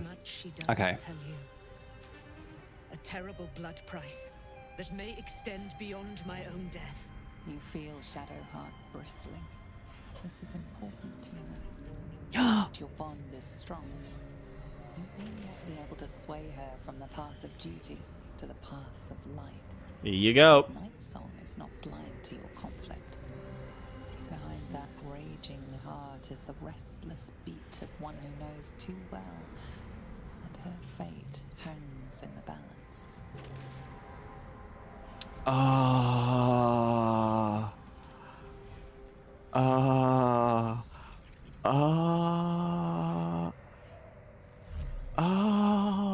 Oh shit. Shit.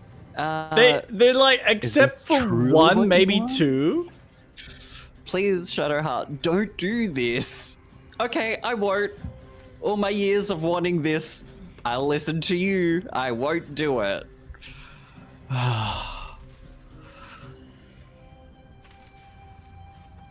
Choose your own way, Shadowheart. You cannot allow your goddess to control you.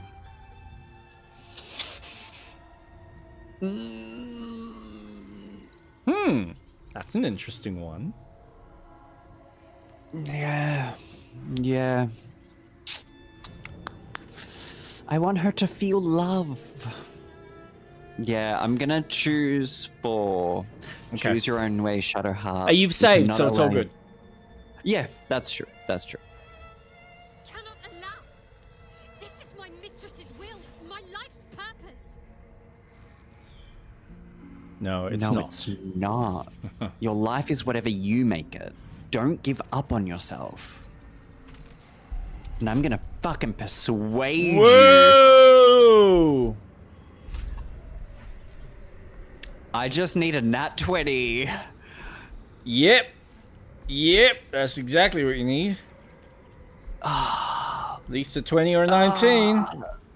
Fuck it, I'm gonna use a scroll as well. No, I can only use a scroll. Fuck it. I'll use a scroll. Come on, give me a nat 20. Give me a nat 20. Because I cannot get a 30. It's impossible for me to get a 30. Jesus. Oh, God.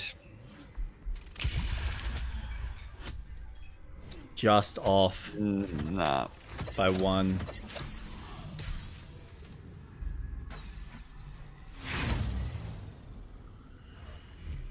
Well. If I have to step over your corpse to fulfill what Lady Shah asks of me, so be it. Your choice.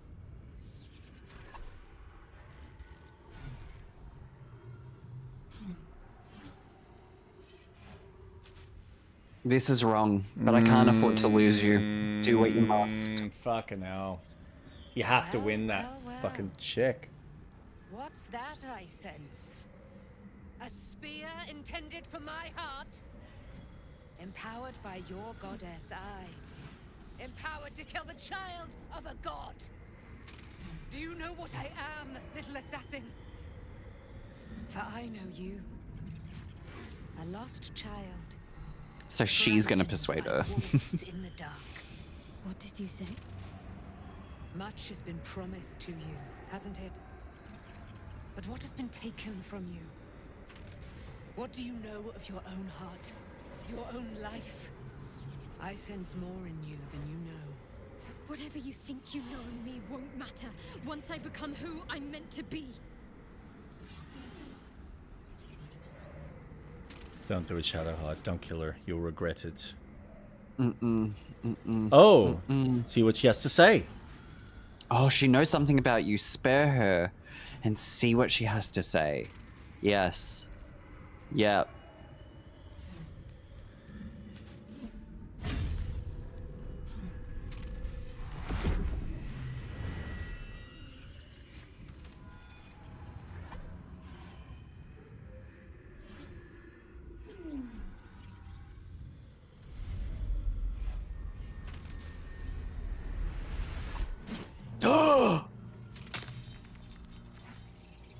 Holy shit! Wow. She did it!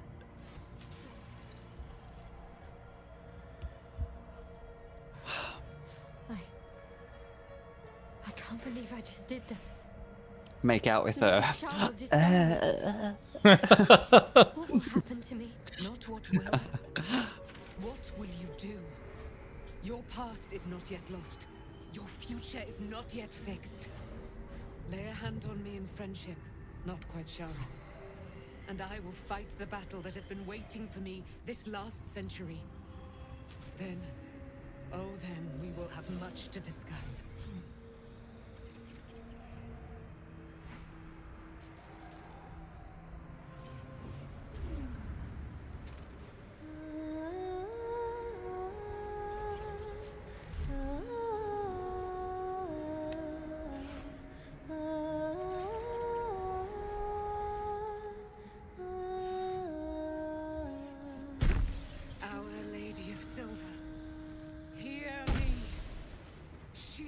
Guides the Moon Maiden Song, mother of the so-called Night Song. The Night Song is no more!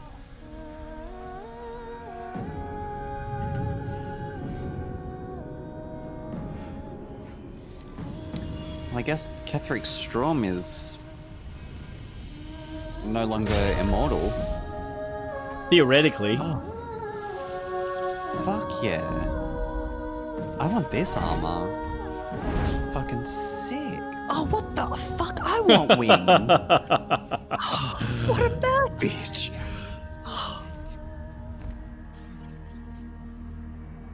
You have given me a great gift, little warrior. Don't you find it oh so curious that you would spurn your dark lady?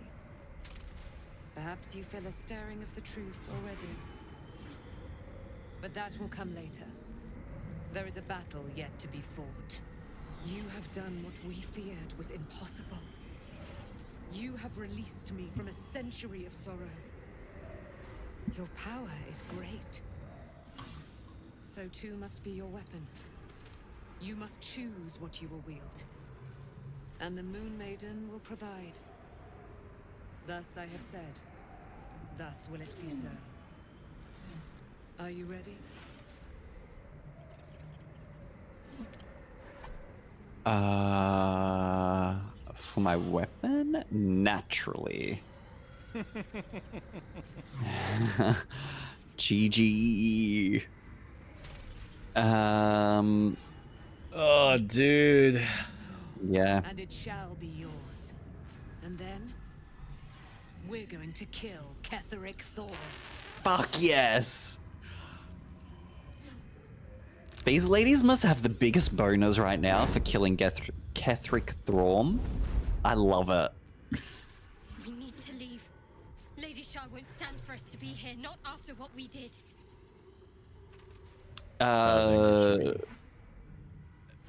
Yeah, if Shah is angry, she's remarkably quiet about it. That's what frightens me. She must be angry. Yet, I don't feel it. Or hear it. There's only silence. That's good. Let's get out of here, please. She's probably not used to that. Mm. The Night Song will be headed for Moonrise Towers. We'd better get there and see what she's unleashed against Ketheric Thorn. Okay. I'm just going to pose a question. Yeah. Are we going to leave on a cliffhanger, or are we going to go and witness Ketheric Thorn?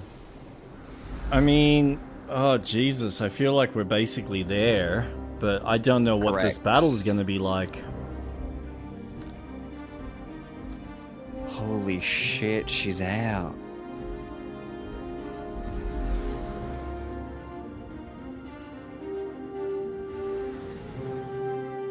I believe I can fly. Oh, sick. I believe I can touch the skies. The tower fights tower along. fights along. Okay. I would, yeah, so we'll want to leave cliffhanger. it. Be prepared.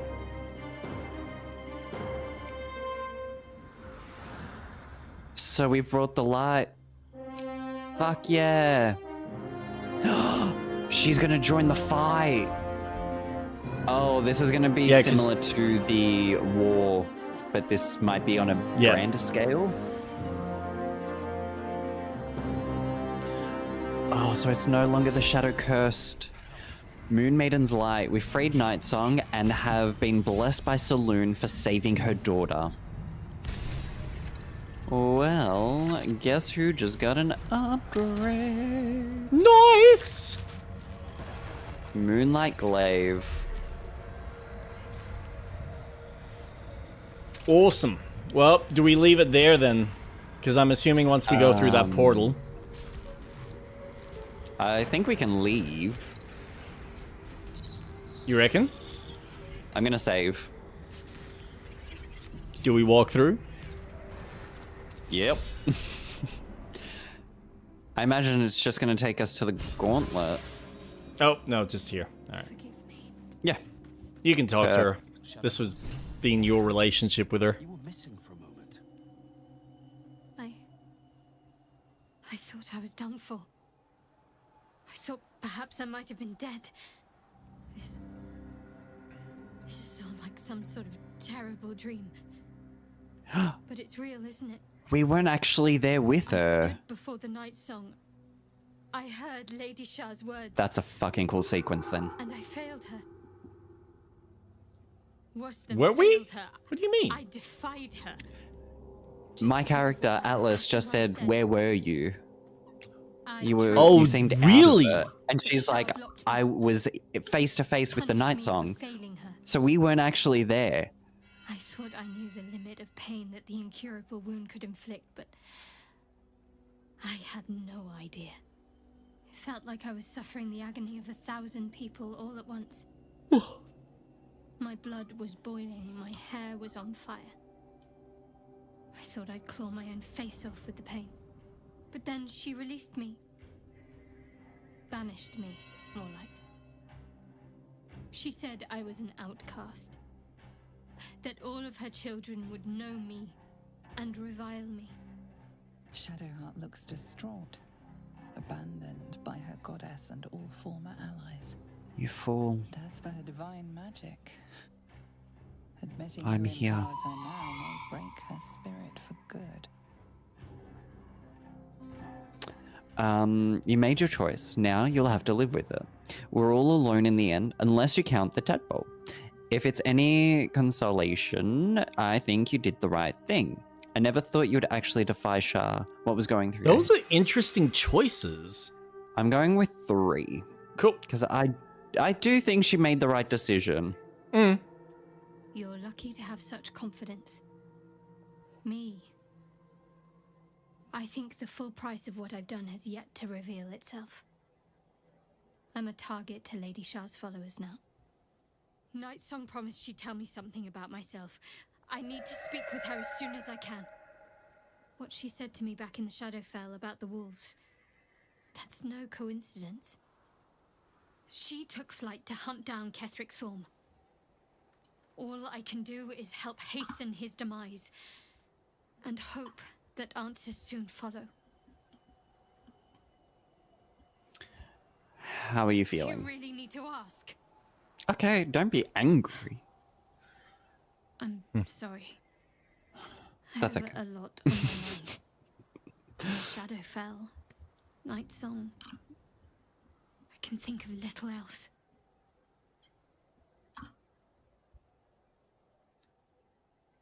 I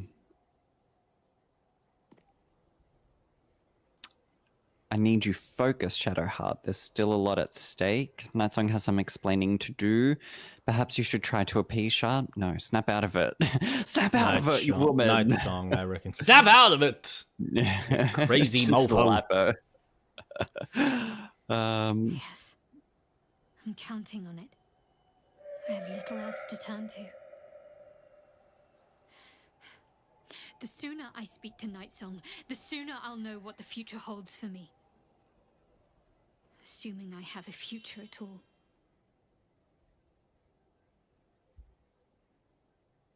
Leave.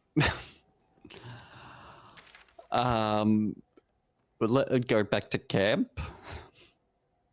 I mean, is that where we need to go? Assault Moonrise Towers.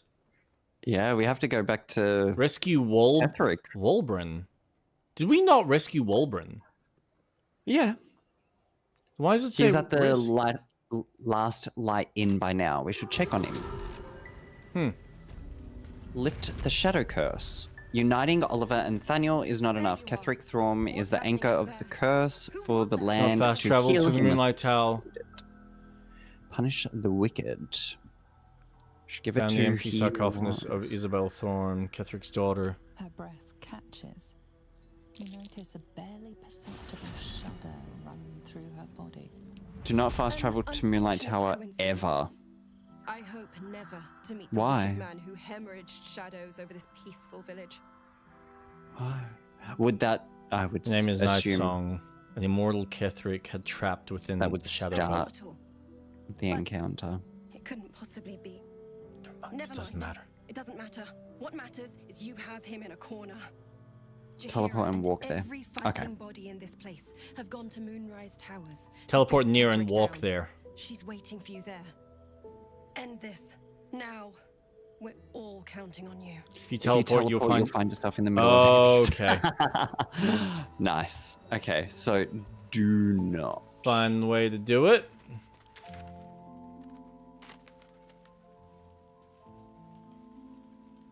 Okay, so everyone's pissed off and...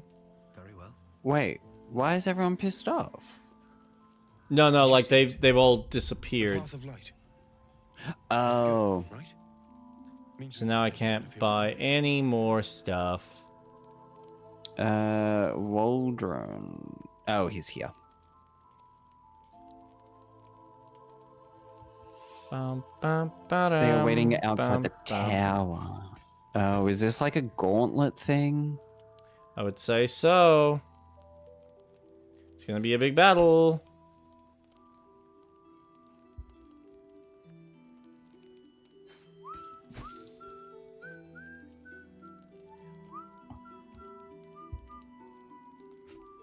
Okay. Do you not want to...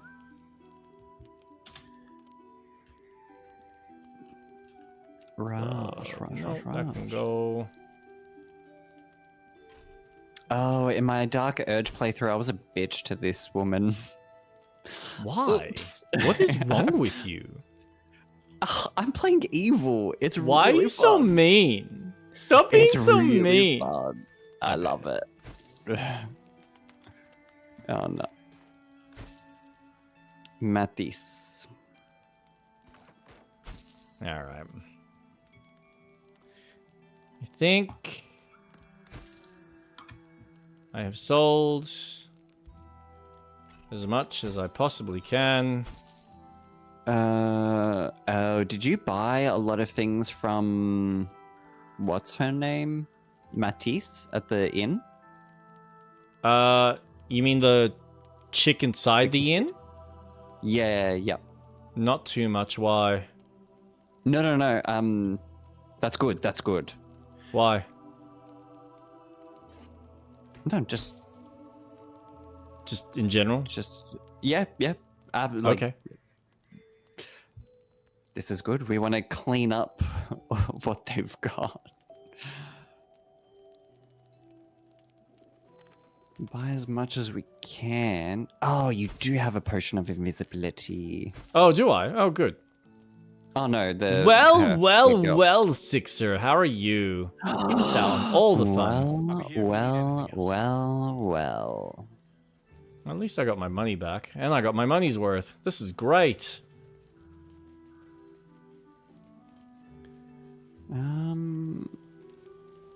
Matisse. Do you think they're gonna do necrotic Yeah, I'm gonna buy No, that. you beautiful beans. Stock up while you can. Ugh. How are you? How is your sleep? Because it's morning?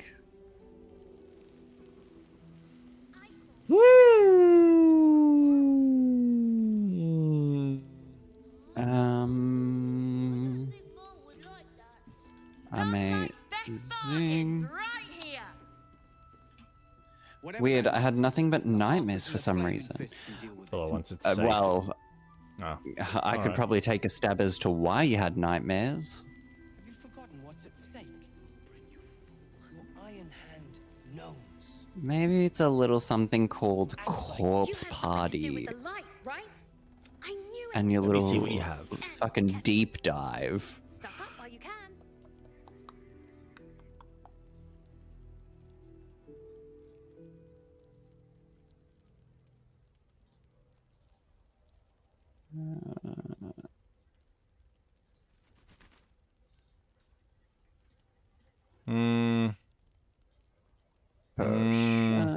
Potion. Least expected. Like crossbow, I think I'll get rid of that. Actually, it wasn't. It was conspiracy related. Lol, Epstein Island shit. Oh my god. Oh my fucking god. What are you two talking about again? Oh god. No, Six had a dream about Epstein Island.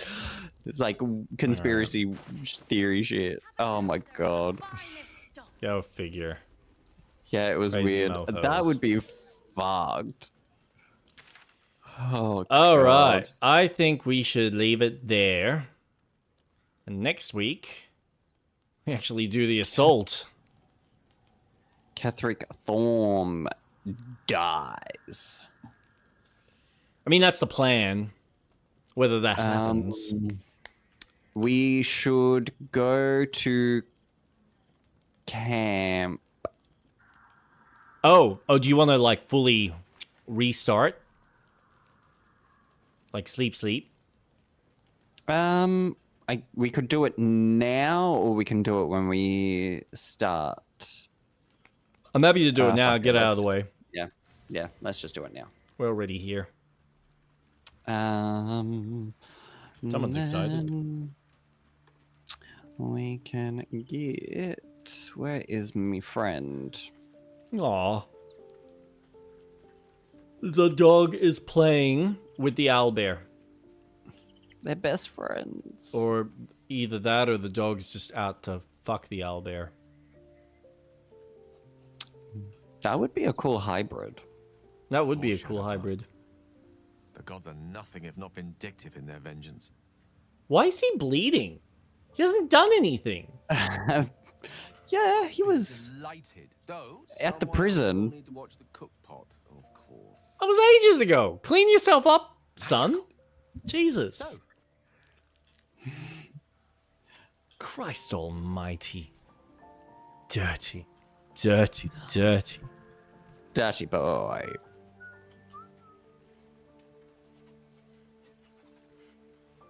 Alright, so what are we doing? Sleeping? Yeah.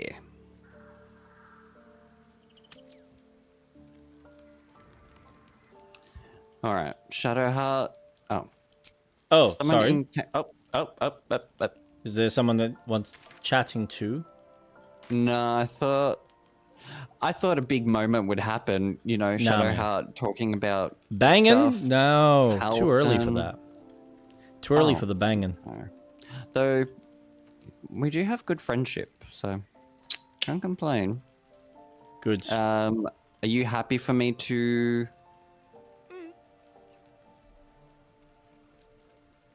Sleep and auto select.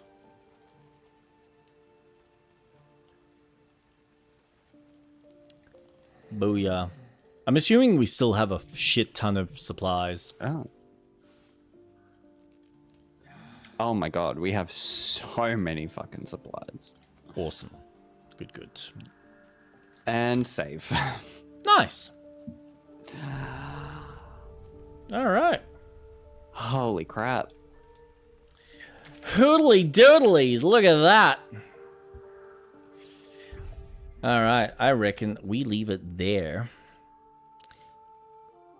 So we will continue Baldur's Gate next week.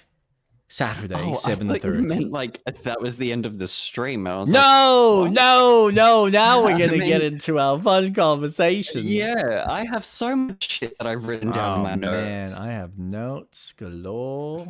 Where is it? Topics. But yes, next week, Saturday, we will continue Baldur's Gate. And that ran immaculately. There was no issues. Nice. Very I'm just happy gonna with that. change that to just chatting. And we are going to adjust that. All right, give me 2 seconds. Let me get my notes. Okay. And I do want that one, don't I? Yeah, I want it separate. Right there.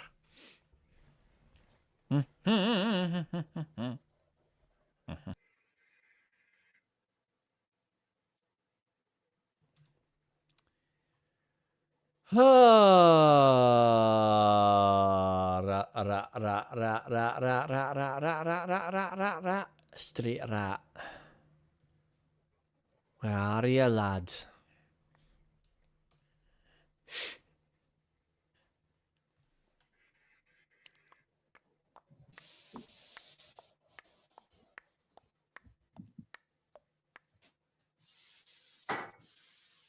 Bump.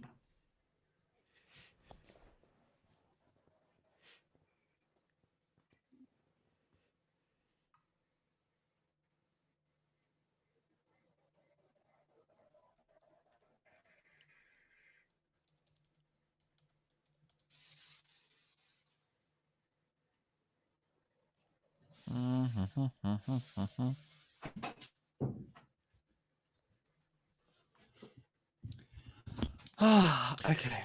So the question is, do we want to start with the PlayStation Showcase? Because that's the big one. Yeah. Unless you felt like you wanted to start somewhere else. No. I was just getting my notes. I mean, the start of my notes is the state of play. Cool. So I'm more than happy to. I mean, that had... I didn't... Go on. Yep. All I was going to say is I didn't list everything from the state of play just because there was just some stuff I just did not give a shit about. No, that's fine. Look, I'll go through one at a time. We can just leave our own personal thoughts and opinions. Most of this is going to be really quick, I think. But I know that there's going to be a few highlights that we're probably going to spend a little bit more time in. I find it funny that there was a game that we talked about a couple of streams ago and it was announced. That was wild, but let's get into it. Okay. All right. So what I might do, I'm just going to put on PlayStation I've got to put your stream up. Showcase, because I figured might as well just have it running in the background.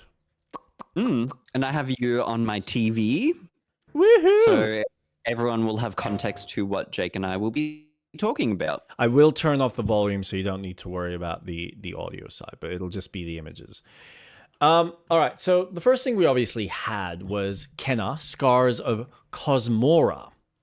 The sequel, yes. Yes. I still haven't finished the first game. I kind of... There was something about this that... I must admit, this looks like a massive improvement. Just from a gameplay perspective and an open... Like, the breadth like they've got a lot of the more world. funding. Yeah, well, I mean, that on top of the fact that they probably spent a bit more time figuring out what they wanted to add to the game. Bye-bye VG3, hello Yap Yap. Aw, impulsive, I love you too.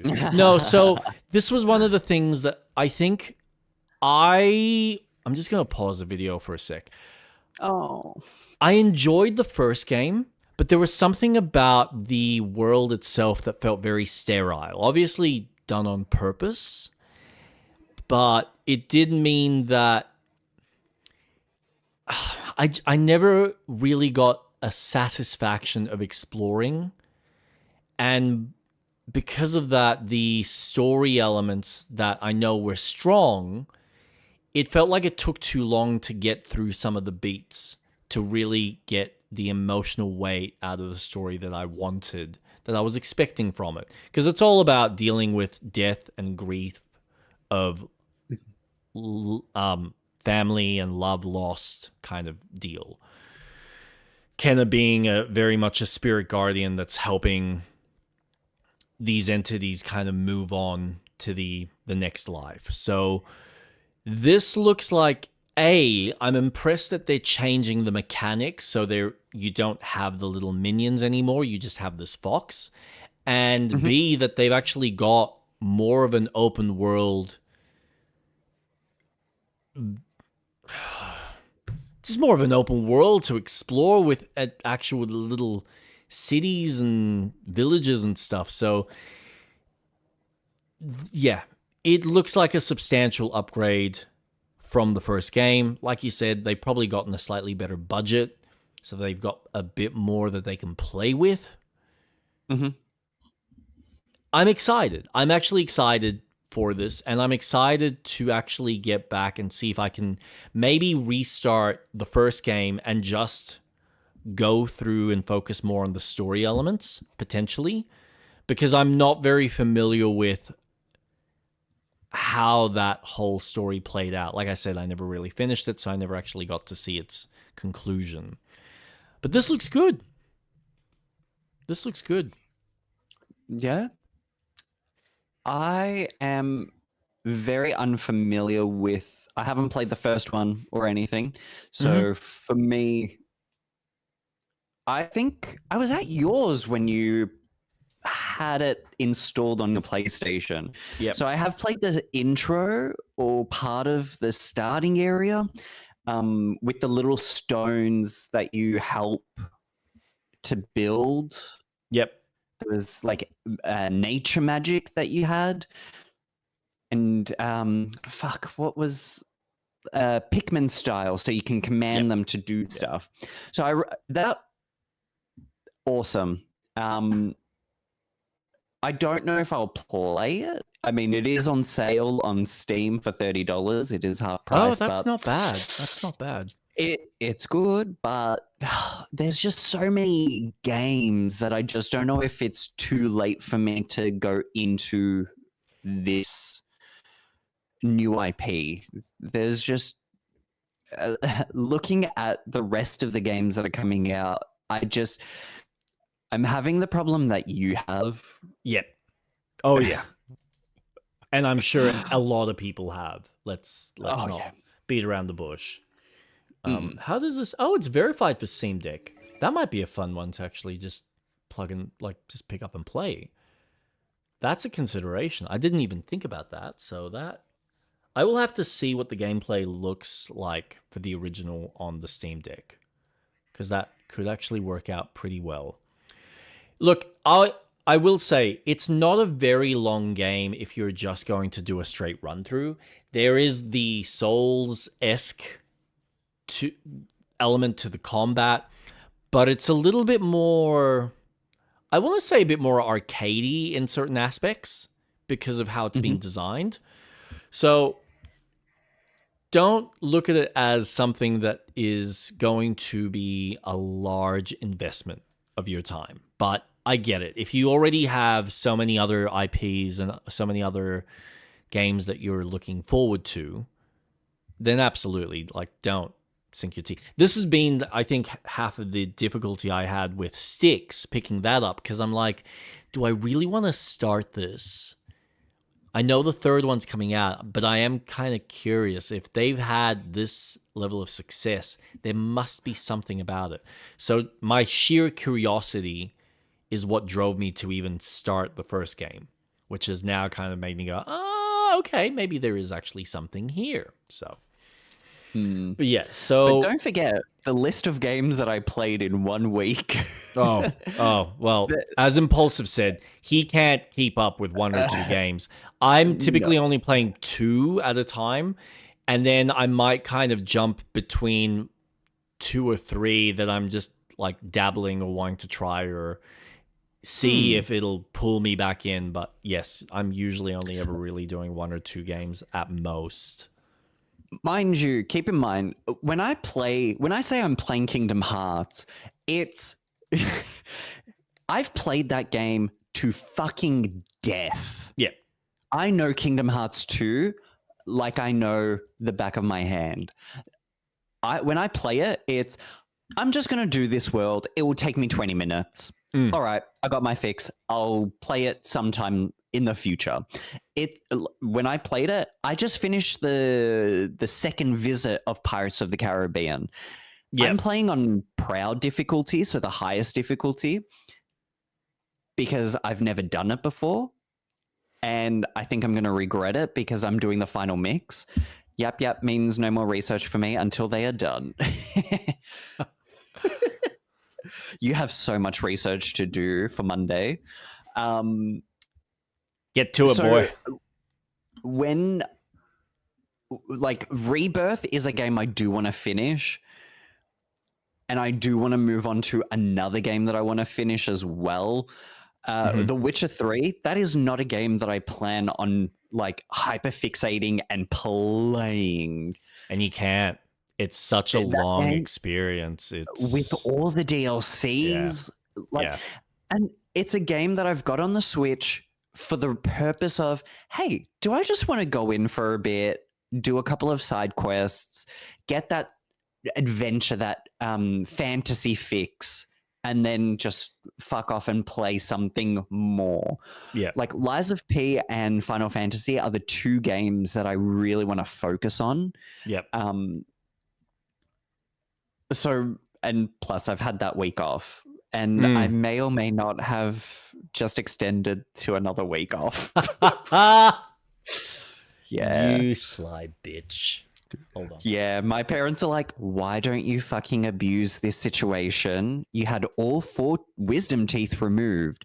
You have the sick leave. Just do it. And I'm like, yeah, just use it. Okay. Yeah, absolutely. So I messaged my manager and I was like, hey, so yeah, still not feeling well. I need another week off. And she's like, this week or next week? And I'm like, next week, you stupid. Come on. It's Saturday. Why would I say I need the rest of the week off? I don't work weekend. Anyways, I digress.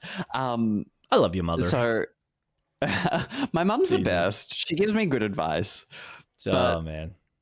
So this week I plan on finishing Rebirth completely, do the last side mission, and then finish the chapters, and I'm done.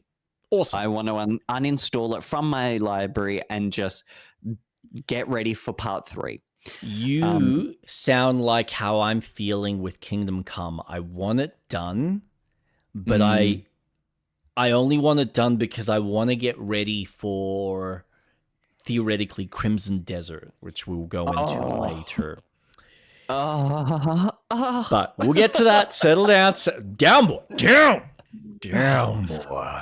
My penis can be so erect. I can feel it. It's so big.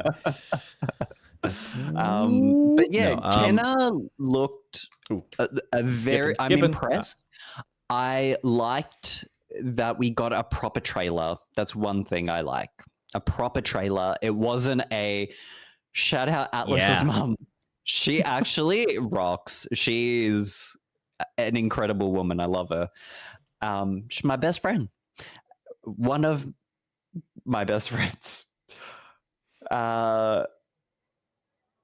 But you know when you have those trailers from a state of play and it's just a cinematic and it's like, but what are you giving me, Sony? What is this? Yeah. This gave me such a good indication of, hey, we're expanding on the first one. We're going larger world. We've reworked the combat system and it shows.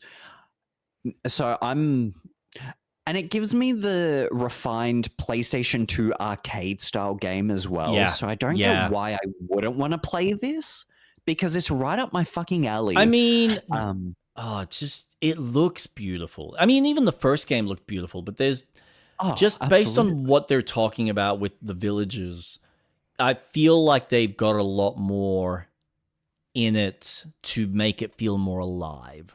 And I think that's what I wanted for the first game. It wasn't there for story purposes. That's fine. This feels like they've, I think, recognized what it was missing and are actually putting that into the game, and then tweaking and adding a few little bits and pieces to just give it a bit more pizzazz. So it's exciting. And I think you're right. This is the one thing I will say. This showcase in general had a lot of really solid gameplay, and I think there's only a handful that I made note of that I was like, ooh, I get why you're doing the announcement, but seriously, Sony, shut the fuck up. But nonetheless, I'm excited. I'm curious. Can't wait to hear more. Theoretically, it's coming out this year, which is kind of scary. I feel like it's going to get pushed back, but we'll see. All the games they announced this year. It's impressive. Impressive. When I hear the comments of, oh, there's not enough games coming. There's no games coming. Fuck off. This showcase is like a massive middle finger to anyone that has anything to say. It's like, come on. There's a handful of things in this showcase that I'm not super excited. But I can still turn around and say, there's a good fucking selection and slew of titles to pick up on this system, or even on PC, because theoretically there were announcements here that were for PC. So I'm pretty sure nearly all of them are for PC. We'll probably have 90% some sort of them PC releases. Yep. Yes. But what is? We're going in order of. Yeah, so, all right. So that's the first one. Yeah, no. This works. Yeah. If you're happy, we can continue. 100%. Yep. Number 2, Ghost of Yotei Multiplayer Legends is back, ladies and gentlemen. Can I just say... yeah, go for it. The Legends DLC for... Tsushima. Fuck, I forgot what it was called. Tsushima. Yep. Awesome. It was straight to the point. Yep. Fun. I have no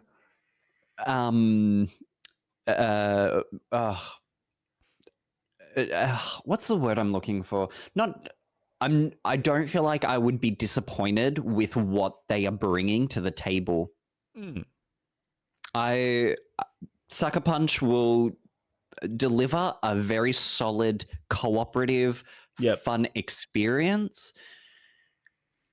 I'm almost intrigued by if this is coming out on PC. It will. I mean, the first one did, so I don't see... What is this game? This is Ghost of Yotei, but it's the multiplayer Legends mode that's coming out later this year. Yes. Free. On PlayStation first, so be patient. Yeah, look, I applaud them for doing this. I think it is cool. Meh, I'm good. There you go. That's kind of how I feel, like Impulsive. Yeah. I think it's cool. I think it's neat that they're doing something like this.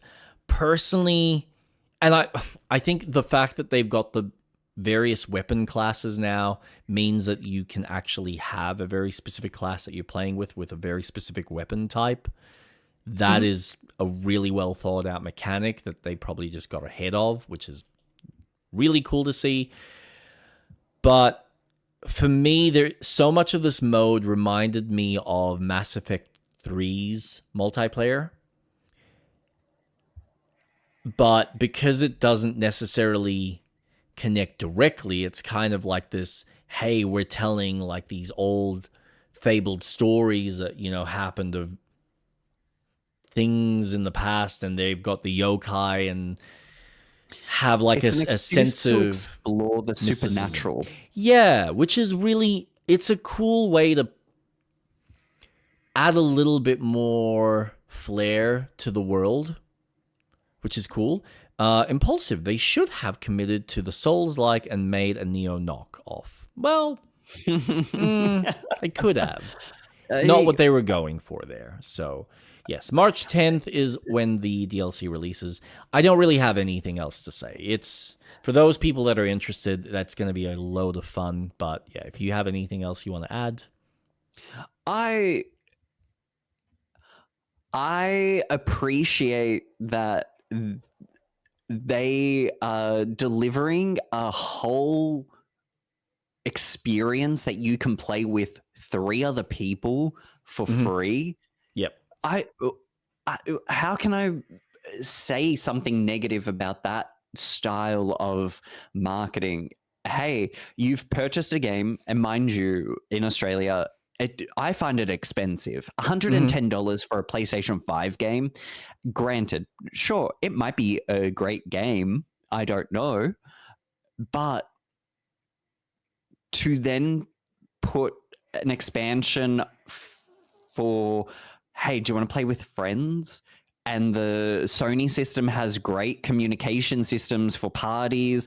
I think it's great. And I wish a lot more companies added more incentive for expansions like this, because it is quite expensive to buy the game. And if the revenue that they receive from sales could justify, hey, we've got enough money that we can just give this to you, fucking awesome. So I'm seeing it from that side as well. Yeah.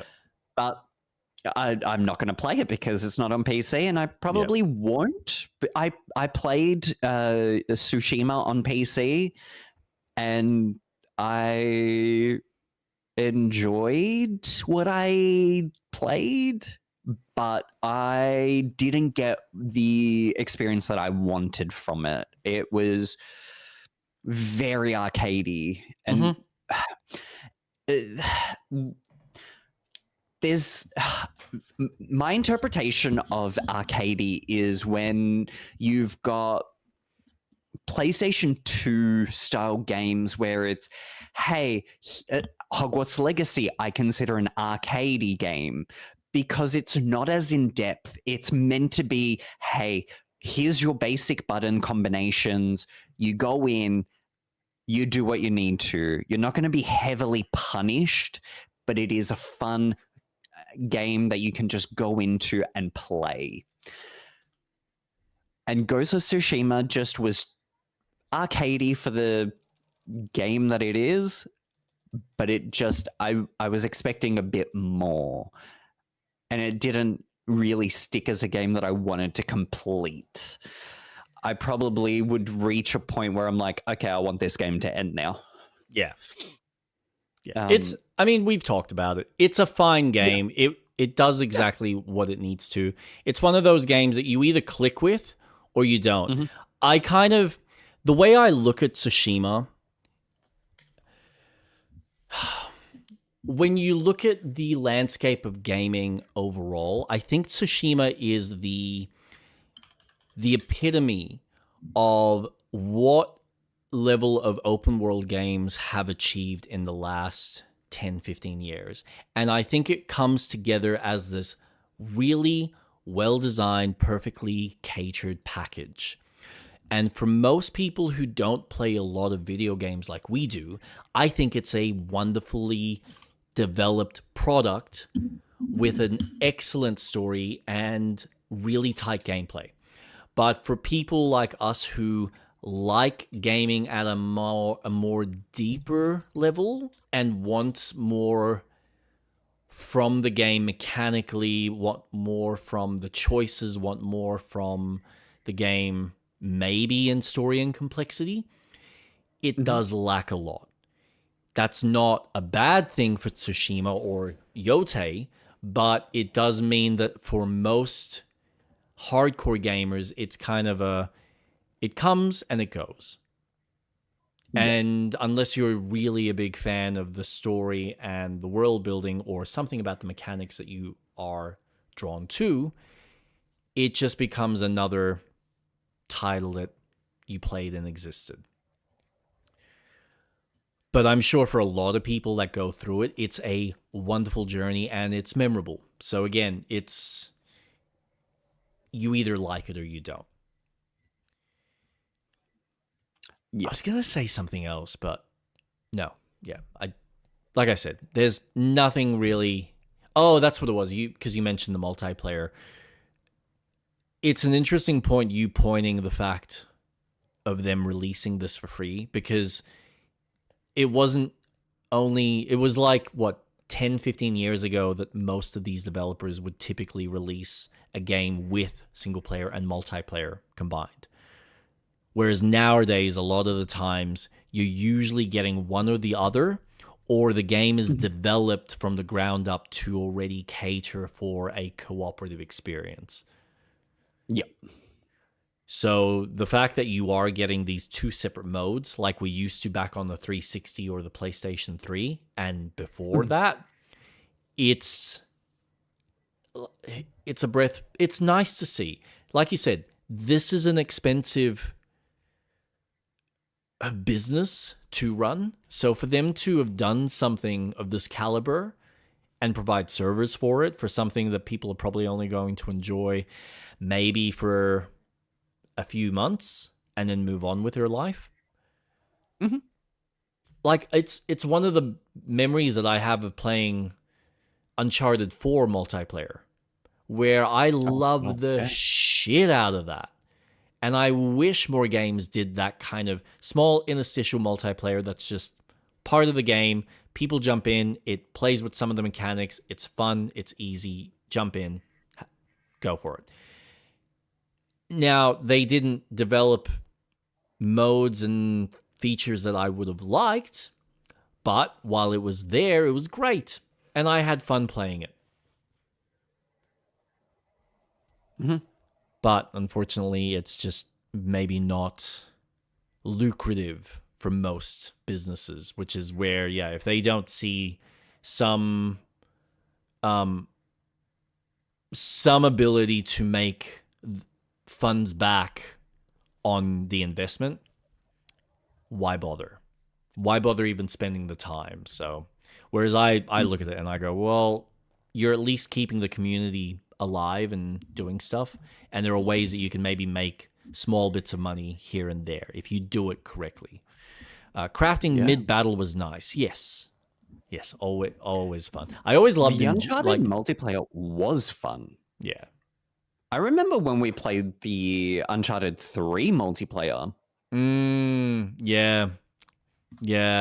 And that was like a basic version of it at the time. Yeah. That was still pretty good, though. That was still pretty good. Before it just took it to the next level. Like, oh my God. Just being able to do the rope swing and just go bang straight into another player's face, and then just continue shooting and throwing grenades and then using some of the abilities. And so much fun. Such a great time. I wished that they had released that mode on with the PC version, but they just went, no, we're not doing that. That and The Last of Us multiplayer. It's like, why, guys? You know why? You wanted the multiplayer side to be successful. You were so close, and you chose not to. But nevertheless, because I have a theory. It's because on PC there is a higher possibility that people would cheat. Hacking. Yeah. And it would be easier to hack into accounts. Yeah. I think that's why they've restricted online crossplay for Sony games, and why we probably won't see Demon Souls on the PC, because they haven't found a way to protect it, which is a shame. That is a shame. That would also make sense with Demon Souls as well, because they haven't done that either. Fuck, I never even considered that. That's so irritating. God damn it. Fucking But hackers, that's just a theory that I have. That's a pretty good theory. Anything else you want to add? Nope. All right. Next one. All right, this one's pretty simple. Death Stranding 2 coming out on PC. I've enjoyed this game. I think it's overrated in certain aspects, specifically more in the gameplay side of things. But it's the story, Kojima. That's fine. Everyone loves Kojima games. I get it. I love Kojima too. And don't get me wrong, the game's story is immaculate. But then you get to the mechanics, and then you start realizing that the expectation of getting all the bases to 5 stars and the fact that you're literally replaying the exact same orders again and again just to get them to 5 stars, it's like there's nothing here. You actually haven't thought about this from a mechanical standpoint. You have systems like the flooding that barely happens, barely really affects you. You got fire and comets that come crashing down, but you only ever see that in one sequence in the game, and it never happens again. Never. It's like, what's the point? You gave me all these cool systems and you gave me all these cool tools, but then like a third of them just become obsolete. That's no point. Anyway, so for those who are excited to finally get their hands on PC, it's coming out. Look forward to more Death Stranding with widescreen support and all the other fun features. Unlocked frame rates. There you go. Anything you'd like to add, Street Rat?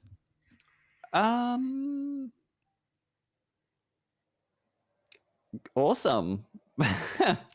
Wicked. It's cool. I literally have no opinion. I think it's great. I'm not interested. I'm just not interested. Yeah, and that's fine. March 19th. That's, again, if you have nothing, you don't need to really just say there's nothing. Nice and simple. Yeah. Next one. For Loop. This is a game made by Bad Robot. Co-op game, alien invasion setting. What are your thoughts on this game? Where are my notes? Full Loop. Looks generic. Reminds me of Fuse on PS3. Oh, look, it's probably a little bit better than that. Yeah, when I watched the trailer, I was just cool. I don't know. It just doesn't feel like a game that will last. Another roguelike game that's entering the market. It's, hey, you can see the path that you're taking and you can prepare, and it's like, okay, cool. Commit to a cooperative game like Borderlands. Just give me something that I can go into. I don't know.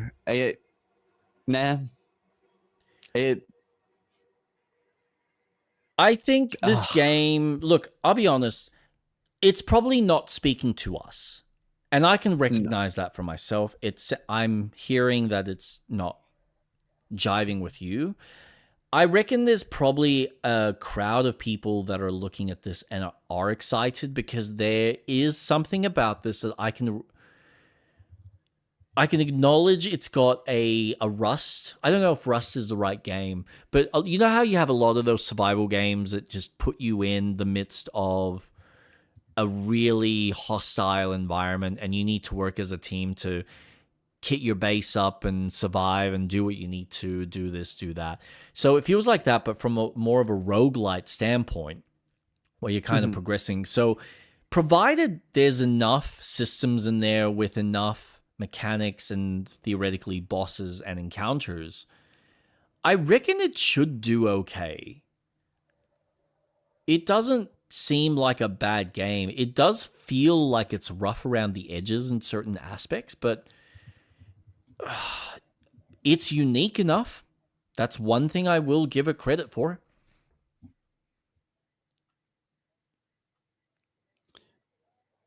Yeah, no, that's if there's nothing else, we can move on. Yeah. And it's funny because I'm all for cooperative games. Love. But when I am shoved in my face, hey, when you go into this world, make sure you collect your white, blue, purple, and gold gear. And it's like, okay, like it's a bit much. I'm so fatigued. And not to mention, there is a game that is in this state of play that I do have notes on that has the exact same thing, and it's a PvP game. Yep. So awesome. I hope people enjoy it. I really do. I really do. I will say, just a small note, I found this cube fucking hilarious because it's the same cube that it feels like the same type of cube you fight in Remnant 2. Remnant? Yep. Yeah. 100%, I'm like, oh, for fuck's sake, could you repeat this? And like, this is what annoyed me. Do you notice that there's no jump? You have to walk. It was it's the one iframes of dodging. Yeah. It was just bizarre because I thought, why are they not jumping over those lasers? Just jump over it. Oh, because they haven't implemented that as a mechanic. That is very bizarre.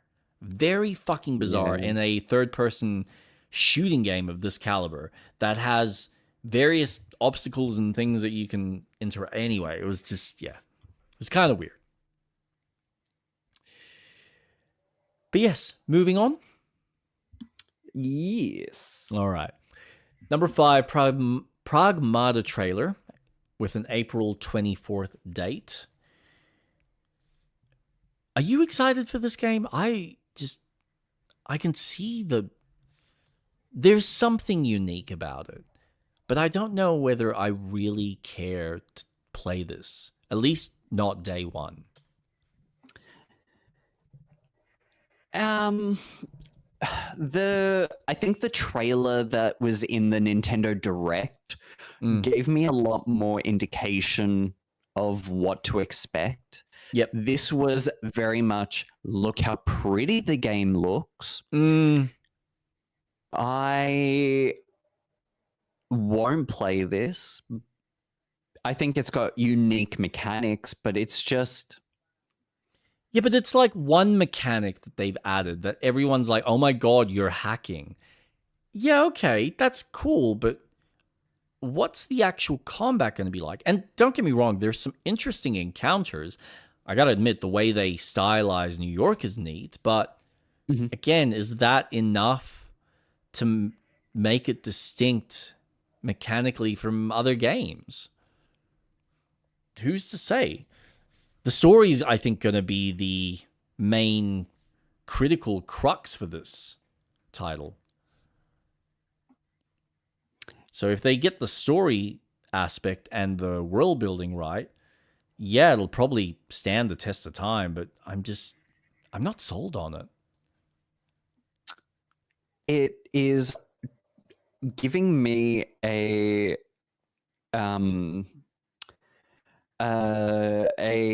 Capcom version of Death Stranding in a way. Like this is their version of it. Yep.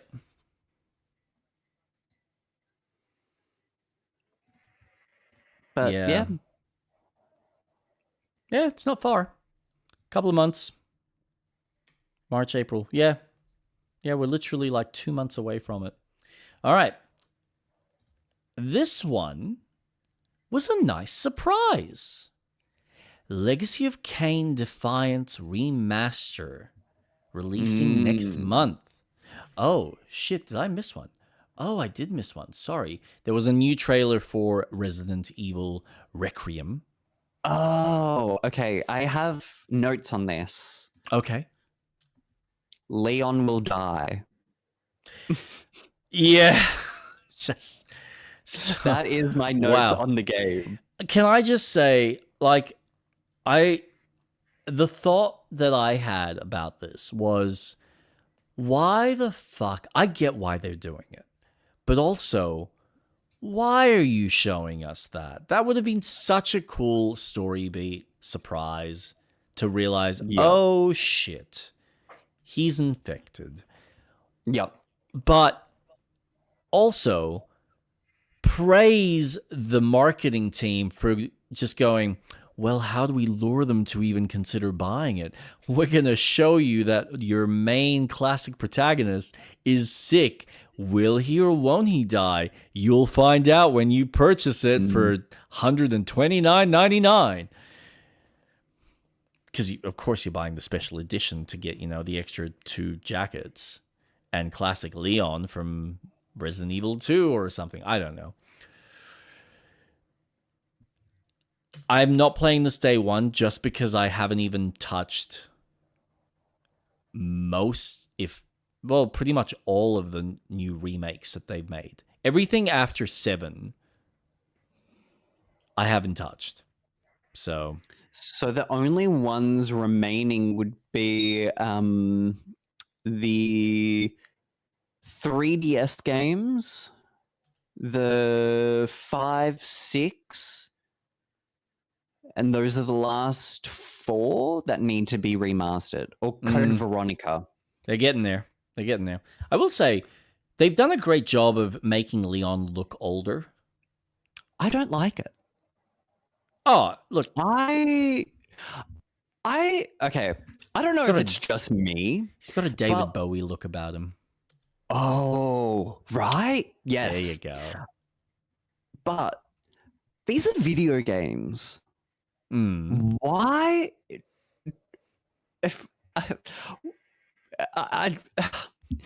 It's so silly in my mind that we are giving a sense of time in these games. For example, God, tell you why. Tomb Raider. Why? Why make her feel like she's someone who ages? It's a timeless character. You don't have to age someone. Granted, in Catalyst, she doesn't look old. She still looks very young. But when I'm playing these games, I don't want to feel like I'm playing as an older person. I want to play as the character. Yep. And it's a video game. We don't need to apply time and age as realistically as possible and go, hey, so this is going to play as 10 years in the future. So, we're going to see these characters older. Why? Time in a video game does not need to equate to reality's time. This is a point that Chris Raygun has mentioned, that playing like Solid Snake in Metal Gear Solid 4 when he's old just feels weird and wrong. Because I want to play as a character that I can enjoy playing, not this old, decrepit, person that's about to fall apart and die. Look, I don't think they've done anything from a mechanic standpoint. I'm okay with them having a sense of progression in time, because otherwise it builds a sense of continuity within the world, and it means that there's a better sense suspense of, that's not the right word, not disbelief. It just feels more chronologically correct in our minds. Yes. And especially when we're dealing with a character, like we're introducing a new character far into, like, it's been quite some time that's passed.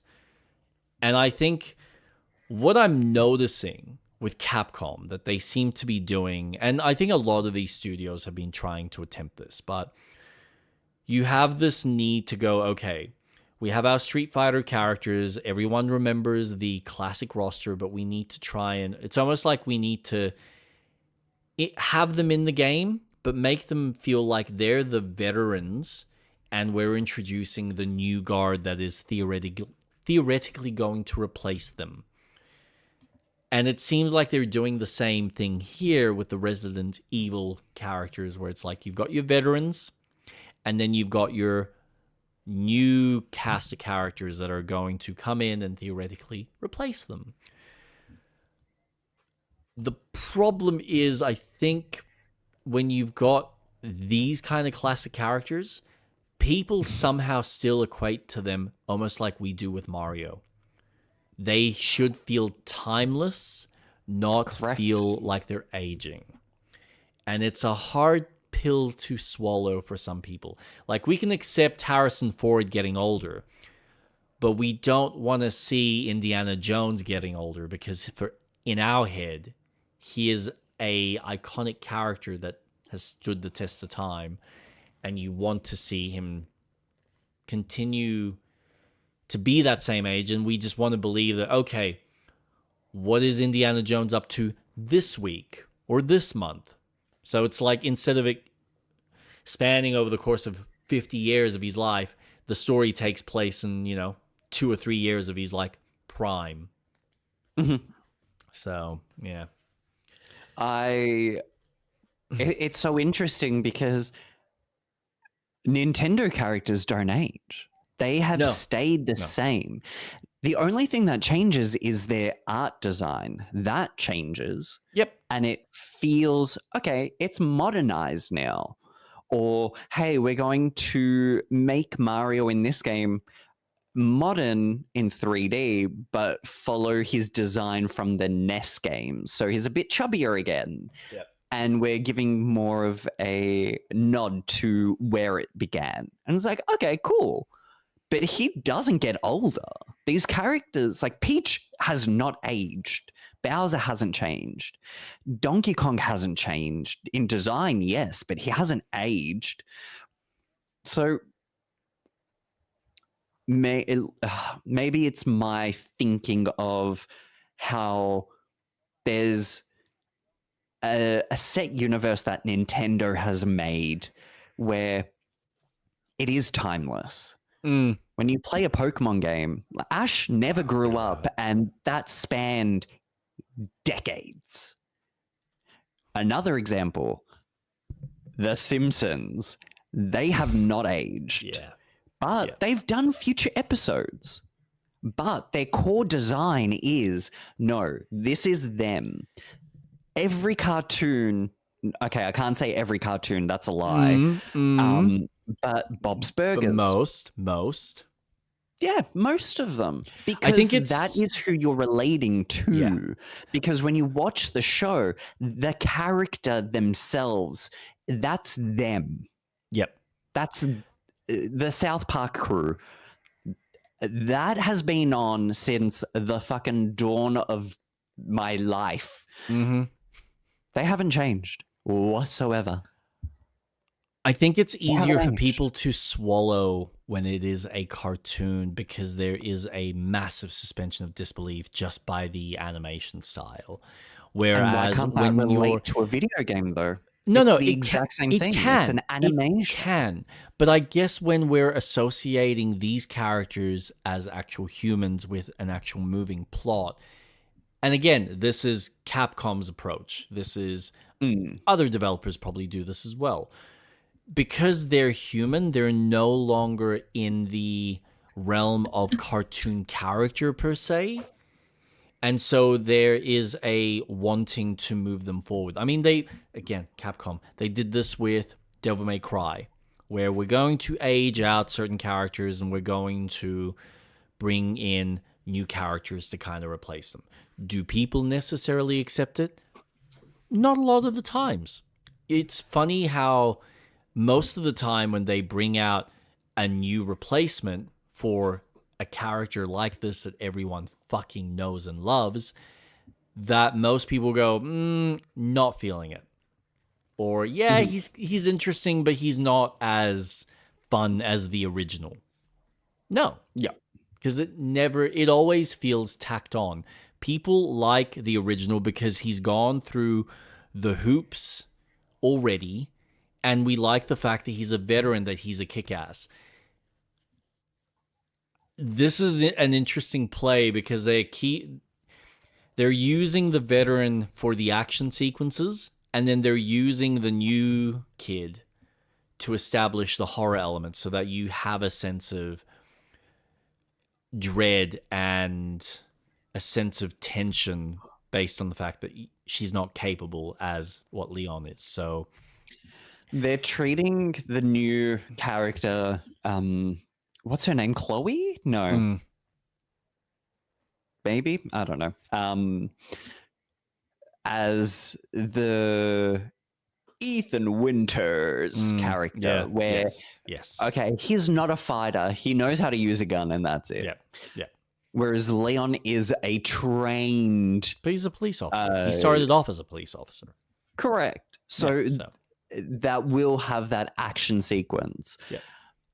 And I like that sense of difference because it does feel like Leon's side of the story is almost a nod to the fourth game.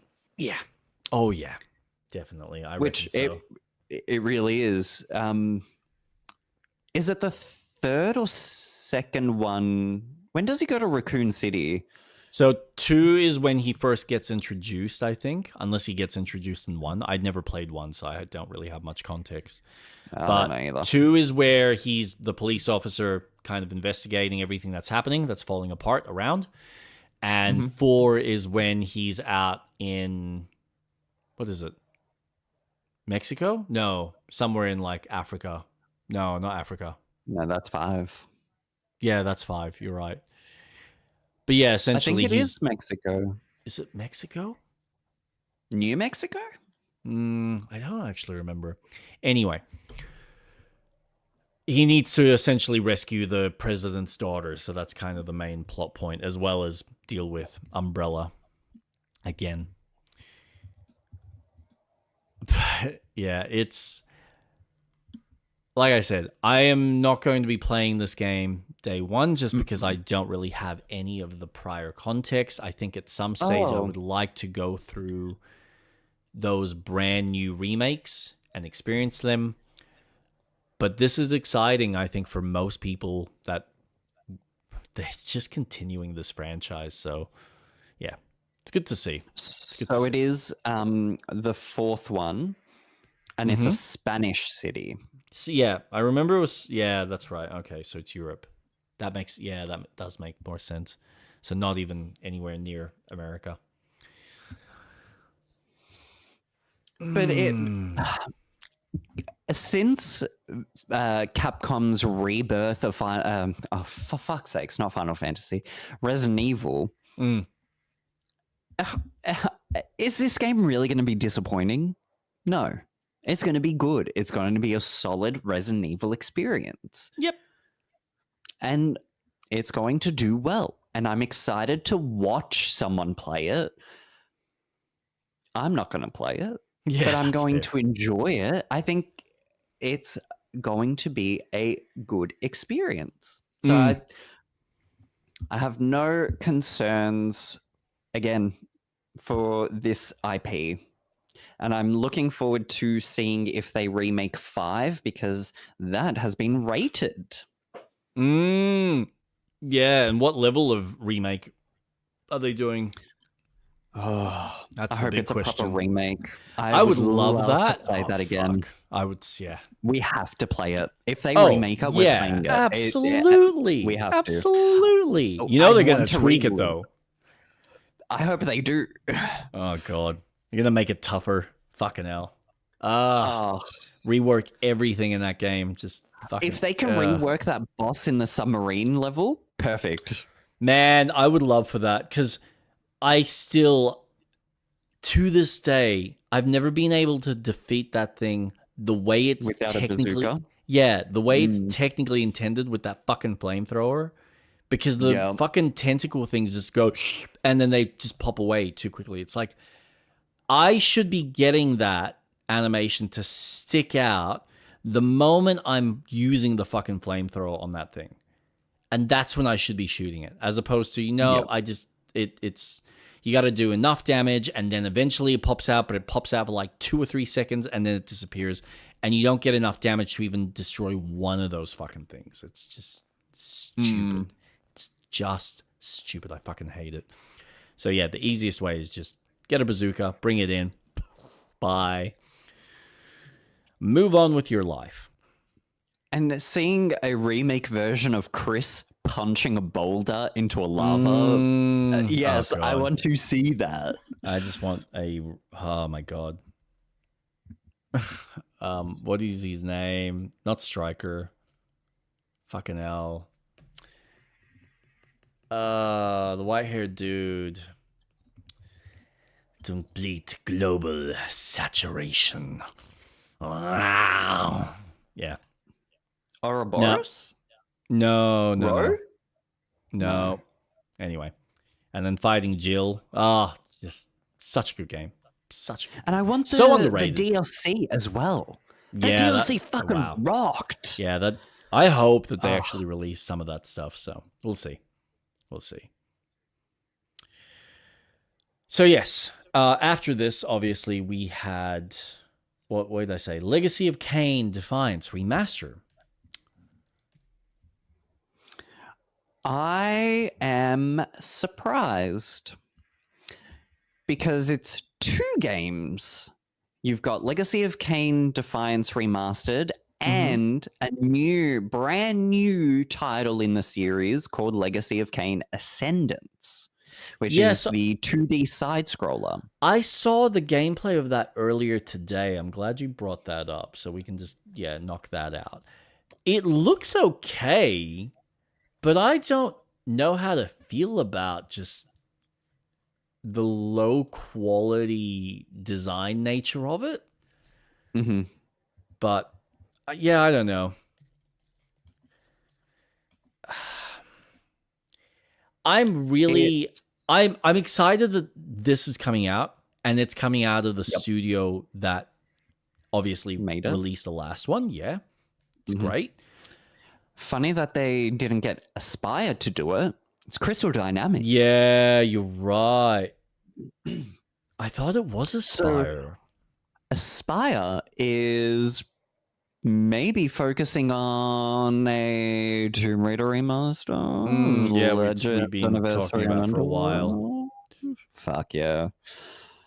I've been talking about it since the first remastered was announced. Legacy of Kain? No, what's the other character you play as?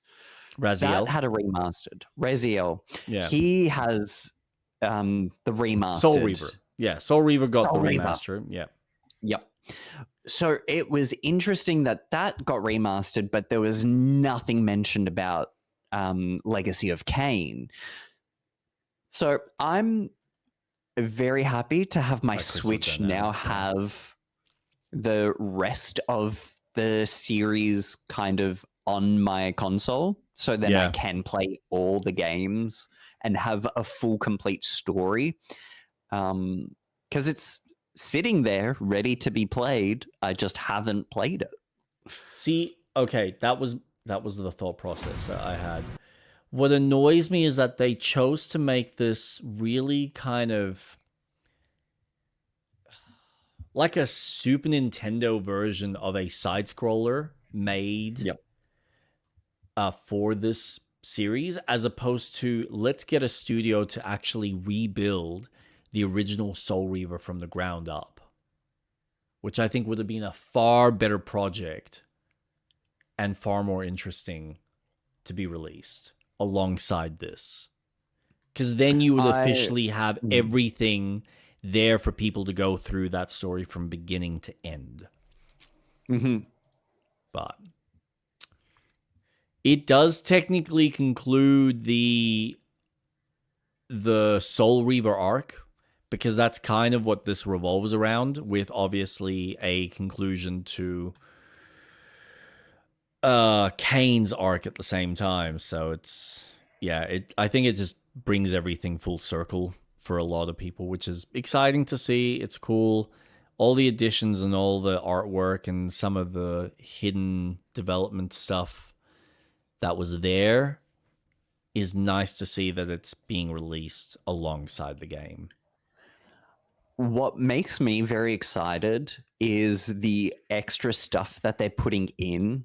Yeah. The extra outfits, the cut content. Yeah, which is what I just specified, yeah. Honestly, perfect. They did it with Tomb Raider, having the PC DLCs accessible to everyone. Awesome. That's type of love and attention I want in a remaster. Putting in that extra time and effort makes it worth it. Oh, I'm looking forward to it. It's something I'm excited for. Yeah, the remastered, not the Ascendance. That I won't get. I'm actually disappointed they didn't do a 3D game. Honestly, one day, maybe not. I don't know. It depends on how much interest there is for the IP, or whether there is some old fan that happens to be a developer that wants to maybe add something to that world, or just purely remake it from the ground up, which I would love, but it may just be a product of the time, and we'll just have to accept what we've got with it. So, say la vie for an old generation of dogs like us. Number 8, Brigadine Abyss Strategy RPG. I honestly have nothing to say about this next title. What would you love, Impulsive, before we continue? Do you have anything to add about this? I'm not really into the war type of games. Yep. So for me, like Fire Emblem, I think they're completely boring. I'm not interested. I have really nothing to say. I kind of switched off at this point. Awesome. Dragon Age Remastered would be gangbusters in sales. Awesome. Oh my god. If they can ever pull their head out of their asses and accept that what they created recently was a piece of shit and just go, right, we're remastering the original, remaking it properly, and then we're going to start the story again and go Dragon Age 2, here's a whole new game that continues off of 1 the way it was intended. That would be sick. They're not going to do that because BioWare is basically dead in the water unless they can somehow manage to save themselves with this recent Mass Effect game. Could happen. Who the fuck knows? It is technically a different studio. Time will tell. Until they show us and until EA gives them, the continuation to finish that project, because right now, anything could happen. That studio could suddenly just be shut down by the Saudi government. So we'll see. Impulsive says, sadly, they already said they can't. The new teams can't understand the codes.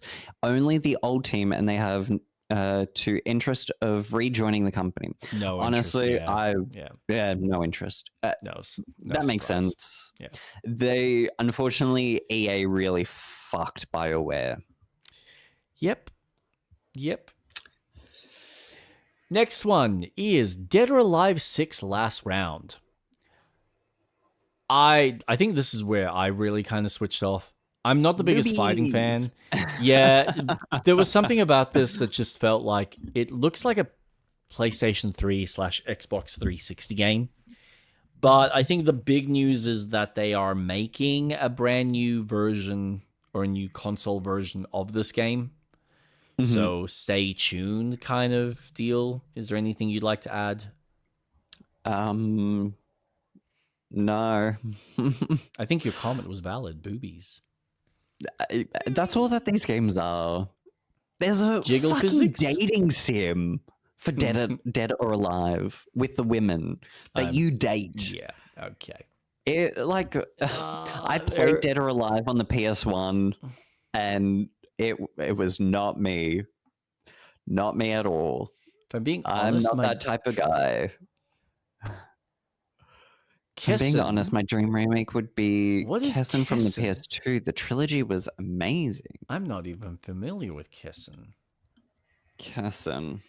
What is Kessin? Oh. Kessin, a real-time tactics video game produced by Koei. It was a launch game for the PlayStation 2 in Japan and North America. Excuse me. Fair enough. Where it was published by EA. It was initially the only real-time war game available for the PlayStation 2. There's your problem. Interesting. All right, moving on. Control Resonance. We had a substantial amount of gameplay for this.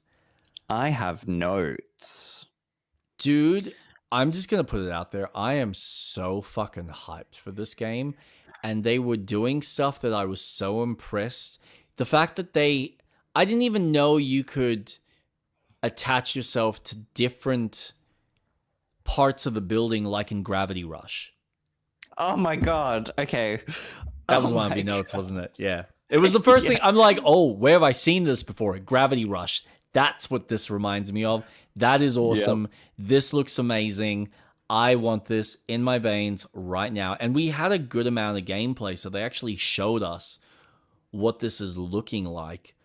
And I gotta admit, Control was a really good, solid product. I think it's probably the most fleshed out game that Remedy has actually ever made. This looks like it's taking a step above. You know what will really... I was actually thinking about this. You know what will really fucking solidify this game and really hit people out of the park? Is if at some stage... I hope they never announce it. And you play as the sister? Yes. That you have a secondary campaign that you're playing alongside, and you get to play as the sis. So now you have him as the melee character, her with the gun. Because they already played with two characters in Alan Wake 2. Why the fuck would you not utilize the fact that you've already got the fucking gun mechanics? And go through this landscape, flying around, attaching yourself to different parts of the buildings. Yeah. Fuck yes.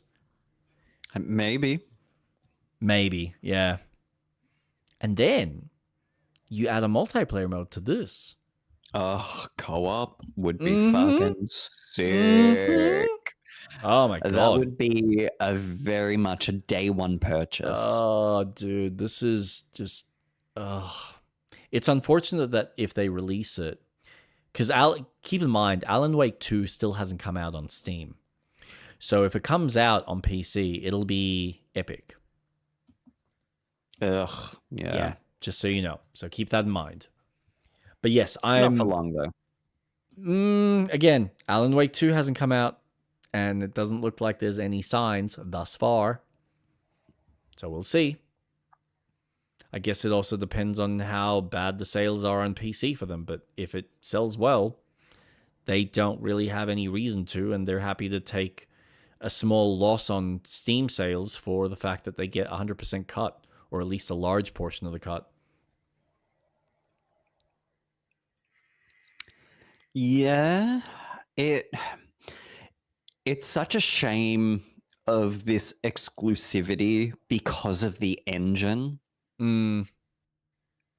Because Final Fantasy is not exclusive on Epic. So I wonder if Square has gone, we will pay extra so that we allow the game to be on every launcher available on PC. Keep in mind, the exclusivity is... It's not necessarily that there is an exclusivity. The Epic doesn't sit there and say, oh, if you want to release on ours, it needs to be exclusive on ours. No. It is a personal choice. Sometimes there might be benefits that they might get by making it exclusive. So it'll be exclusive on PlayStation. That's one thing. So typically there's more exclusivity on the console side, not necessarily on the PC side.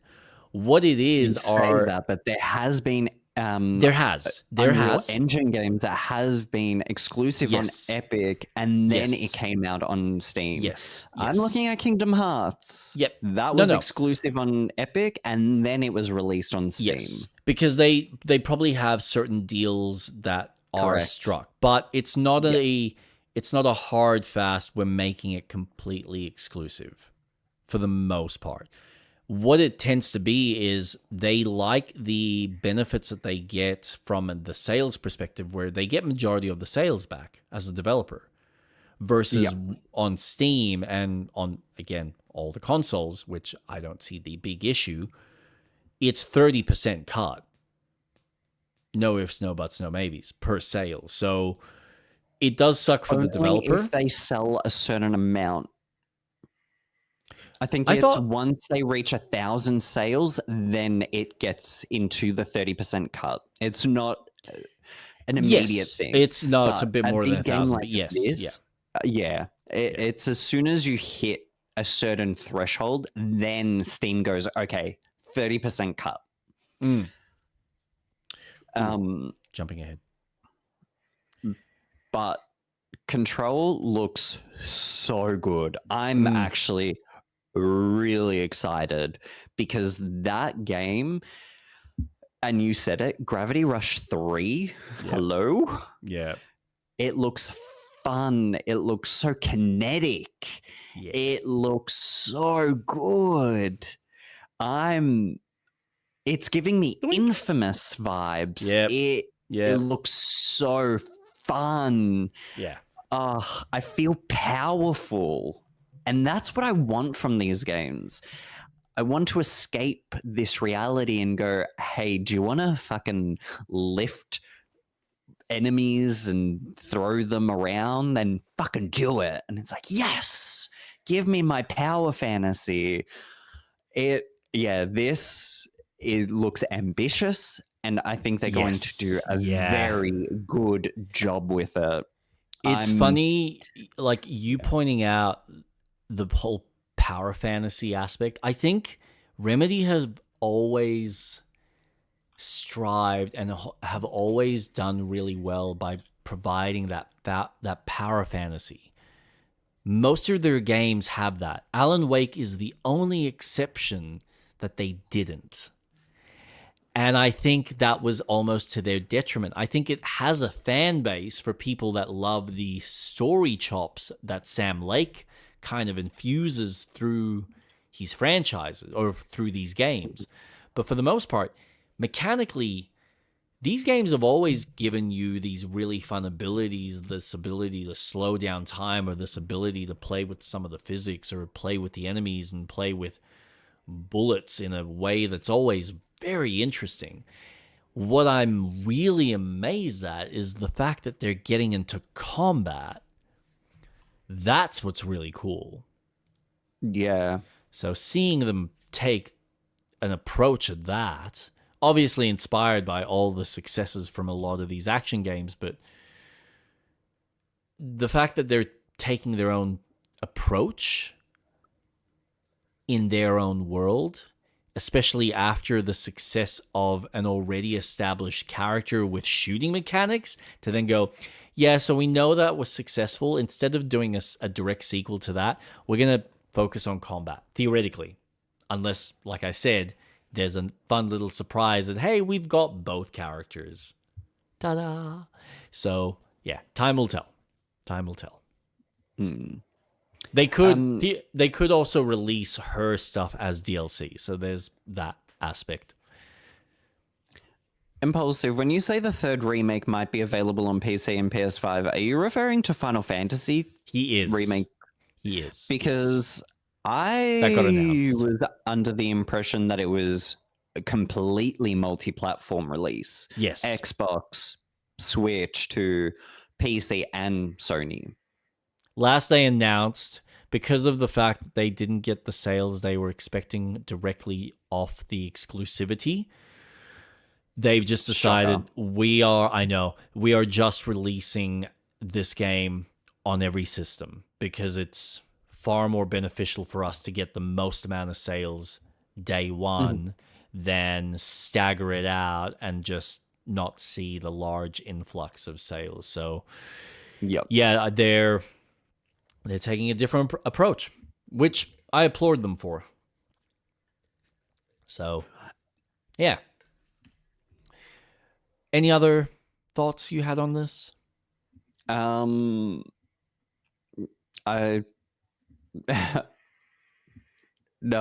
other than I'm actually really excited. Yeah. It looks good, doesn't it? It's just it just looks fun. Yeah, it does. It looks just like looking at this trailer, so just it looks bonkers. And then you get the physics right. of things flying around. I'm like, fuck it, man. Yeah, I can't wait. I cannot wait for this. This is gonna be a fun fucking game to play through. And to think, what are the new, not spells, but the new build abilities are going to be like? Yeah. There's going to be so much more. Mm-hmm. Because these are only level 4 enemies. What else are we going to see? What else are we going to see the brother turn into? Yeah. I just love the fact that he jumps on this boss. There's like one bit where he jumps on the enemy and bashes its head. Yep. That I'm like, no fucking way you went to the effort of actually making that a physical entity that you can jump on and interact with. That is, it's really impressive. It gives me some of that Shadow of Colossus vibe to it. There's a lot happening. There's a lot happening, and I cannot wait. I cannot wait to go through this. So that's exciting. Next one, Crimson Moon. I'll be honest, I am kind of curious about this game. Because I'm also very curious. This looks like it's what we were just talking about before. It just looks like fun. It just looks like a fun go in, cooperative, fucking stomp the shit out of your enemies. It doesn't look overly serious. I thought at one point this was going to be some sort of first-person game, but no, it's like a third-person hack and slash action game. Go in there, do some Souls-esque killing, but in a more arcadey style, theoretically, with a mate. Have fun. Have at it. Like, it looks great. It looks basic, but it looks really fun. And I don't think it needs to be anything more than what it needs to be. It's exactly what you said. Go in, kill a bunch of enemies, and just shit up. Yeah. Yeah. This looks very promising. So this one definitely on my list of anticipating games, because I imagine we would have a lot of fun playing this. Oh yeah. Definitely. There's no signs of it coming out on PC, but yes. That one will be a fun one to go through. Next one, Beast of Reincarnation. New trailer. You're excited for this one. I am so excited. This is Crimson Moon is coming out on PC. Nice. Oh, cool. Awesome. This game just looks so fucking good. My notes, I can't believe it's coming out in August. We've actually got a date. That's awesome. I know it's going to be emotional. I know I'm going to cry because of the dog. I don't want to, but I know I will. And it just looks really kinetic. It looks fun. I'm getting not Bayonetta, Nier Automata vibes from this. And it's funny because I went back into Nier Automata not that long ago, earlier this week actually, just because after watching this, I was like, okay, I want to just play it just so I can remember that kinetic energy you have when you're playing that game. And this looks to be very much like it. Yeah. This game is definitely a game I'm getting. And I'm curious if I'm going to either get it on Switch or PC. That's fair. And I'm leaning towards more the Switch too. Okay. Nothing wrong with that. Yeah. I think it is still impressive that it's made by Game Freak, or at least one of the companies within, because it's Fictions / Game Freak, so maybe there's like two very different teams working on it. Yeah. Unless Game Freak is funding them and this other team is working on it. I don't know. I'm curious. But it looks good. It's not my... Yeah. Oh, I'm sure it will. I have no doubt that it'll deliver well. Look, it's not my cup of tea, but I can see, not from my personal taste. There's something about it that it's not something I'm ever really going to pick up day one. But I can see why so many people are excited, if they are.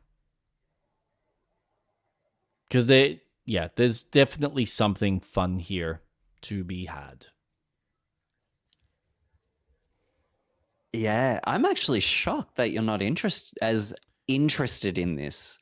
I thought purely from the combat side of things, it looks right up your alley. I love combat. There's something about the other mechanics that just doesn't pull me in and interest me as much. It feels like the vine stuff, like grappling stuff. Yeah, I don't know. Don't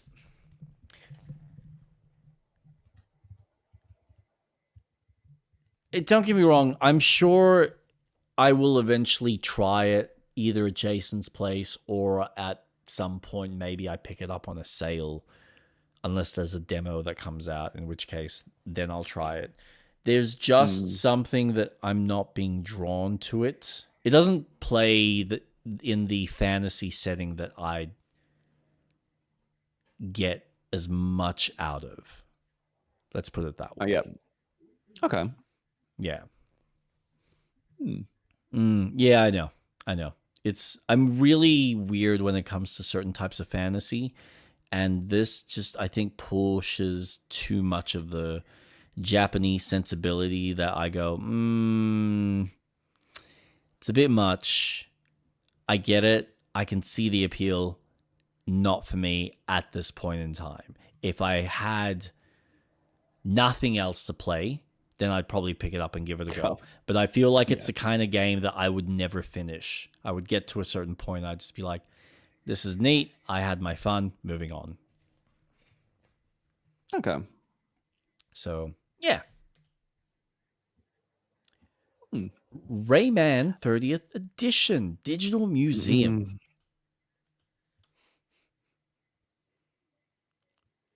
This was the one that everyone was getting so excited. Look, I think it's cool that it's coming out. I think it's neat. I think I'm more excited by the prospect of being able to play this game, because this game is hard.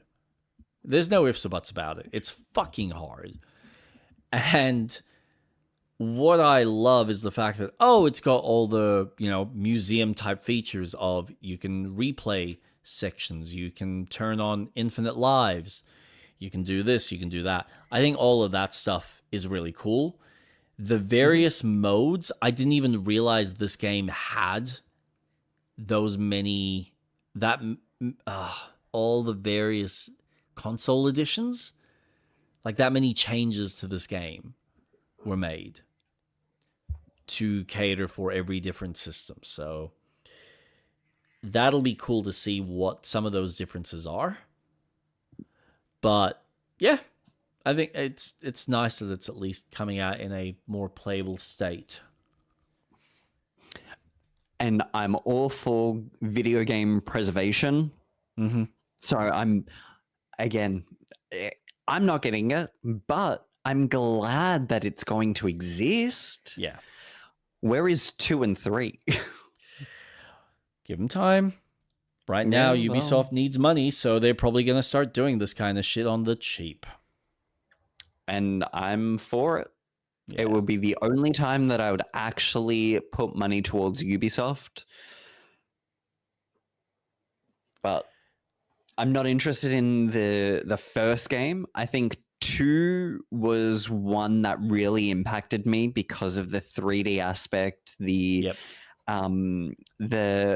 fun levels that you experience. Like 2 had when you ride on a rocket dog and you go on that path and you have to perfect the pathing, so you do a loop and you've got to make sure, like, that was fun. And Glowbox, the blue guy, like, that was fun, being introduced to this, the lums and all of that. I think once, if 2 has an anniversary edition, fucking sign me up. 3, fucking sign me up. Just make a brand new game. Like, I think it's been long enough, a long enough time that we should really have a new game at this point. Agreed. Whether but they've got the ability this to is a reason to make a new game, to make a 4th, because the Legend one is more of a side game. Mm-hmm. So I think this is more just a reason to make a little bit of extra money on the side to keep the funds going, because they obviously haven't had a good time with their investors at the moment. And I don't know if you've heard recently, but they've had a whole bunch of people after the new restructuring who have just decided, well, fuck you, we're going on strike. So they have to now account for that. And that's not going to be fun for their share prices either. So good. How you say that until this company literally falls apart, and then you've got various studios buying it for the IP, and what are we going to get? An Embracer situation where they'll buy these IPs and then we'll never actually see anything come of it because no one will actually have the funds to make anything of substance. But there is something to be said about Ubisoft finally getting their time, because they had their up and now they've just gone on a consistent downhill. Yeah. And I think it's about time that maybe it is good that we say goodbye to Ubisoft. Maybe they've had their time, as sad as it is for the workers, but it doesn't sound like the working conditions at Ubisoft have ever been good. So why? I wouldn't be surprised if there are. I think there are probably some parts of Ubisoft that are in better conditions than others. Yeah. But it is sad that the head of the studios, and the fact that, you know, there's a lot of, what is that word for when you're hiring people that are your friends and family? Oh, nepotism. Yeah, there's a serious level of nepotism running through the company that has unfortunately tainted. It's not just the company; it's the industry. Yeah. Well, yes, but this company has demonstrated how bad it can really get. Because the level of control and the level of freedom that these creatives have is just, there's no drive and there's no innovation. And we've seen that over the course of 20. I mean, all right, I'm just going to say this now just to get this point out of the way. After watching what we saw of Crimson Desert, and I think I mentioned this to you briefly on text, that game, when I see that as a product, however that comes out, we don't know whether it's going to fully deliver, but the breadth of content and the breadth of gameplay in an open world space is something that I swear I thought Ubisoft was one day going to accomplish. But instead of putting all their fucking resources into making 2 or 3 really solid products, instead, they just made every developer make overly large-scale worlds with shallow fucking content. And for what? Because, we can sell that product for $80 or $90, even though there's fuck all to do in it. And there are bits of their company that feel like they're working towards those. This is probably why we still haven't gotten, theoretically, this Beyond Good and Evil. Maybe they are finally hedging their bets that this is going to be that product that actually releases with all these features and all this content. I just don't believe it anymore. Because they've had this opportunity time and time again with all their fucking franchises. And instead, we get fucking watered down schlop. I look at the recent Star Wars game, Outlaws, and I go, you had the opportunity to make a really fun open world game to go around and explore these fun spaces. And yet, you chose to just give us a shallow game. And instead of committing to just making a single player game in a more linear fashion, you went open world and went, but we're just making it shallow like a linear single player game, like an Uncharted. Just not focused. Painful. Yeah. So frustrating.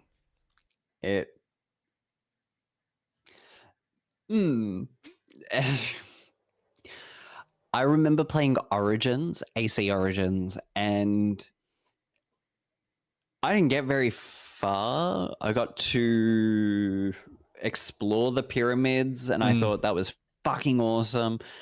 But everything in between was dead space. There was nothing you do. It's a corridor, essentially, to get to one place to another. Everything's so spread out. And it made me really reflect on, wow, this is what Ubisoft is. It is just emptiness on so many levels. But then when you get other studios like the team making Crimson Desert, sorry, that appear to be making quite a dense world that doesn't seem overly big of the sake of being big. Yep. And I one of my points about Crimson Desert is it could rival Skyrim. Yeah. Where there is things that are going to be in the world that you will be feeling, oh, cool, I'm going down this road and, there's the enemy faction, or, there might be a boss that I have to fight. It just gives so much. Yeah. And it's too much, but yes. I want to experience Star Wars Outlaws because it's Star Wars. Bad. It's so bad. So I just can't justify paying for it. As bad as it is. Not full price. Never full price. The problem is I want to play it on the Switch. And unfortunately, because it's on the Switch, I'm going to have to wait maybe 3 times longer until it gets to a decent price. That's fair. But again, I don't want to pay for it. And unfortunately, it's just going to be a game that I know that it's not a great game, but it's still going to be a game that, it has a start, middle, and end. It's got its core mechanics. Sure, they're not all fleshed out because, it's Ubisoft. I still think it's well confined because you've got okay, we're going to give you hub areas. So here's a planet that you can explore. It's not the whole fucking planet, but it's confined enough to be enjoyable, but not for $60. So I can't justify it. I started compiling this thought in my head after going through Kingdom Come Deliverance and looking at Crimson Desert and then looking at what Ubisoft has released. And I went, okay,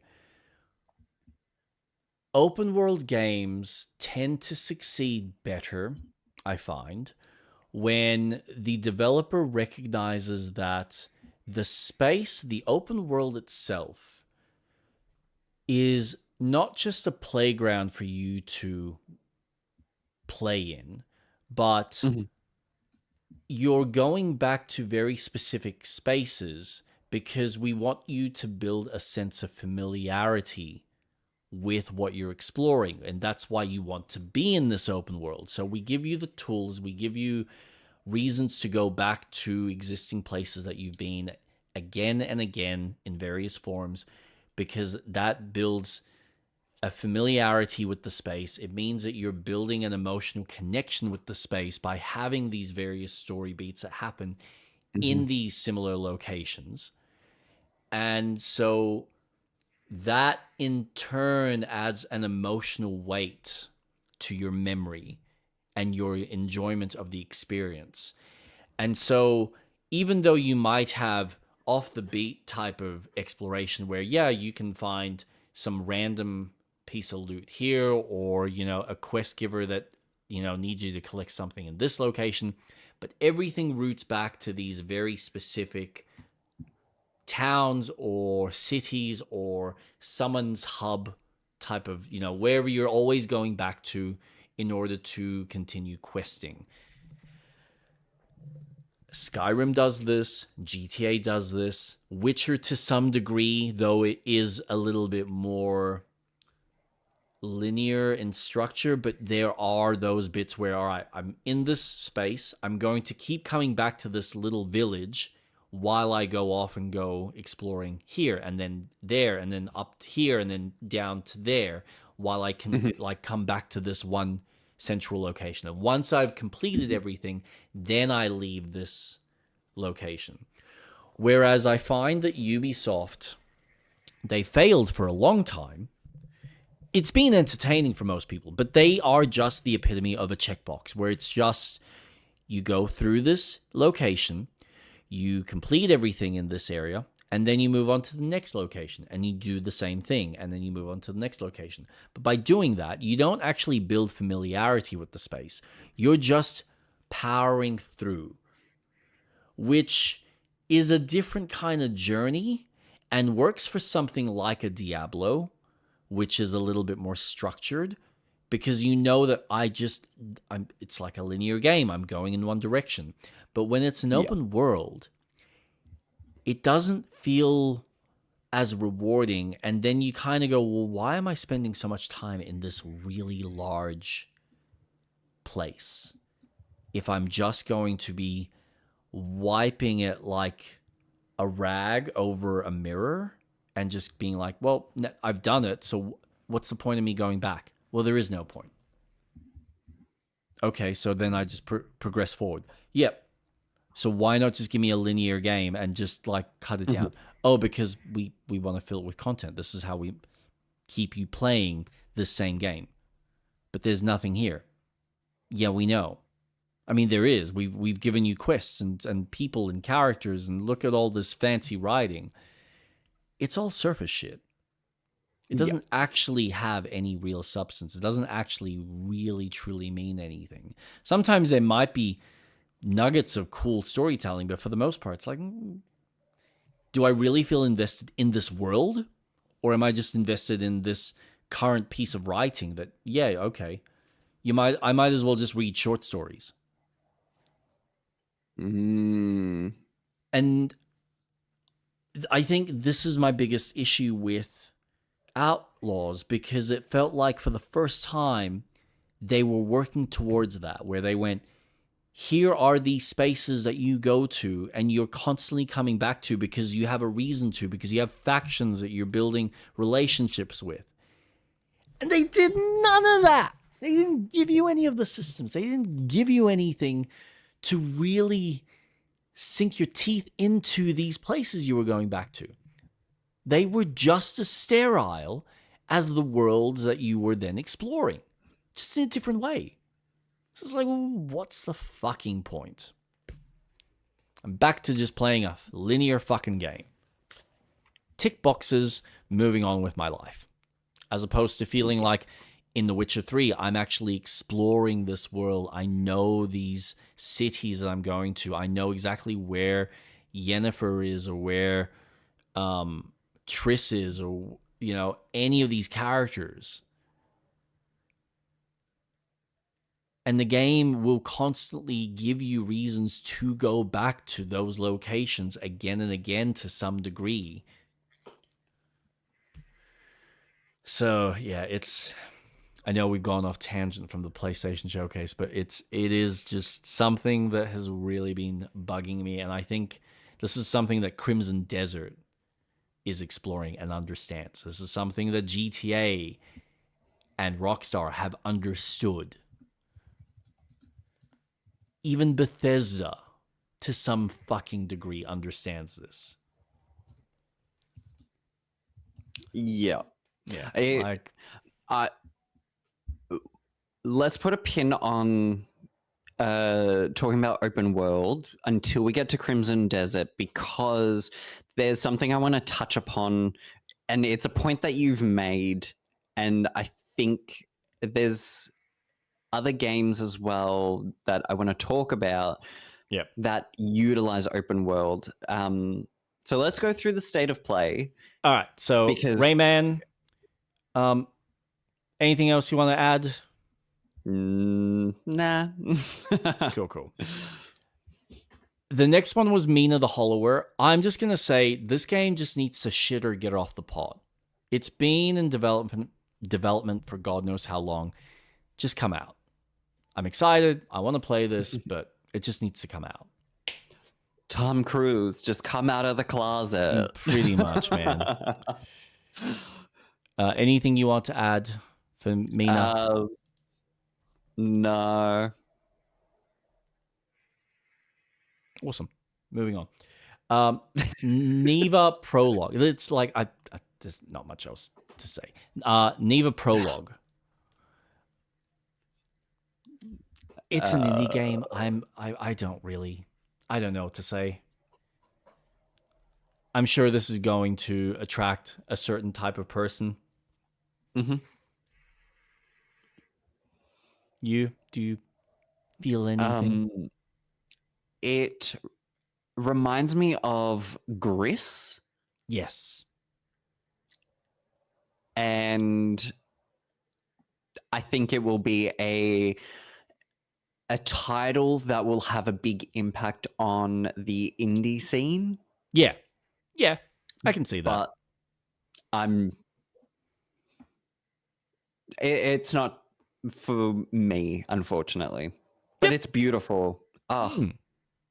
Love the art style, stunning.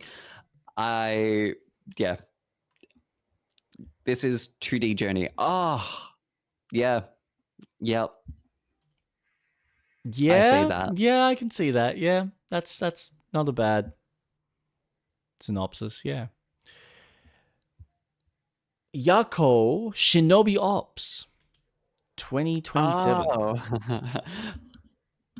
So, I think this game would actually be fun for us to play.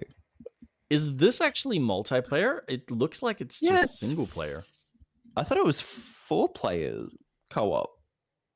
Because you know what this reminds me of? This reminds me of the old Commando style games. And there's another series that keeps getting remade or keeps being brought out. Like they actually announced that on the Switch 2 release, where you just control your little characters from top down, isometric, and you just place them and strategically move them wherever you need to. So I think it's going to be that kind of a strategy, to my knowledge. But you're looking forward to this? I was under the impression that this was online co-op. Yeah, okay. Yeah. Fair enough. I thought this reminds me of that ninja game, the Blue and Red Ninja. Fuck, what was that game called? Blue and Red Ninja. Not Ninja Gaiden. It's the Indie co-op game? one that you. Yeah. That. Pretty sure it was an indie game. I think I know what you're talking about. I don't remember what it was called though.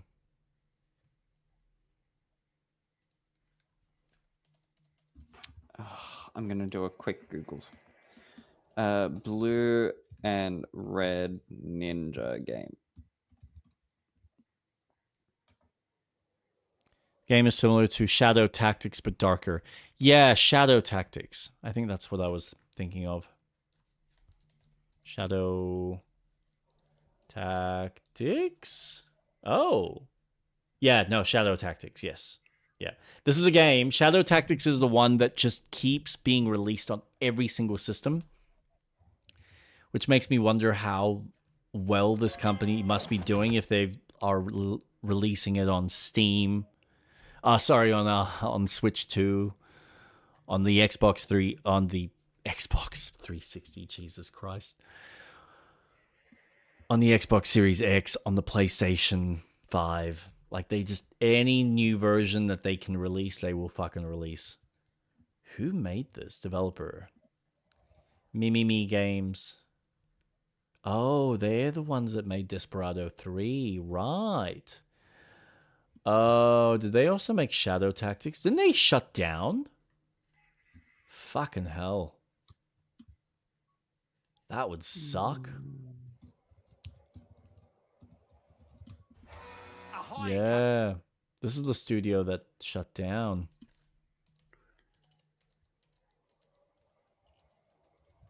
Shadow of the Ninja?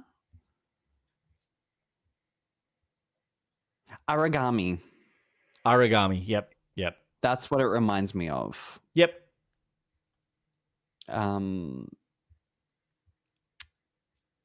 I thought this game looked quite enjoyable. Mm-hmm. I think it would be fun. It looks interesting. I don't know.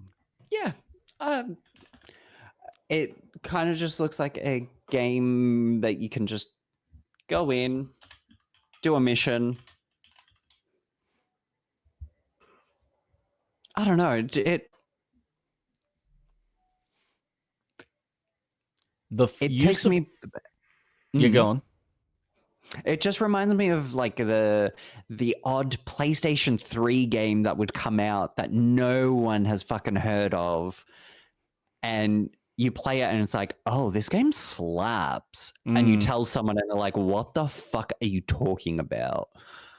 That's the kind of game this gives me. I am really curious how the yokai stuff works, but I'm also quite enamored by the use of fog of war for this style of game, because typically they show you where most people are, but they're using it like no, you only see what you visibly see in front of you. So yeah, no, it looks like a pretty promising game. Not much really to say there. Next one, Project Windless from Krafton.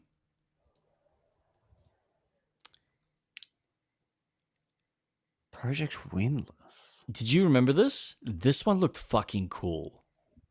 This is, I think, still early development. There are bits of this that reminded me of a Viking game. One? Yes. This reminded me of a Viking game on the Xbox 360. I don't remember the fucking name of it. Was it just Vikings? But no, I gotta admit, this really impressed me. Not just from a... See, this is the thing.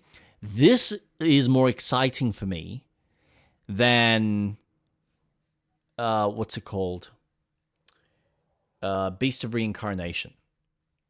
For some reason, this hits me more and intrigues me more than Beast of Reincarnation. Whoa. I got the opposite feel. Difference in game types. Yeah, that's why. Yeah, I love it. I love it. I honestly, it for me, it just I don't sit there and I go, "Yep, okay, this is not for you." All right, because I can see why Beast of Reincarnation is more interesting to you, whereas for me, this slaps. When I see the amount of enemies on screen, how he's charging through them, while also having all these boss battles that you're also dealing with, there's a real sense of, like, it's got some of that Dynasty Warrior aspect to it, but they're also adding other elements to it to make it feel like, okay, you've got these general minions that are almost like zombies, but instead of zombies, we're just going to have soldiers on the battlefield, and you've got these big bosses that are your main temple stone fights that you're going to have. I'm curious how actually, let me rephrase this. I am curious to see how big this world actually is. Because it does look like it's a very large scale game. And then how are they designing it? Like, is it going to be faction based where you're trying to build your armies and slowly capture sections of the map and make your way through the locations? Or is it just you're kind of exploring this space, you complete the mission, and then we've got the next area that you kind of explore? This is what I'm curious on this project. So too early to say, but I'm looking forward to it. Nice. Viking game.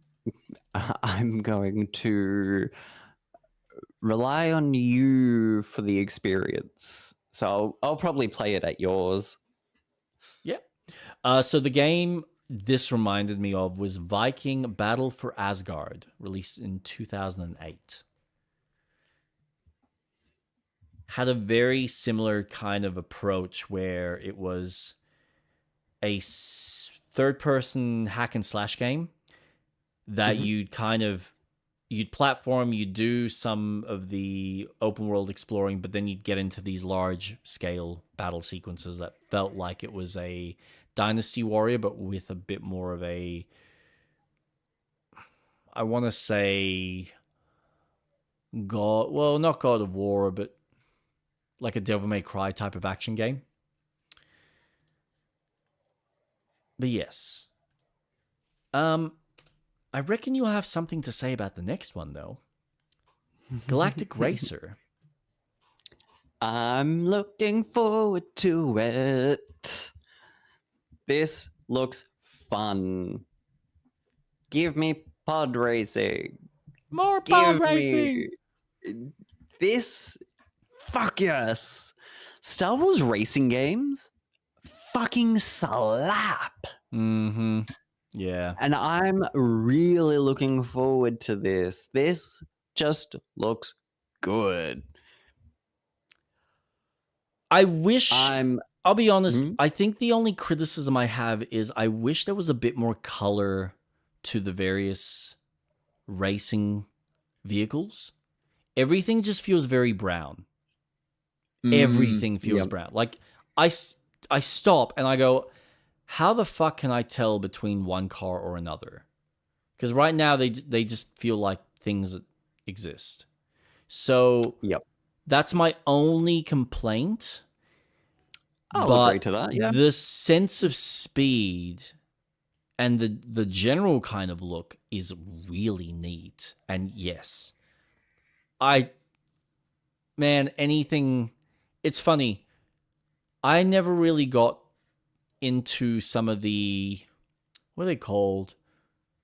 The classic PlayStation sci-fi type racer. I can't even think of the name of it. God damn it. Wipeout. Yeah, Wipeout. Never got into that. This looks more intriguing to me. And I think it is literally just something to do with the IP. Yeah. More than anything. And then, of course, it looks like there's potentially DLC. And this is what I mean. This is color. This suddenly adds color back in a weird way. So, but yeah, I am excited for that. Yeah, I'm really looking forward to this. I feel like we haven't had a good racing game in a while. Yep. Which is wild to say. Oh my god, I have been playing other games. So I have played Need for Speed Underground 2. Mm-hmm. I've done quite a few races. Oh, Jesus. I just needed to go back to a solid fucking racing game because EA doesn't. I'm sorry, but their Need for Speed games fucking suck as of late. Like, they're just not good. Because they're making it for the money. They're not making it for the joys. Correct. But Underground 2, such a good game. You have everything there. Yeah. And yes, Mario Kart, awesome, fun. But on the Switch, I have the pod racing game. I think it's a pod racing game that was on the 64. And I've played that. And that was really enjoyable because it was just so much fun. The worlds, the tracks, so good. And some of the tracks would change on each lap, and it was like, okay, I don't have to turn right here, I've got to turn left. Now I've got to remember this side of the track. Oh, there's this obstacle now. So much fun. So I'm really looking forward to this. Yeah. And I will agree that the coloring of the vehicles does feel really toned down. It doesn't have the vibrancy. It's congruent to the time period that it's obviously set in. I'm wondering, customization. Yeah, that's true. We have yet to see any of the customization. We know that there's a huge... So far, there's quite a few different vehicles to select from.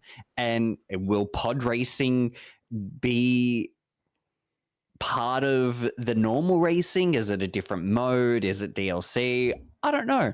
But it looks fun. And that's what sold me. I am excited to add this to my library. So I'm very excited. Number 19. New First Light trailer for 007. A story trailer. Yeah, I'm not going to lie. I haven't really been 100% sold until I saw this trailer. I think this really emphasized and showcased for my sensibilities how much variety and locations this game is going to offer as far as Bond games go, that I actually had Uncharted vibes. And I went, if I'm getting that feeling from this, that's positive, because that means that this is going to be a substantially decently length game with a lot of locales and a lot of locations to go through. Locales, location, same fucking thing. I'm repeating myself. Getting tired, ladies and gents. So, no, I gotta admit, this sold me. I'm still not sold on him as a Bond, but that's yet to be determined. It's a very young story, which is very what they're young. Doing. It's super modern. That's what it. I acknowledge that I am very much, I think, more in line with the old classic look and feel and tone, which is, I think, why the Craig movies kind of work for me, because they're a nice blending of modern tech, classic Bond, whereas this is just, we're going full new with this. And I knew that this was eventually going to happen at some stage, but I can't help but go, just really? Okay, that's fine.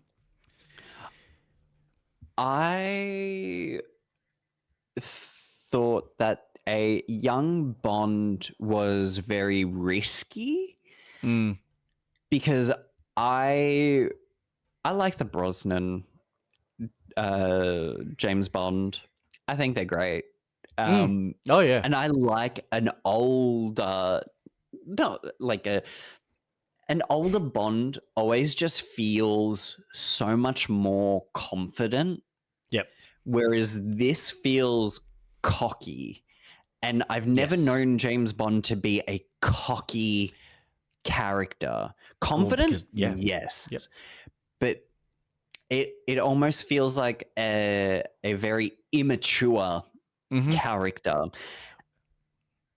And it's such a shame, because if he was slightly older, maybe more in mid 30s to late 30s, early 40s, and having a story of, hey, all the other 00s have died, but 008 or 9, whoever the bad person is, I forget what they are, then it would kind of feel a bit more, okay, cool. We've got someone who's already established. We know who James Bond is. Perfect.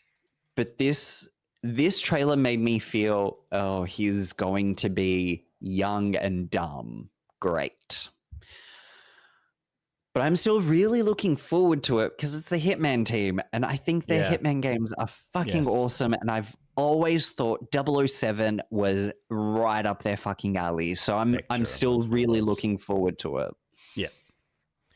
No, I think I get where you're coming from. I completely hear what you're saying as far as there's a level of immaturity that you're led to believe that he is just cocky and stupid.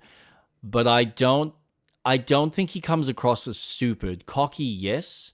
Overly confident, yes. So they're establishing a character that doesn't have the wisdom and the slowed kind of methodical nature of calculating his way with an ooze of confidence, like an organic confidence. There's more of a sense of he needs to prove himself, and he's going to do it at any means necessary type of deal. So when I say stupid, I mean like he does something that is that's a stupid thing to do. Yeah. Like you're right. The word is overconfidence. It's not stupid, because I think the decision is stupid because he's relying so heavily on his charisma, and he knows he's good looking, and absolutely.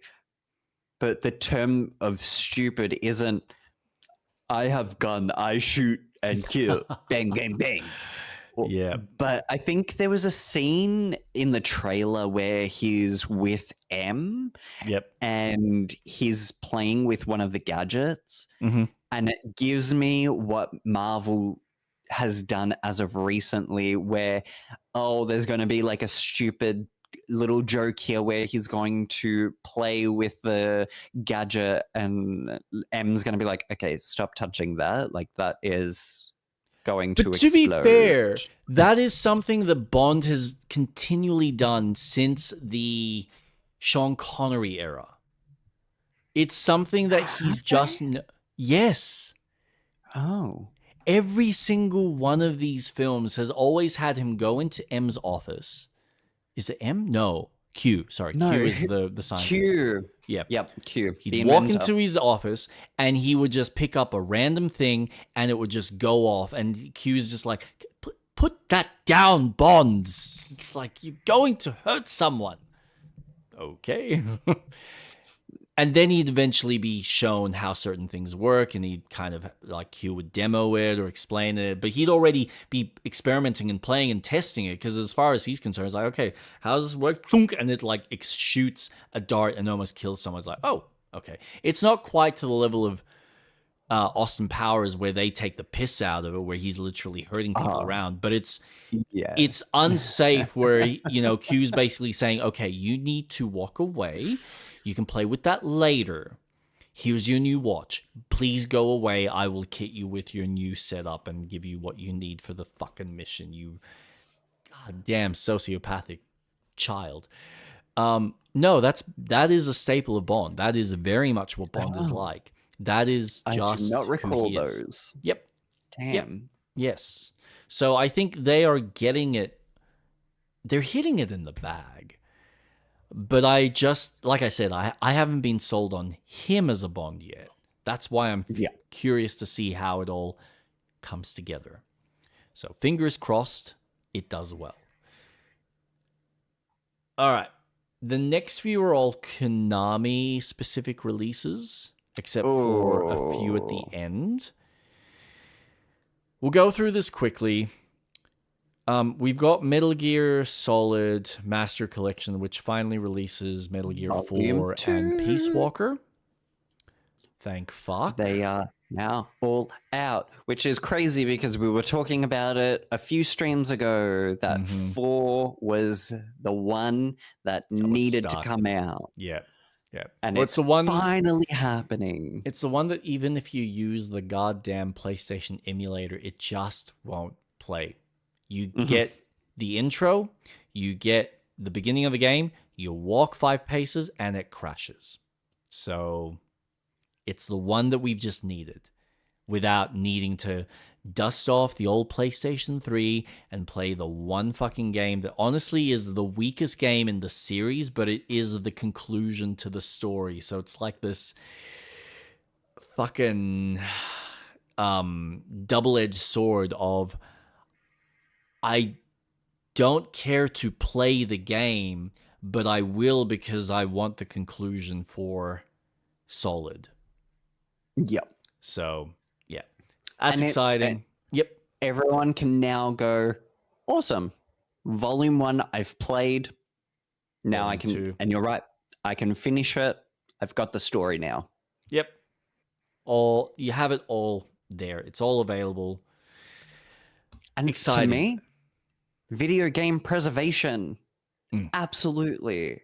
That's yes. Important. Bring games to every console when you can. Yes. Darwin Paradox, where you play as an octopus, and they announced Metal Gear Solid DLC associated with it. This game looks cool. I'm actually curious to play this. It does look good. I was very shocked at it. Because then all of a sudden, the trailer just goes into the Metal Gear Solid music, and then it's an octopus, and it's like, is this DLC for Metal Gear Solid Volume 2? What is happening? Yeah. And then it's its own fucking game. And it's like, oh, okay, this is kind of really charming. Yeah. I really like what they've done with this. It's so cute. Fuck it. Games like this, I'm all for. I'm really for creative, even if I'm not going to play it. The creative minds never going to suppress it. So it reminds me of Inside, but a more kookier version of it. So yeah, there's definitely a sense of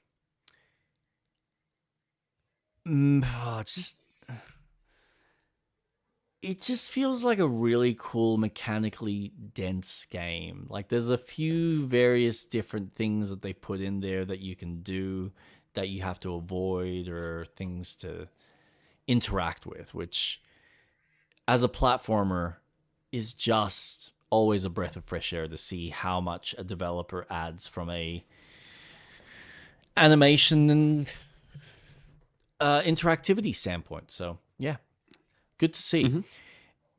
What was next? Castlevania Belmont's Curse. We're finally getting a new Castlevania. I'm not really sold on this. I think the art style is a bit of an issue, but as well, I can tell this developer that they picked it doesn't look like they have the level of depth and understanding to make a Metroidvania style game. In my opinion. But do you have any opinions? I am disappointed that we're not getting remastered versions of the 3D game. Yeah. They are Mercury Steam, though. I get that Castlevania is a 2D side-scroller at heart. So it makes sense that the next game that they release is a 2D side-scroller. I'm not going to touch it with a 10-foot pole. I'm not interested in it. I was actually really disappointed. And what was the next game? Awesome. So the next game was Silent Hill Townfall. Oh, okay. It's such a shame that no one heard me, but as soon as the trailer started, I was like, oh, Silent Hill? Yep. And then Silent Hill came up and I was like, holy shit, no one was here to hear me say that. Yeah, go on. I was just going to say, like, it has this gross vibe that you automatically tell that it's Silent Hill. And I'm sure it will be a fun game. Did I get queasy? Abso-fucking-lutely. When I play it. No. When I first saw this tape deck, I honestly thought this was Intergalactic. But then as it went on and I saw the character that they had, and then, you know, it's out in some sort of town with a lot of fog, I'm like, oh, this is Silent Hill. Yep, no, this makes sense. Yeah. And they technically did pre-announce that they were going to have a showcase for this already. So it was like, yep, I put 2 and 2 together that way as well. It looks good. As far as Silent Hill content is concerned, it looks really atmospheric. It does. It looks scary as fuck in certain points. And can I just say, wow, a game that can utilize fucking fog and give you an atmospheric emotion. Crazy. You can do it in a fucking modern game. Fuck everyone who says that, oh, the fog in Silent Hill was due to the limitations of the console. Yeah, you can still implement that in fucking modern games. Yeah. You can do it. Ugh. But is there any more Konami after this? I think, what do we have? Rev Noir action RPG from Konami. I think that was the last thing that they had. Right, so they didn't end on this. No, they ended on this RPG style game, which, again, it's not my forte, but I'm sure it's probably going to get a lot of excitement from some people, from a lot of people. I did not have any notes on this. Must have not had any impressions. Well, there wasn't really too much from what I could tell that they showed from it. Like, there was some minor little tidbits of storytelling, and they mentioned some basic mechanics, but it didn't feel like there was too much. Yep. interesting vibe as far as your Jap RPG, but I just went, yep, awesome. So moving on. These next few, I think, are somewhat interesting. So this is kind of the part where we get into a bit more. Well, that's not entirely true because we had a few fun little surprise announcements. Surprises. John Wick, the video game, is being made by Saber Interactive. That was out of left field. And they actually showed some gameplay by the looks of it by the very end. It was very tight. I need to see a bit more. Yes. It just... Yeah. I thought this was going to be made by Slow Clap. When I saw what this was, I'm like, oh, this has to be made by Slow Clap. The guys that did... What was that game? They recently released the soccer game, but before that it was... Sifu? Sifu, yeah. I honestly thought this was Sifu, that developer. But no, Saber. Fucking Saber. Of all people. So, yes. Hard to really get any gauge on it, but cool that we're fucking getting a John Wick game. Yeah. Another one.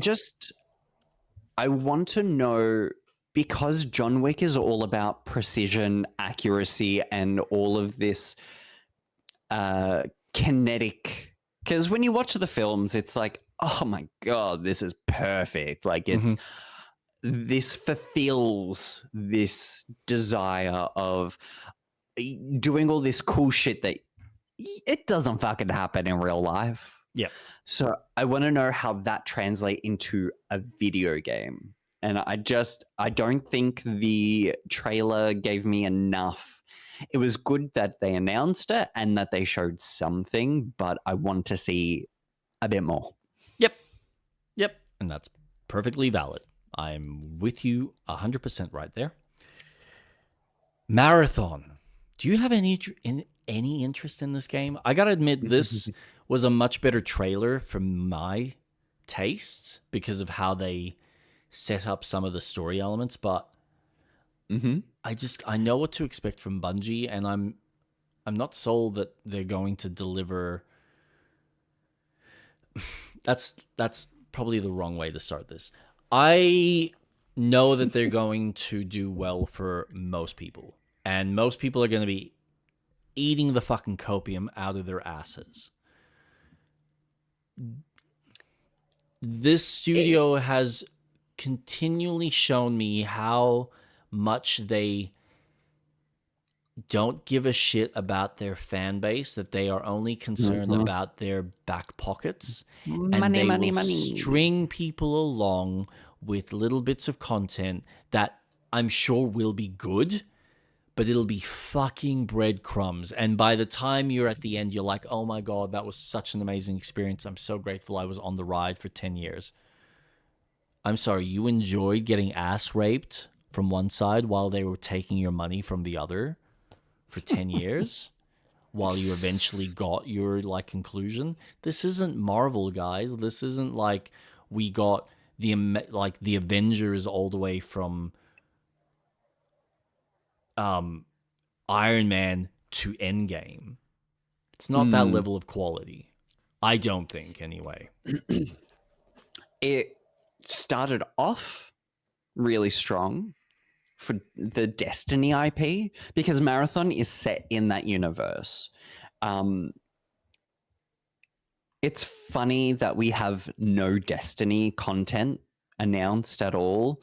It's almost as if they have killed that series off. Yeah. But granted, they do their own thing, but they have done state of play announcements. So I'm surprised. My notes. Yawn. Another PvP to add into the industry. I looked at this trailer and thought, okay, what Bungie does really well with gunplay, absolutely. Yep. But I'm just not interested at all. And I think people will play it, but I don't think it will last as long. I think, like many other PvP online games, it will have a lifespan of maybe a couple of weeks, maybe a month, until people go, okay, yeah, that's it.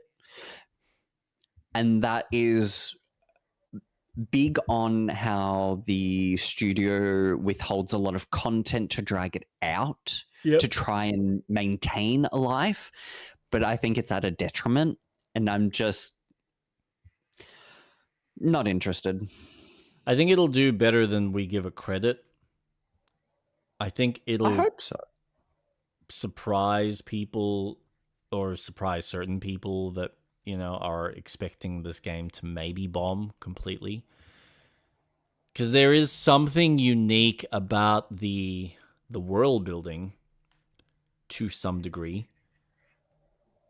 I'm just not spending $50-$60 on something that is then expecting me to sign on every week. And if that's the kind of gamer you are, because you only play a handful of games and you really like shooters and you like jumping on with your mates to play this type of game, power to you. I think it's awesome. And I hope Bungie has a successful career or successful business out of this. I think this enjoy could be being make or able... break for Bungie. Oh yeah. Oh, 100%.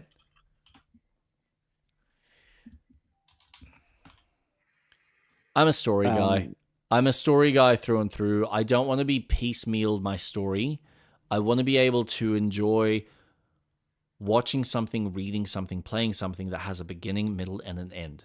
Now, if it takes 2 or 3 games or 2 or 3 books or 2 or 3 movies to have a bigger arch, like a bigger arc of a story being told, that's fine. But I don't like to be strung along for years on end to maybe get some sort of a conclusion. But the conclusion's kind of, This is why Marvel pissed me off, because, yeah, you gave me a conclusion, but it's not really. No. Yeah. Yeah, I honestly, there's not much more I can add to this. There's plenty of other people online that'll have better opinions and better comments about this game and about this studio. I am definitely not the right person for this. And I'm happy to acknowledge that. I loved Halo. I can appreciate Halo, but even then, Halo was something I came into late. I never played it the way other people played it back in the day, playing multiplayer, going through Never those had matches. an Xbox? Yeah.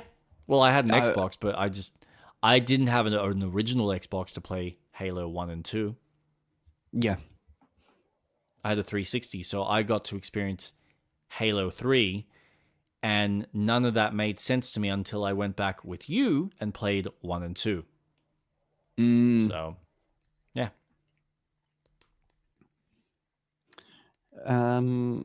Now, is the next one Marvel? No. So the next one is Saros, which is... Oh, yeah, they had a few minor little things about their PlayStation Plus, which I'm not really going to get into. They had a few little minor little indie-type games, which, again, none of that really intrigued me. Saros was the next big one, which they had a little bit more gameplay. They kind of discussed the systems where every time you die, we've actually got systems in place for you to get stronger and stronger, and we've got ways for you to get back into the action as opposed to having to repeat sequences of the game. So they've actually added more safeguards where you can just push through. It doesn't feel so roguelite, which I'm looking forward to. Returnal... Was it Returnal? I think it was Returnal. Really good game, really solid, but I gotta admit the roguelite element just kind of exhausted me. this feels like, okay, you're getting all the good bits of Returnal, and you're adding all the extra little elements that make it feel more like a single player story driven game with your arcadey action. So I'm looking forward to this. Yeah. Not my type of game. I probably won't pick it up day one, mind you, just because there's so many other things that I'm more interested in, but it's certainly something that I will keep in the back of my mind. So moving on, second last one, Marvel ToeCon, August 6th. Do you have a lot of thoughts for this? Give me the art style in an actual 3D story-based Marvel game. Don't give me another fighter. This is what I love about Ultimate Marvel Ultimate Spider-Man on the PS2. It was this cel-shaded comic book game, but this looks so good art style wise that I'm so disappointed that it's a fighter and we're gonna have 20 people playing the fighter, but not really. They're spectating until you call them in or something, and it's just fine. I'm really hungering for a Marvel superhero game akin to Spider-Man, because it seems that Spider-Man is the only game that they will ever fucking polish. I'm holding reservation for Wolverine. I don't think Wolverine or even the Captain America and Black Panther game is going to meet what I want. But Ultimate Spider-Man was so cool. It really fucking leaned into, hey, this is a comic book. Give me that. So, I'm kind of tired of the fighting scene for these IPs. I'm over it. And I know Marvel Ultimate Alliance 3 wasn't the best, and I completely am absolutely understandable, because Ultimate Alliance 3 was not terrible. It wasn't bad. It just wasn't good. Ultimate Alliance 1 and 2 were great. Yeah. But it's almost as if Spider-Man is the only game that they use to take risks with. And aside from Insomniac making their Spider-Man game, but the PlayStation 2 games, like, controversial. I loved Webs of Shadow. I thought that was an awesome game. And I know that it wasn't well received, but you had fucking decisions. You could be an evil character and lean into having the symbiote, or you could be a good person and deny the symbiote. You know, it's interesting. So there was an announcement that came out. I don't know which article I read it from, but apparently the new CEO, when he takes over in Disney, another park manager. Yeah, but he's also mentioned that he wants to put more focus into gaming. Oh my gosh. So what I need that to see it to believe it. Well, that is true. So what that means, I have no fucking idea. Does that mean that he wants to start hiring studios within the company so that they have their own? Who knows? Like Disney used to have their interactive studio, which they closed down. Will we see something like that again? I doubt. Or will they just start going, okay, we've got a whole bunch of these cool IPs. Why are we not handing these out to developers and then maybe discussing if the 30% return is too much, or 50, or whatever they fucking expect back on these titles, maybe they come to some better agreement between these developers to have more of their content being released. Because yeah, there's something to be said about having Disney content being released in game form. So I agree, it is sad that it has taken so long, and all we're getting is a fighting game and an action game, as opposed to having something that's like a Diablo-style clone that existed and actually was very successful. The only time it didn't get the same appreciation was when it released exclusively on the Switch. Mm-hmm. Now, I know you enjoyed it, but I know a lot of people complained about certain mechanics and as how I said, poorly it it's also not a ran. terrible or bad game, but it's not a good game. Yeah. I enjoyed it because it's the only time I could play as the Scarlet Witch. Yeah. Because God fucking forbid that we have a Marvel game with fucking magical characters. Oh, Yeah. like, it's so fucking frustrating. Oh, God. Yeah. It's so annoying that we get consistently Iron Man, Captain America, Magneto, Cyclops. Okay, they're awesome characters. I'm not denying this. I get it. Spider-Man is the #1 Marvel hero.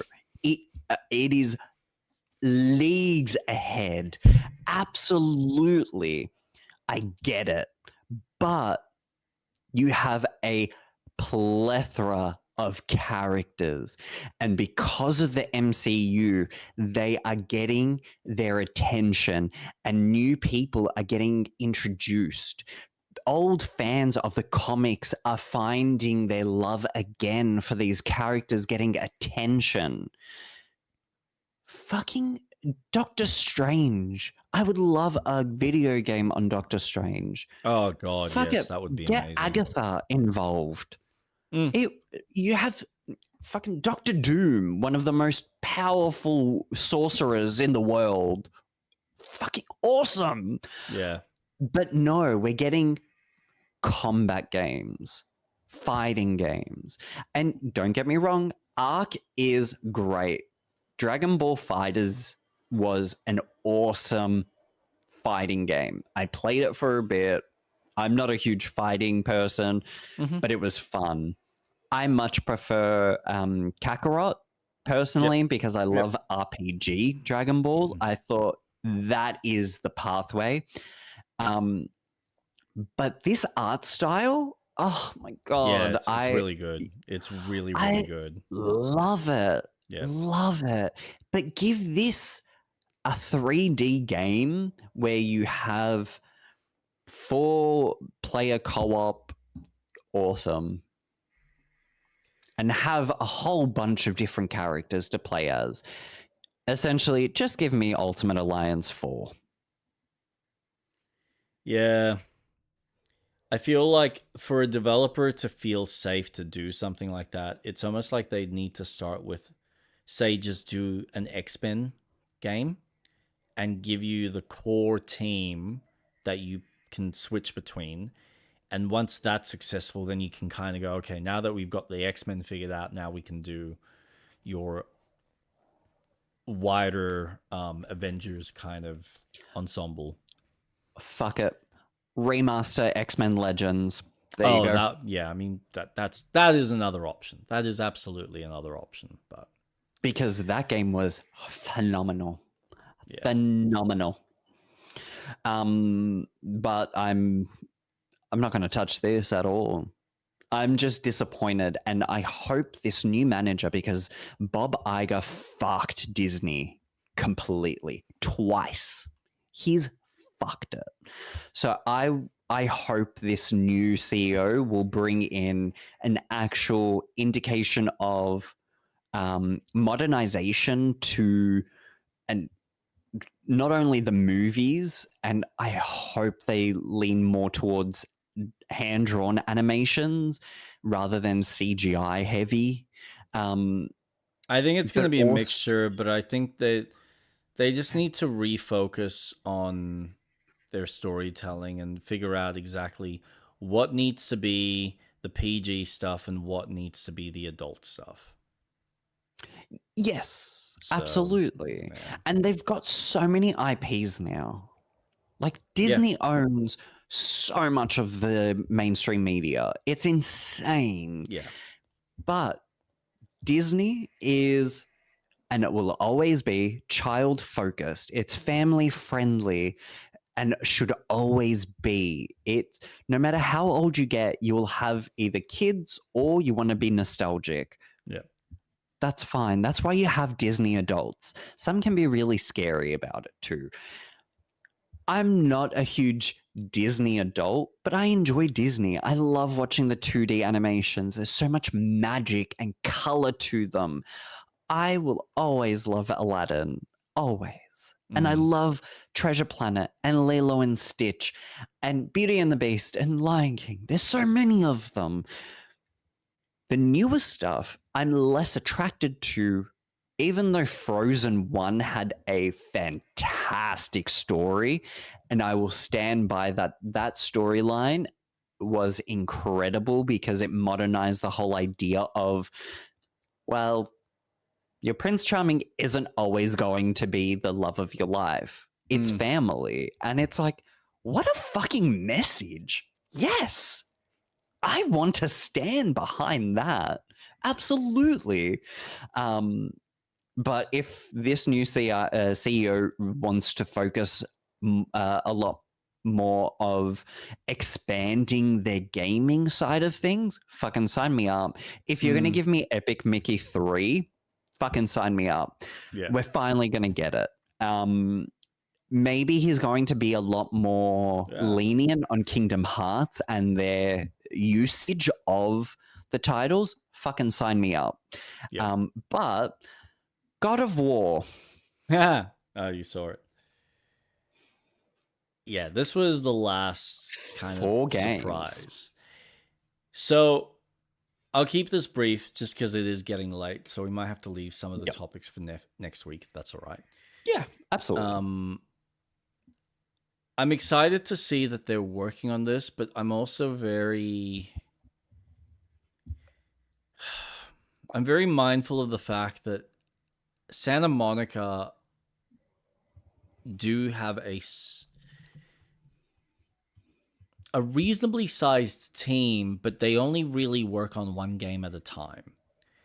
So them dedicating their resources to remaking this series is interesting, because are they just remastering it? Are they fully remaking it from the ground up? Are they going to release them one at a time? Are they going to release all three? To what scale I think it's are a collection going to be? If it's a collection, that's awesome. But they're also saying remake, and like, what degree of remake are we talking here? With the original voice actor, which, like, fucking hell, what are they doing with him? What saddens me about this whole thing is the fact that they haven't been able to make their own new IP other than just another God of War game. And that's a little bit concerning because it feels like they're a one-trick pony. So eventually, once this comes out, what are you going to do? Are we going to finally continue in the God of War mythos and follow Atreus' storyline and do something else there? Or are you going to finally buckle down and start making a different IP entirely? Because how many of these fucking... Like, I appreciate that we're bringing this back, because I think it needs to come back in some form of fashion. Personally, I would just take a remaster. I don't even need a remake, but if you want to remake it, go nuts. However, can we see something new out of your studio? Because honestly, they have such great talent there. And it looks like they've even got really good storytellers. But to spend another 4 or 5 years rehashing this character, come on. Like, is that how lucrative this IP is, that they're going to run it into the ground? It's a large risk.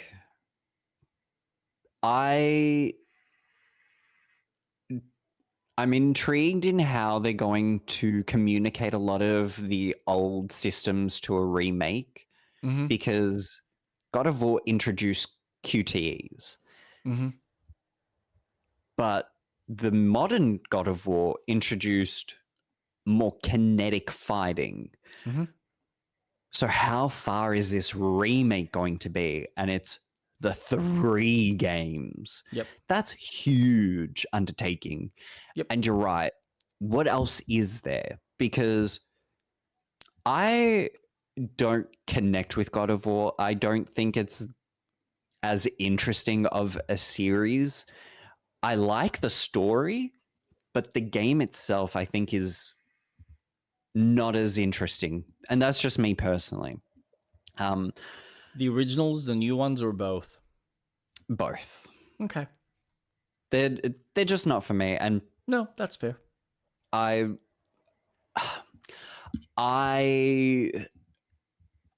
think due to past relationship, God of War was kind of also tainted.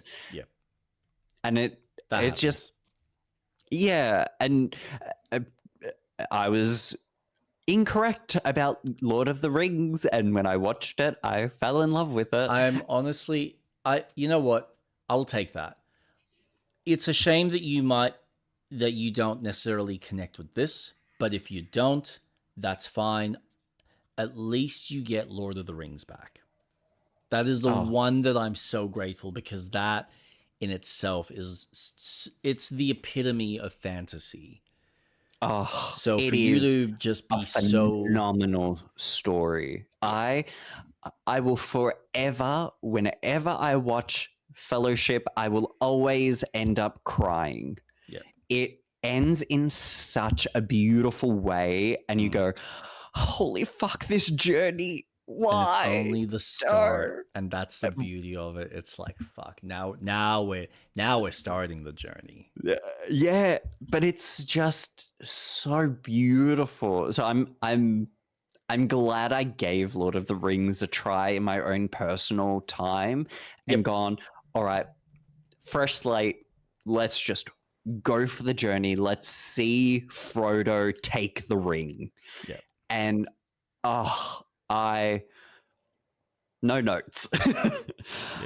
But God of War is a series that is interesting, that we're getting a prequel to, and looking at the brother as well. It's not the first time they've explored this, though, which is interesting that they're taking it even further back. It's like, oh, here is before he became the Kratos that we know. Sparta. Yeah. So Spartan, that's right. That, I gotta admit, I heard that this was being made, and then it didn't get announced, so I thought, okay, maybe this was just a fake project. Seeing that it's real is actually really cool. I haven't gone out and bought it because I'm like $40 is in my head. So it's 30 American dollars, which is like, yep, cool, that sounds right for this type of game. But for some reason, it's like $45 on PlayStation for PC, PlayStation here in Australia. And my brain, even though that is technically half the price of what some of these new games that are coming out now on PC are, it just doesn't jerry in my mind. But I'm also having to accept the fact that this is what the new kind of pricing point is. So yeah, $44.95. So $45. intrigued by the scaling as to how strong will Kratos become at the end of this game to then go into God of War. You mean God of War? Because yep, God of War, yep. Because he's just a kid in this, but by the time he's finished, how does that then communicate to, oh, now once we get into God of War 1, he's not powerful. He's just learning to get those abilities. But in this, he's got those abilities. He's doing things that aren't communicated. So it's interesting. And a huge, to me, there's a disconnect in a storyline because he doesn't do this shit in God of War 1, 2, or 3. There is, I've had this conversation with Jason because he's a massive fan of the original 3. And he's a massive fan from the perspective that they're just pure action games. There's nothing like they're good stories, they're really cool lore, but they're at the end of the day they are just pure action. And there's nothing that just feels muted in any way. So when he played the 2018 God of War, he was like, what the fuck have they done? They've slowed him down. They've brought the camera so close up his asshole that I can't see anything. I feel like you're just that's just making a Sony this way. Yeah, it's one of those things that you either connect with it or you don't. And for him, the continuity changes because you've gone from having this character that's like all grand in nature and he's swinging his axes and you can just see the scale of destruction that he's capable of doing versus the newer games where it feels like, okay, this feels like it's the older man that's now having to fight. So everything feels a little bit more smaller and compact. But it's more of a game design choice. So I've got my own continuity in my head where it's like the originals feel like they are the Greek myths that were told, and now we're actually seeing Kratos in real life in this scenario. So in my head, it works. That's how I kind of view it. Yeah. Where you kind of go, can make sense of that. Yeah. Here are the Greek myths as they were kind of told, as they've been passed down in this really dramatic, exaggerated, operatic way. And then here is Kratos with his son, and he's now kind of accepting his new life that he's living. And, now he needs to bring out his true self. This is the god that he actually is. This is the scale in which he fights as more of a more grounded nature to the world building. So, yeah, it works for me. I've never really had an issue with this series making the changes that they've had. I think the story has done a good job of feeling congruent in its weird, kooky, like at the end of it, it's just game logic playing with not even history, mythological storytelling. So yeah, no, it's, again, I've never had an issue. I think they've always done a relatively good job. It's honestly, it wasn't until the fourth game that Santa Monica actually made, which was like it was God of War, but it was, I think it was still on the PlayStation 3. And that was like the weird, hey, we're doing this weird interstitial storytelling game that tells a story at this point in his life. And it's like, yeah, but had some cool moments. Cinematically, it was great, but story-wise, it's like you're not actually adding anything of substance. And then Ready at Dawn, before they closed down, when they did their PSP ones, that again explore some of Kratos' history, which this is going into in a bit more depth, and some other little interstitial stuff. That was cool.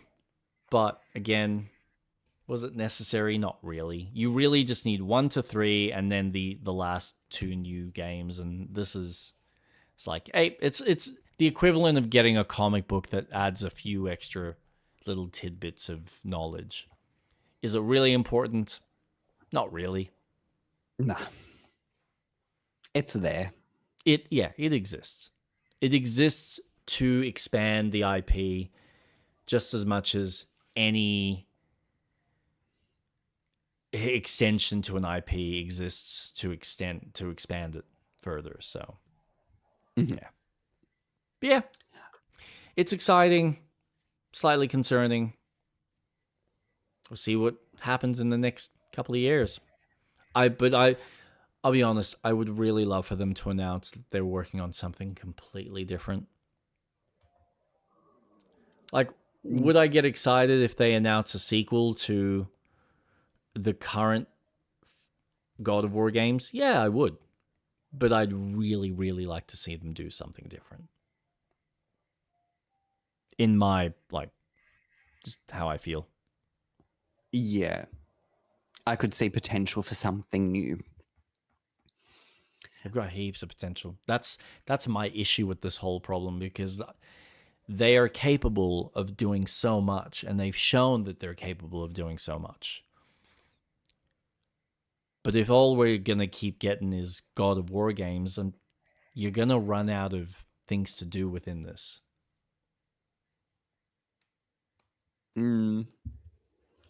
So, anyway. Shall we wrap it up? Yep. One thing, and it's not got to do with the state of play, but I really wanted to talk about it. Yep. Very quickly. A game that was shadow dropped, Dino Crisis. And yes. Dino Crisis 2.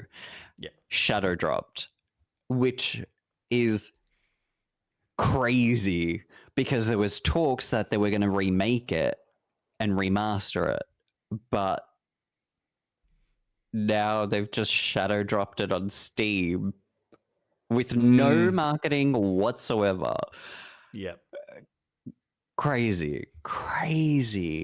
Bold, very bold of them to do. It's nice to see that it's at least out and available on other systems, so that's good. Yeah, I really want to get it on the Switch. Yeah, not a series I've ever played, but I would love... I wish there were more dinosaur type games. I want to finish, because I had it on the PlayStation. I had both 1 and 2, but I could never finish 1. The dinosaur always ate me when it crashed through the window. And as an adult, I want to be able to go, yeah, I fucking did it. I fucking saw the credits and I did it. I've done my child self service by doing this. And I want to do that to a lot of retro games like Croc. I never finished Croc. I want to finish it. Yeah, I got a handful of games like that. But let's save Crimson Desert and Pokemon Pocopier and Diablo 2 for next week, because those are going to be lengthy conversations. Yeah, well, that, and there's a few other ones that I've got on here, which, we can get into in further detail. So, Street Rats, where can we find you? You can find me on Twitch and YouTube at straightrat_Atlas. I go live on Wednesday, 1 o'clock. But because I've got another week off, I will probably do some sporadic streaming here and there. But Wednesday, 1 o'clock, I will be continuing my playthrough of Lies of P. And on Saturday, Jake and I will be continuing Baldur's Gate 3, where we are at the end of Act 2. Woo! So close. Finally. Oh my god. I can taste Baldur's Gate. I could taste. Nearly there, man. Nearly there. I am looking forward. I was saying this to my wife. I love this game, but I want it done. I really can't wait to move on. How your pacing thing? Do you want to quickly say that? I must admit, I think this episode did help it a bit. What I was going to say just quickly was it feels like the focus on the Mind Flayer really took a backseat in this act. Versus Act 1, where it feels like there's all these references of, oh, we're going to find a way to remove it from your head and find a way. So everything felt like... So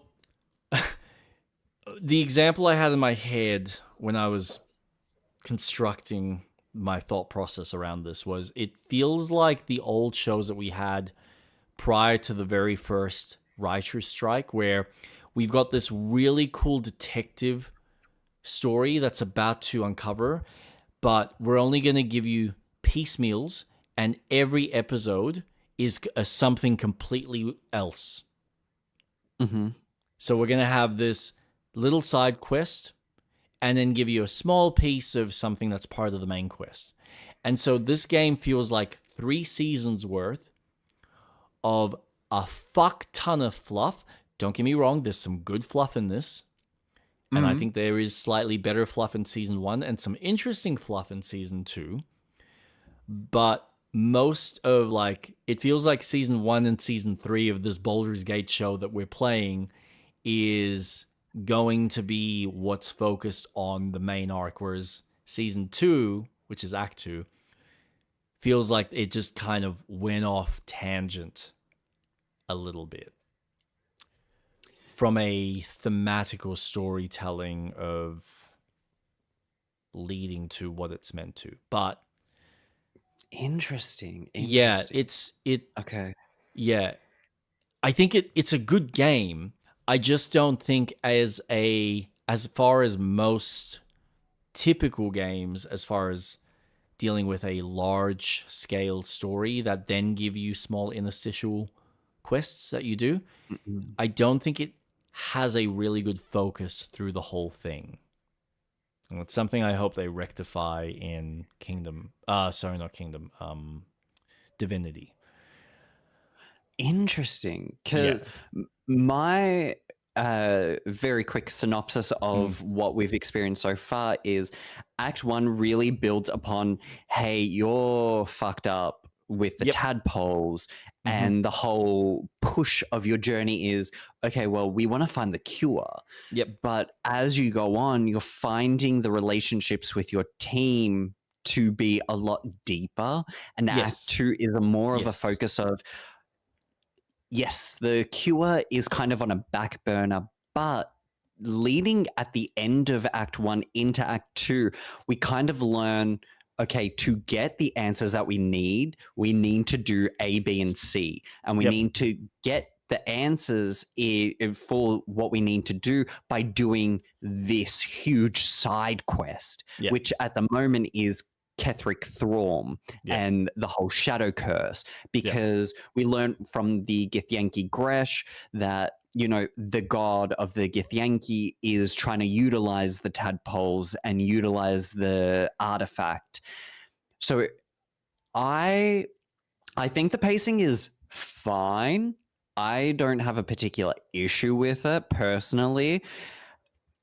Granted, the way we're playing is probably breaking a lot of the way the story's being told. Oh, absolutely. It is one of those things that I recognize is, if you were to play this by yourself, you would have a far more cohesive, consistent storytelling thread. And you're right that by doing this weekly, where it's bite-sized, so it does feel like we're actually watching a show every single week. And that's why I use that kind of terminology of seasons. A TV, of seasons, 100%. Because it feels like that. When you have like the first seasons, like everything's leading up to this big arc, right? But the first season's about the Glade and the goblins. Goblin camp. And then season 2 is Ketheric Thrawn, and so season 3 is, all right, Baldur's Gate. Whatever happens there, which is obviously leading to that culmination of everything that's been building up until this point.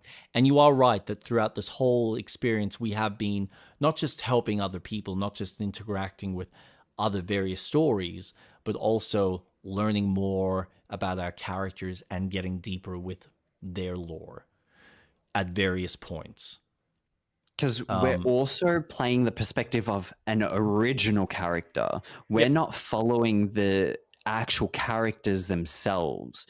So it's even more interesting of how we're approaching the story, because you can play a Shadowheart and have a completely different experience. Gale's story is completely different when you play as him. There's a character that you get that you don't have if you play as someone else.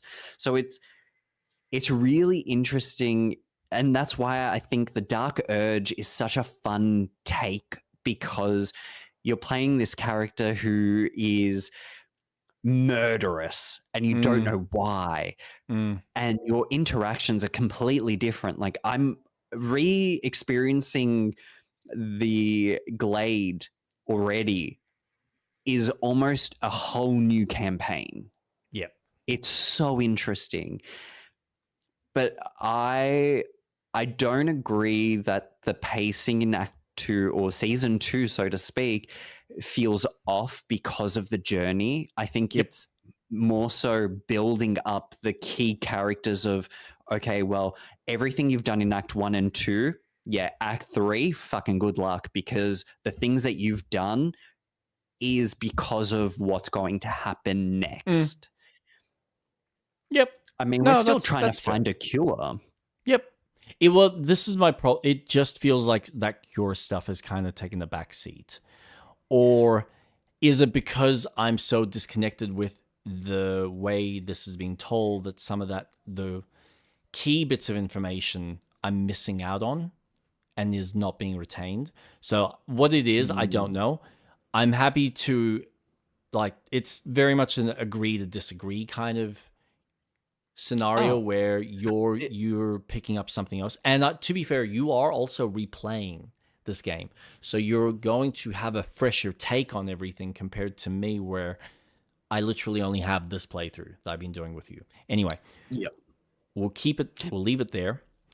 Where can we find you, Jake? You can find me at Jake Starvik, Jake_Starvik on YouTube and on Twitch. You will find me playing Lies of P, bashing my head against the wall, dealing with this next boss that I have to deal with on Wednesday, 7:30 Melbourne, Australian time. I'm so excited. As am I. Can you tell? And then, of course, as Street Rat mentioned, Baldur's Gate next week on Saturday, 7:30. But yes, thank you so much for joining us here. Look after yourselves, take care, and we will see you next time.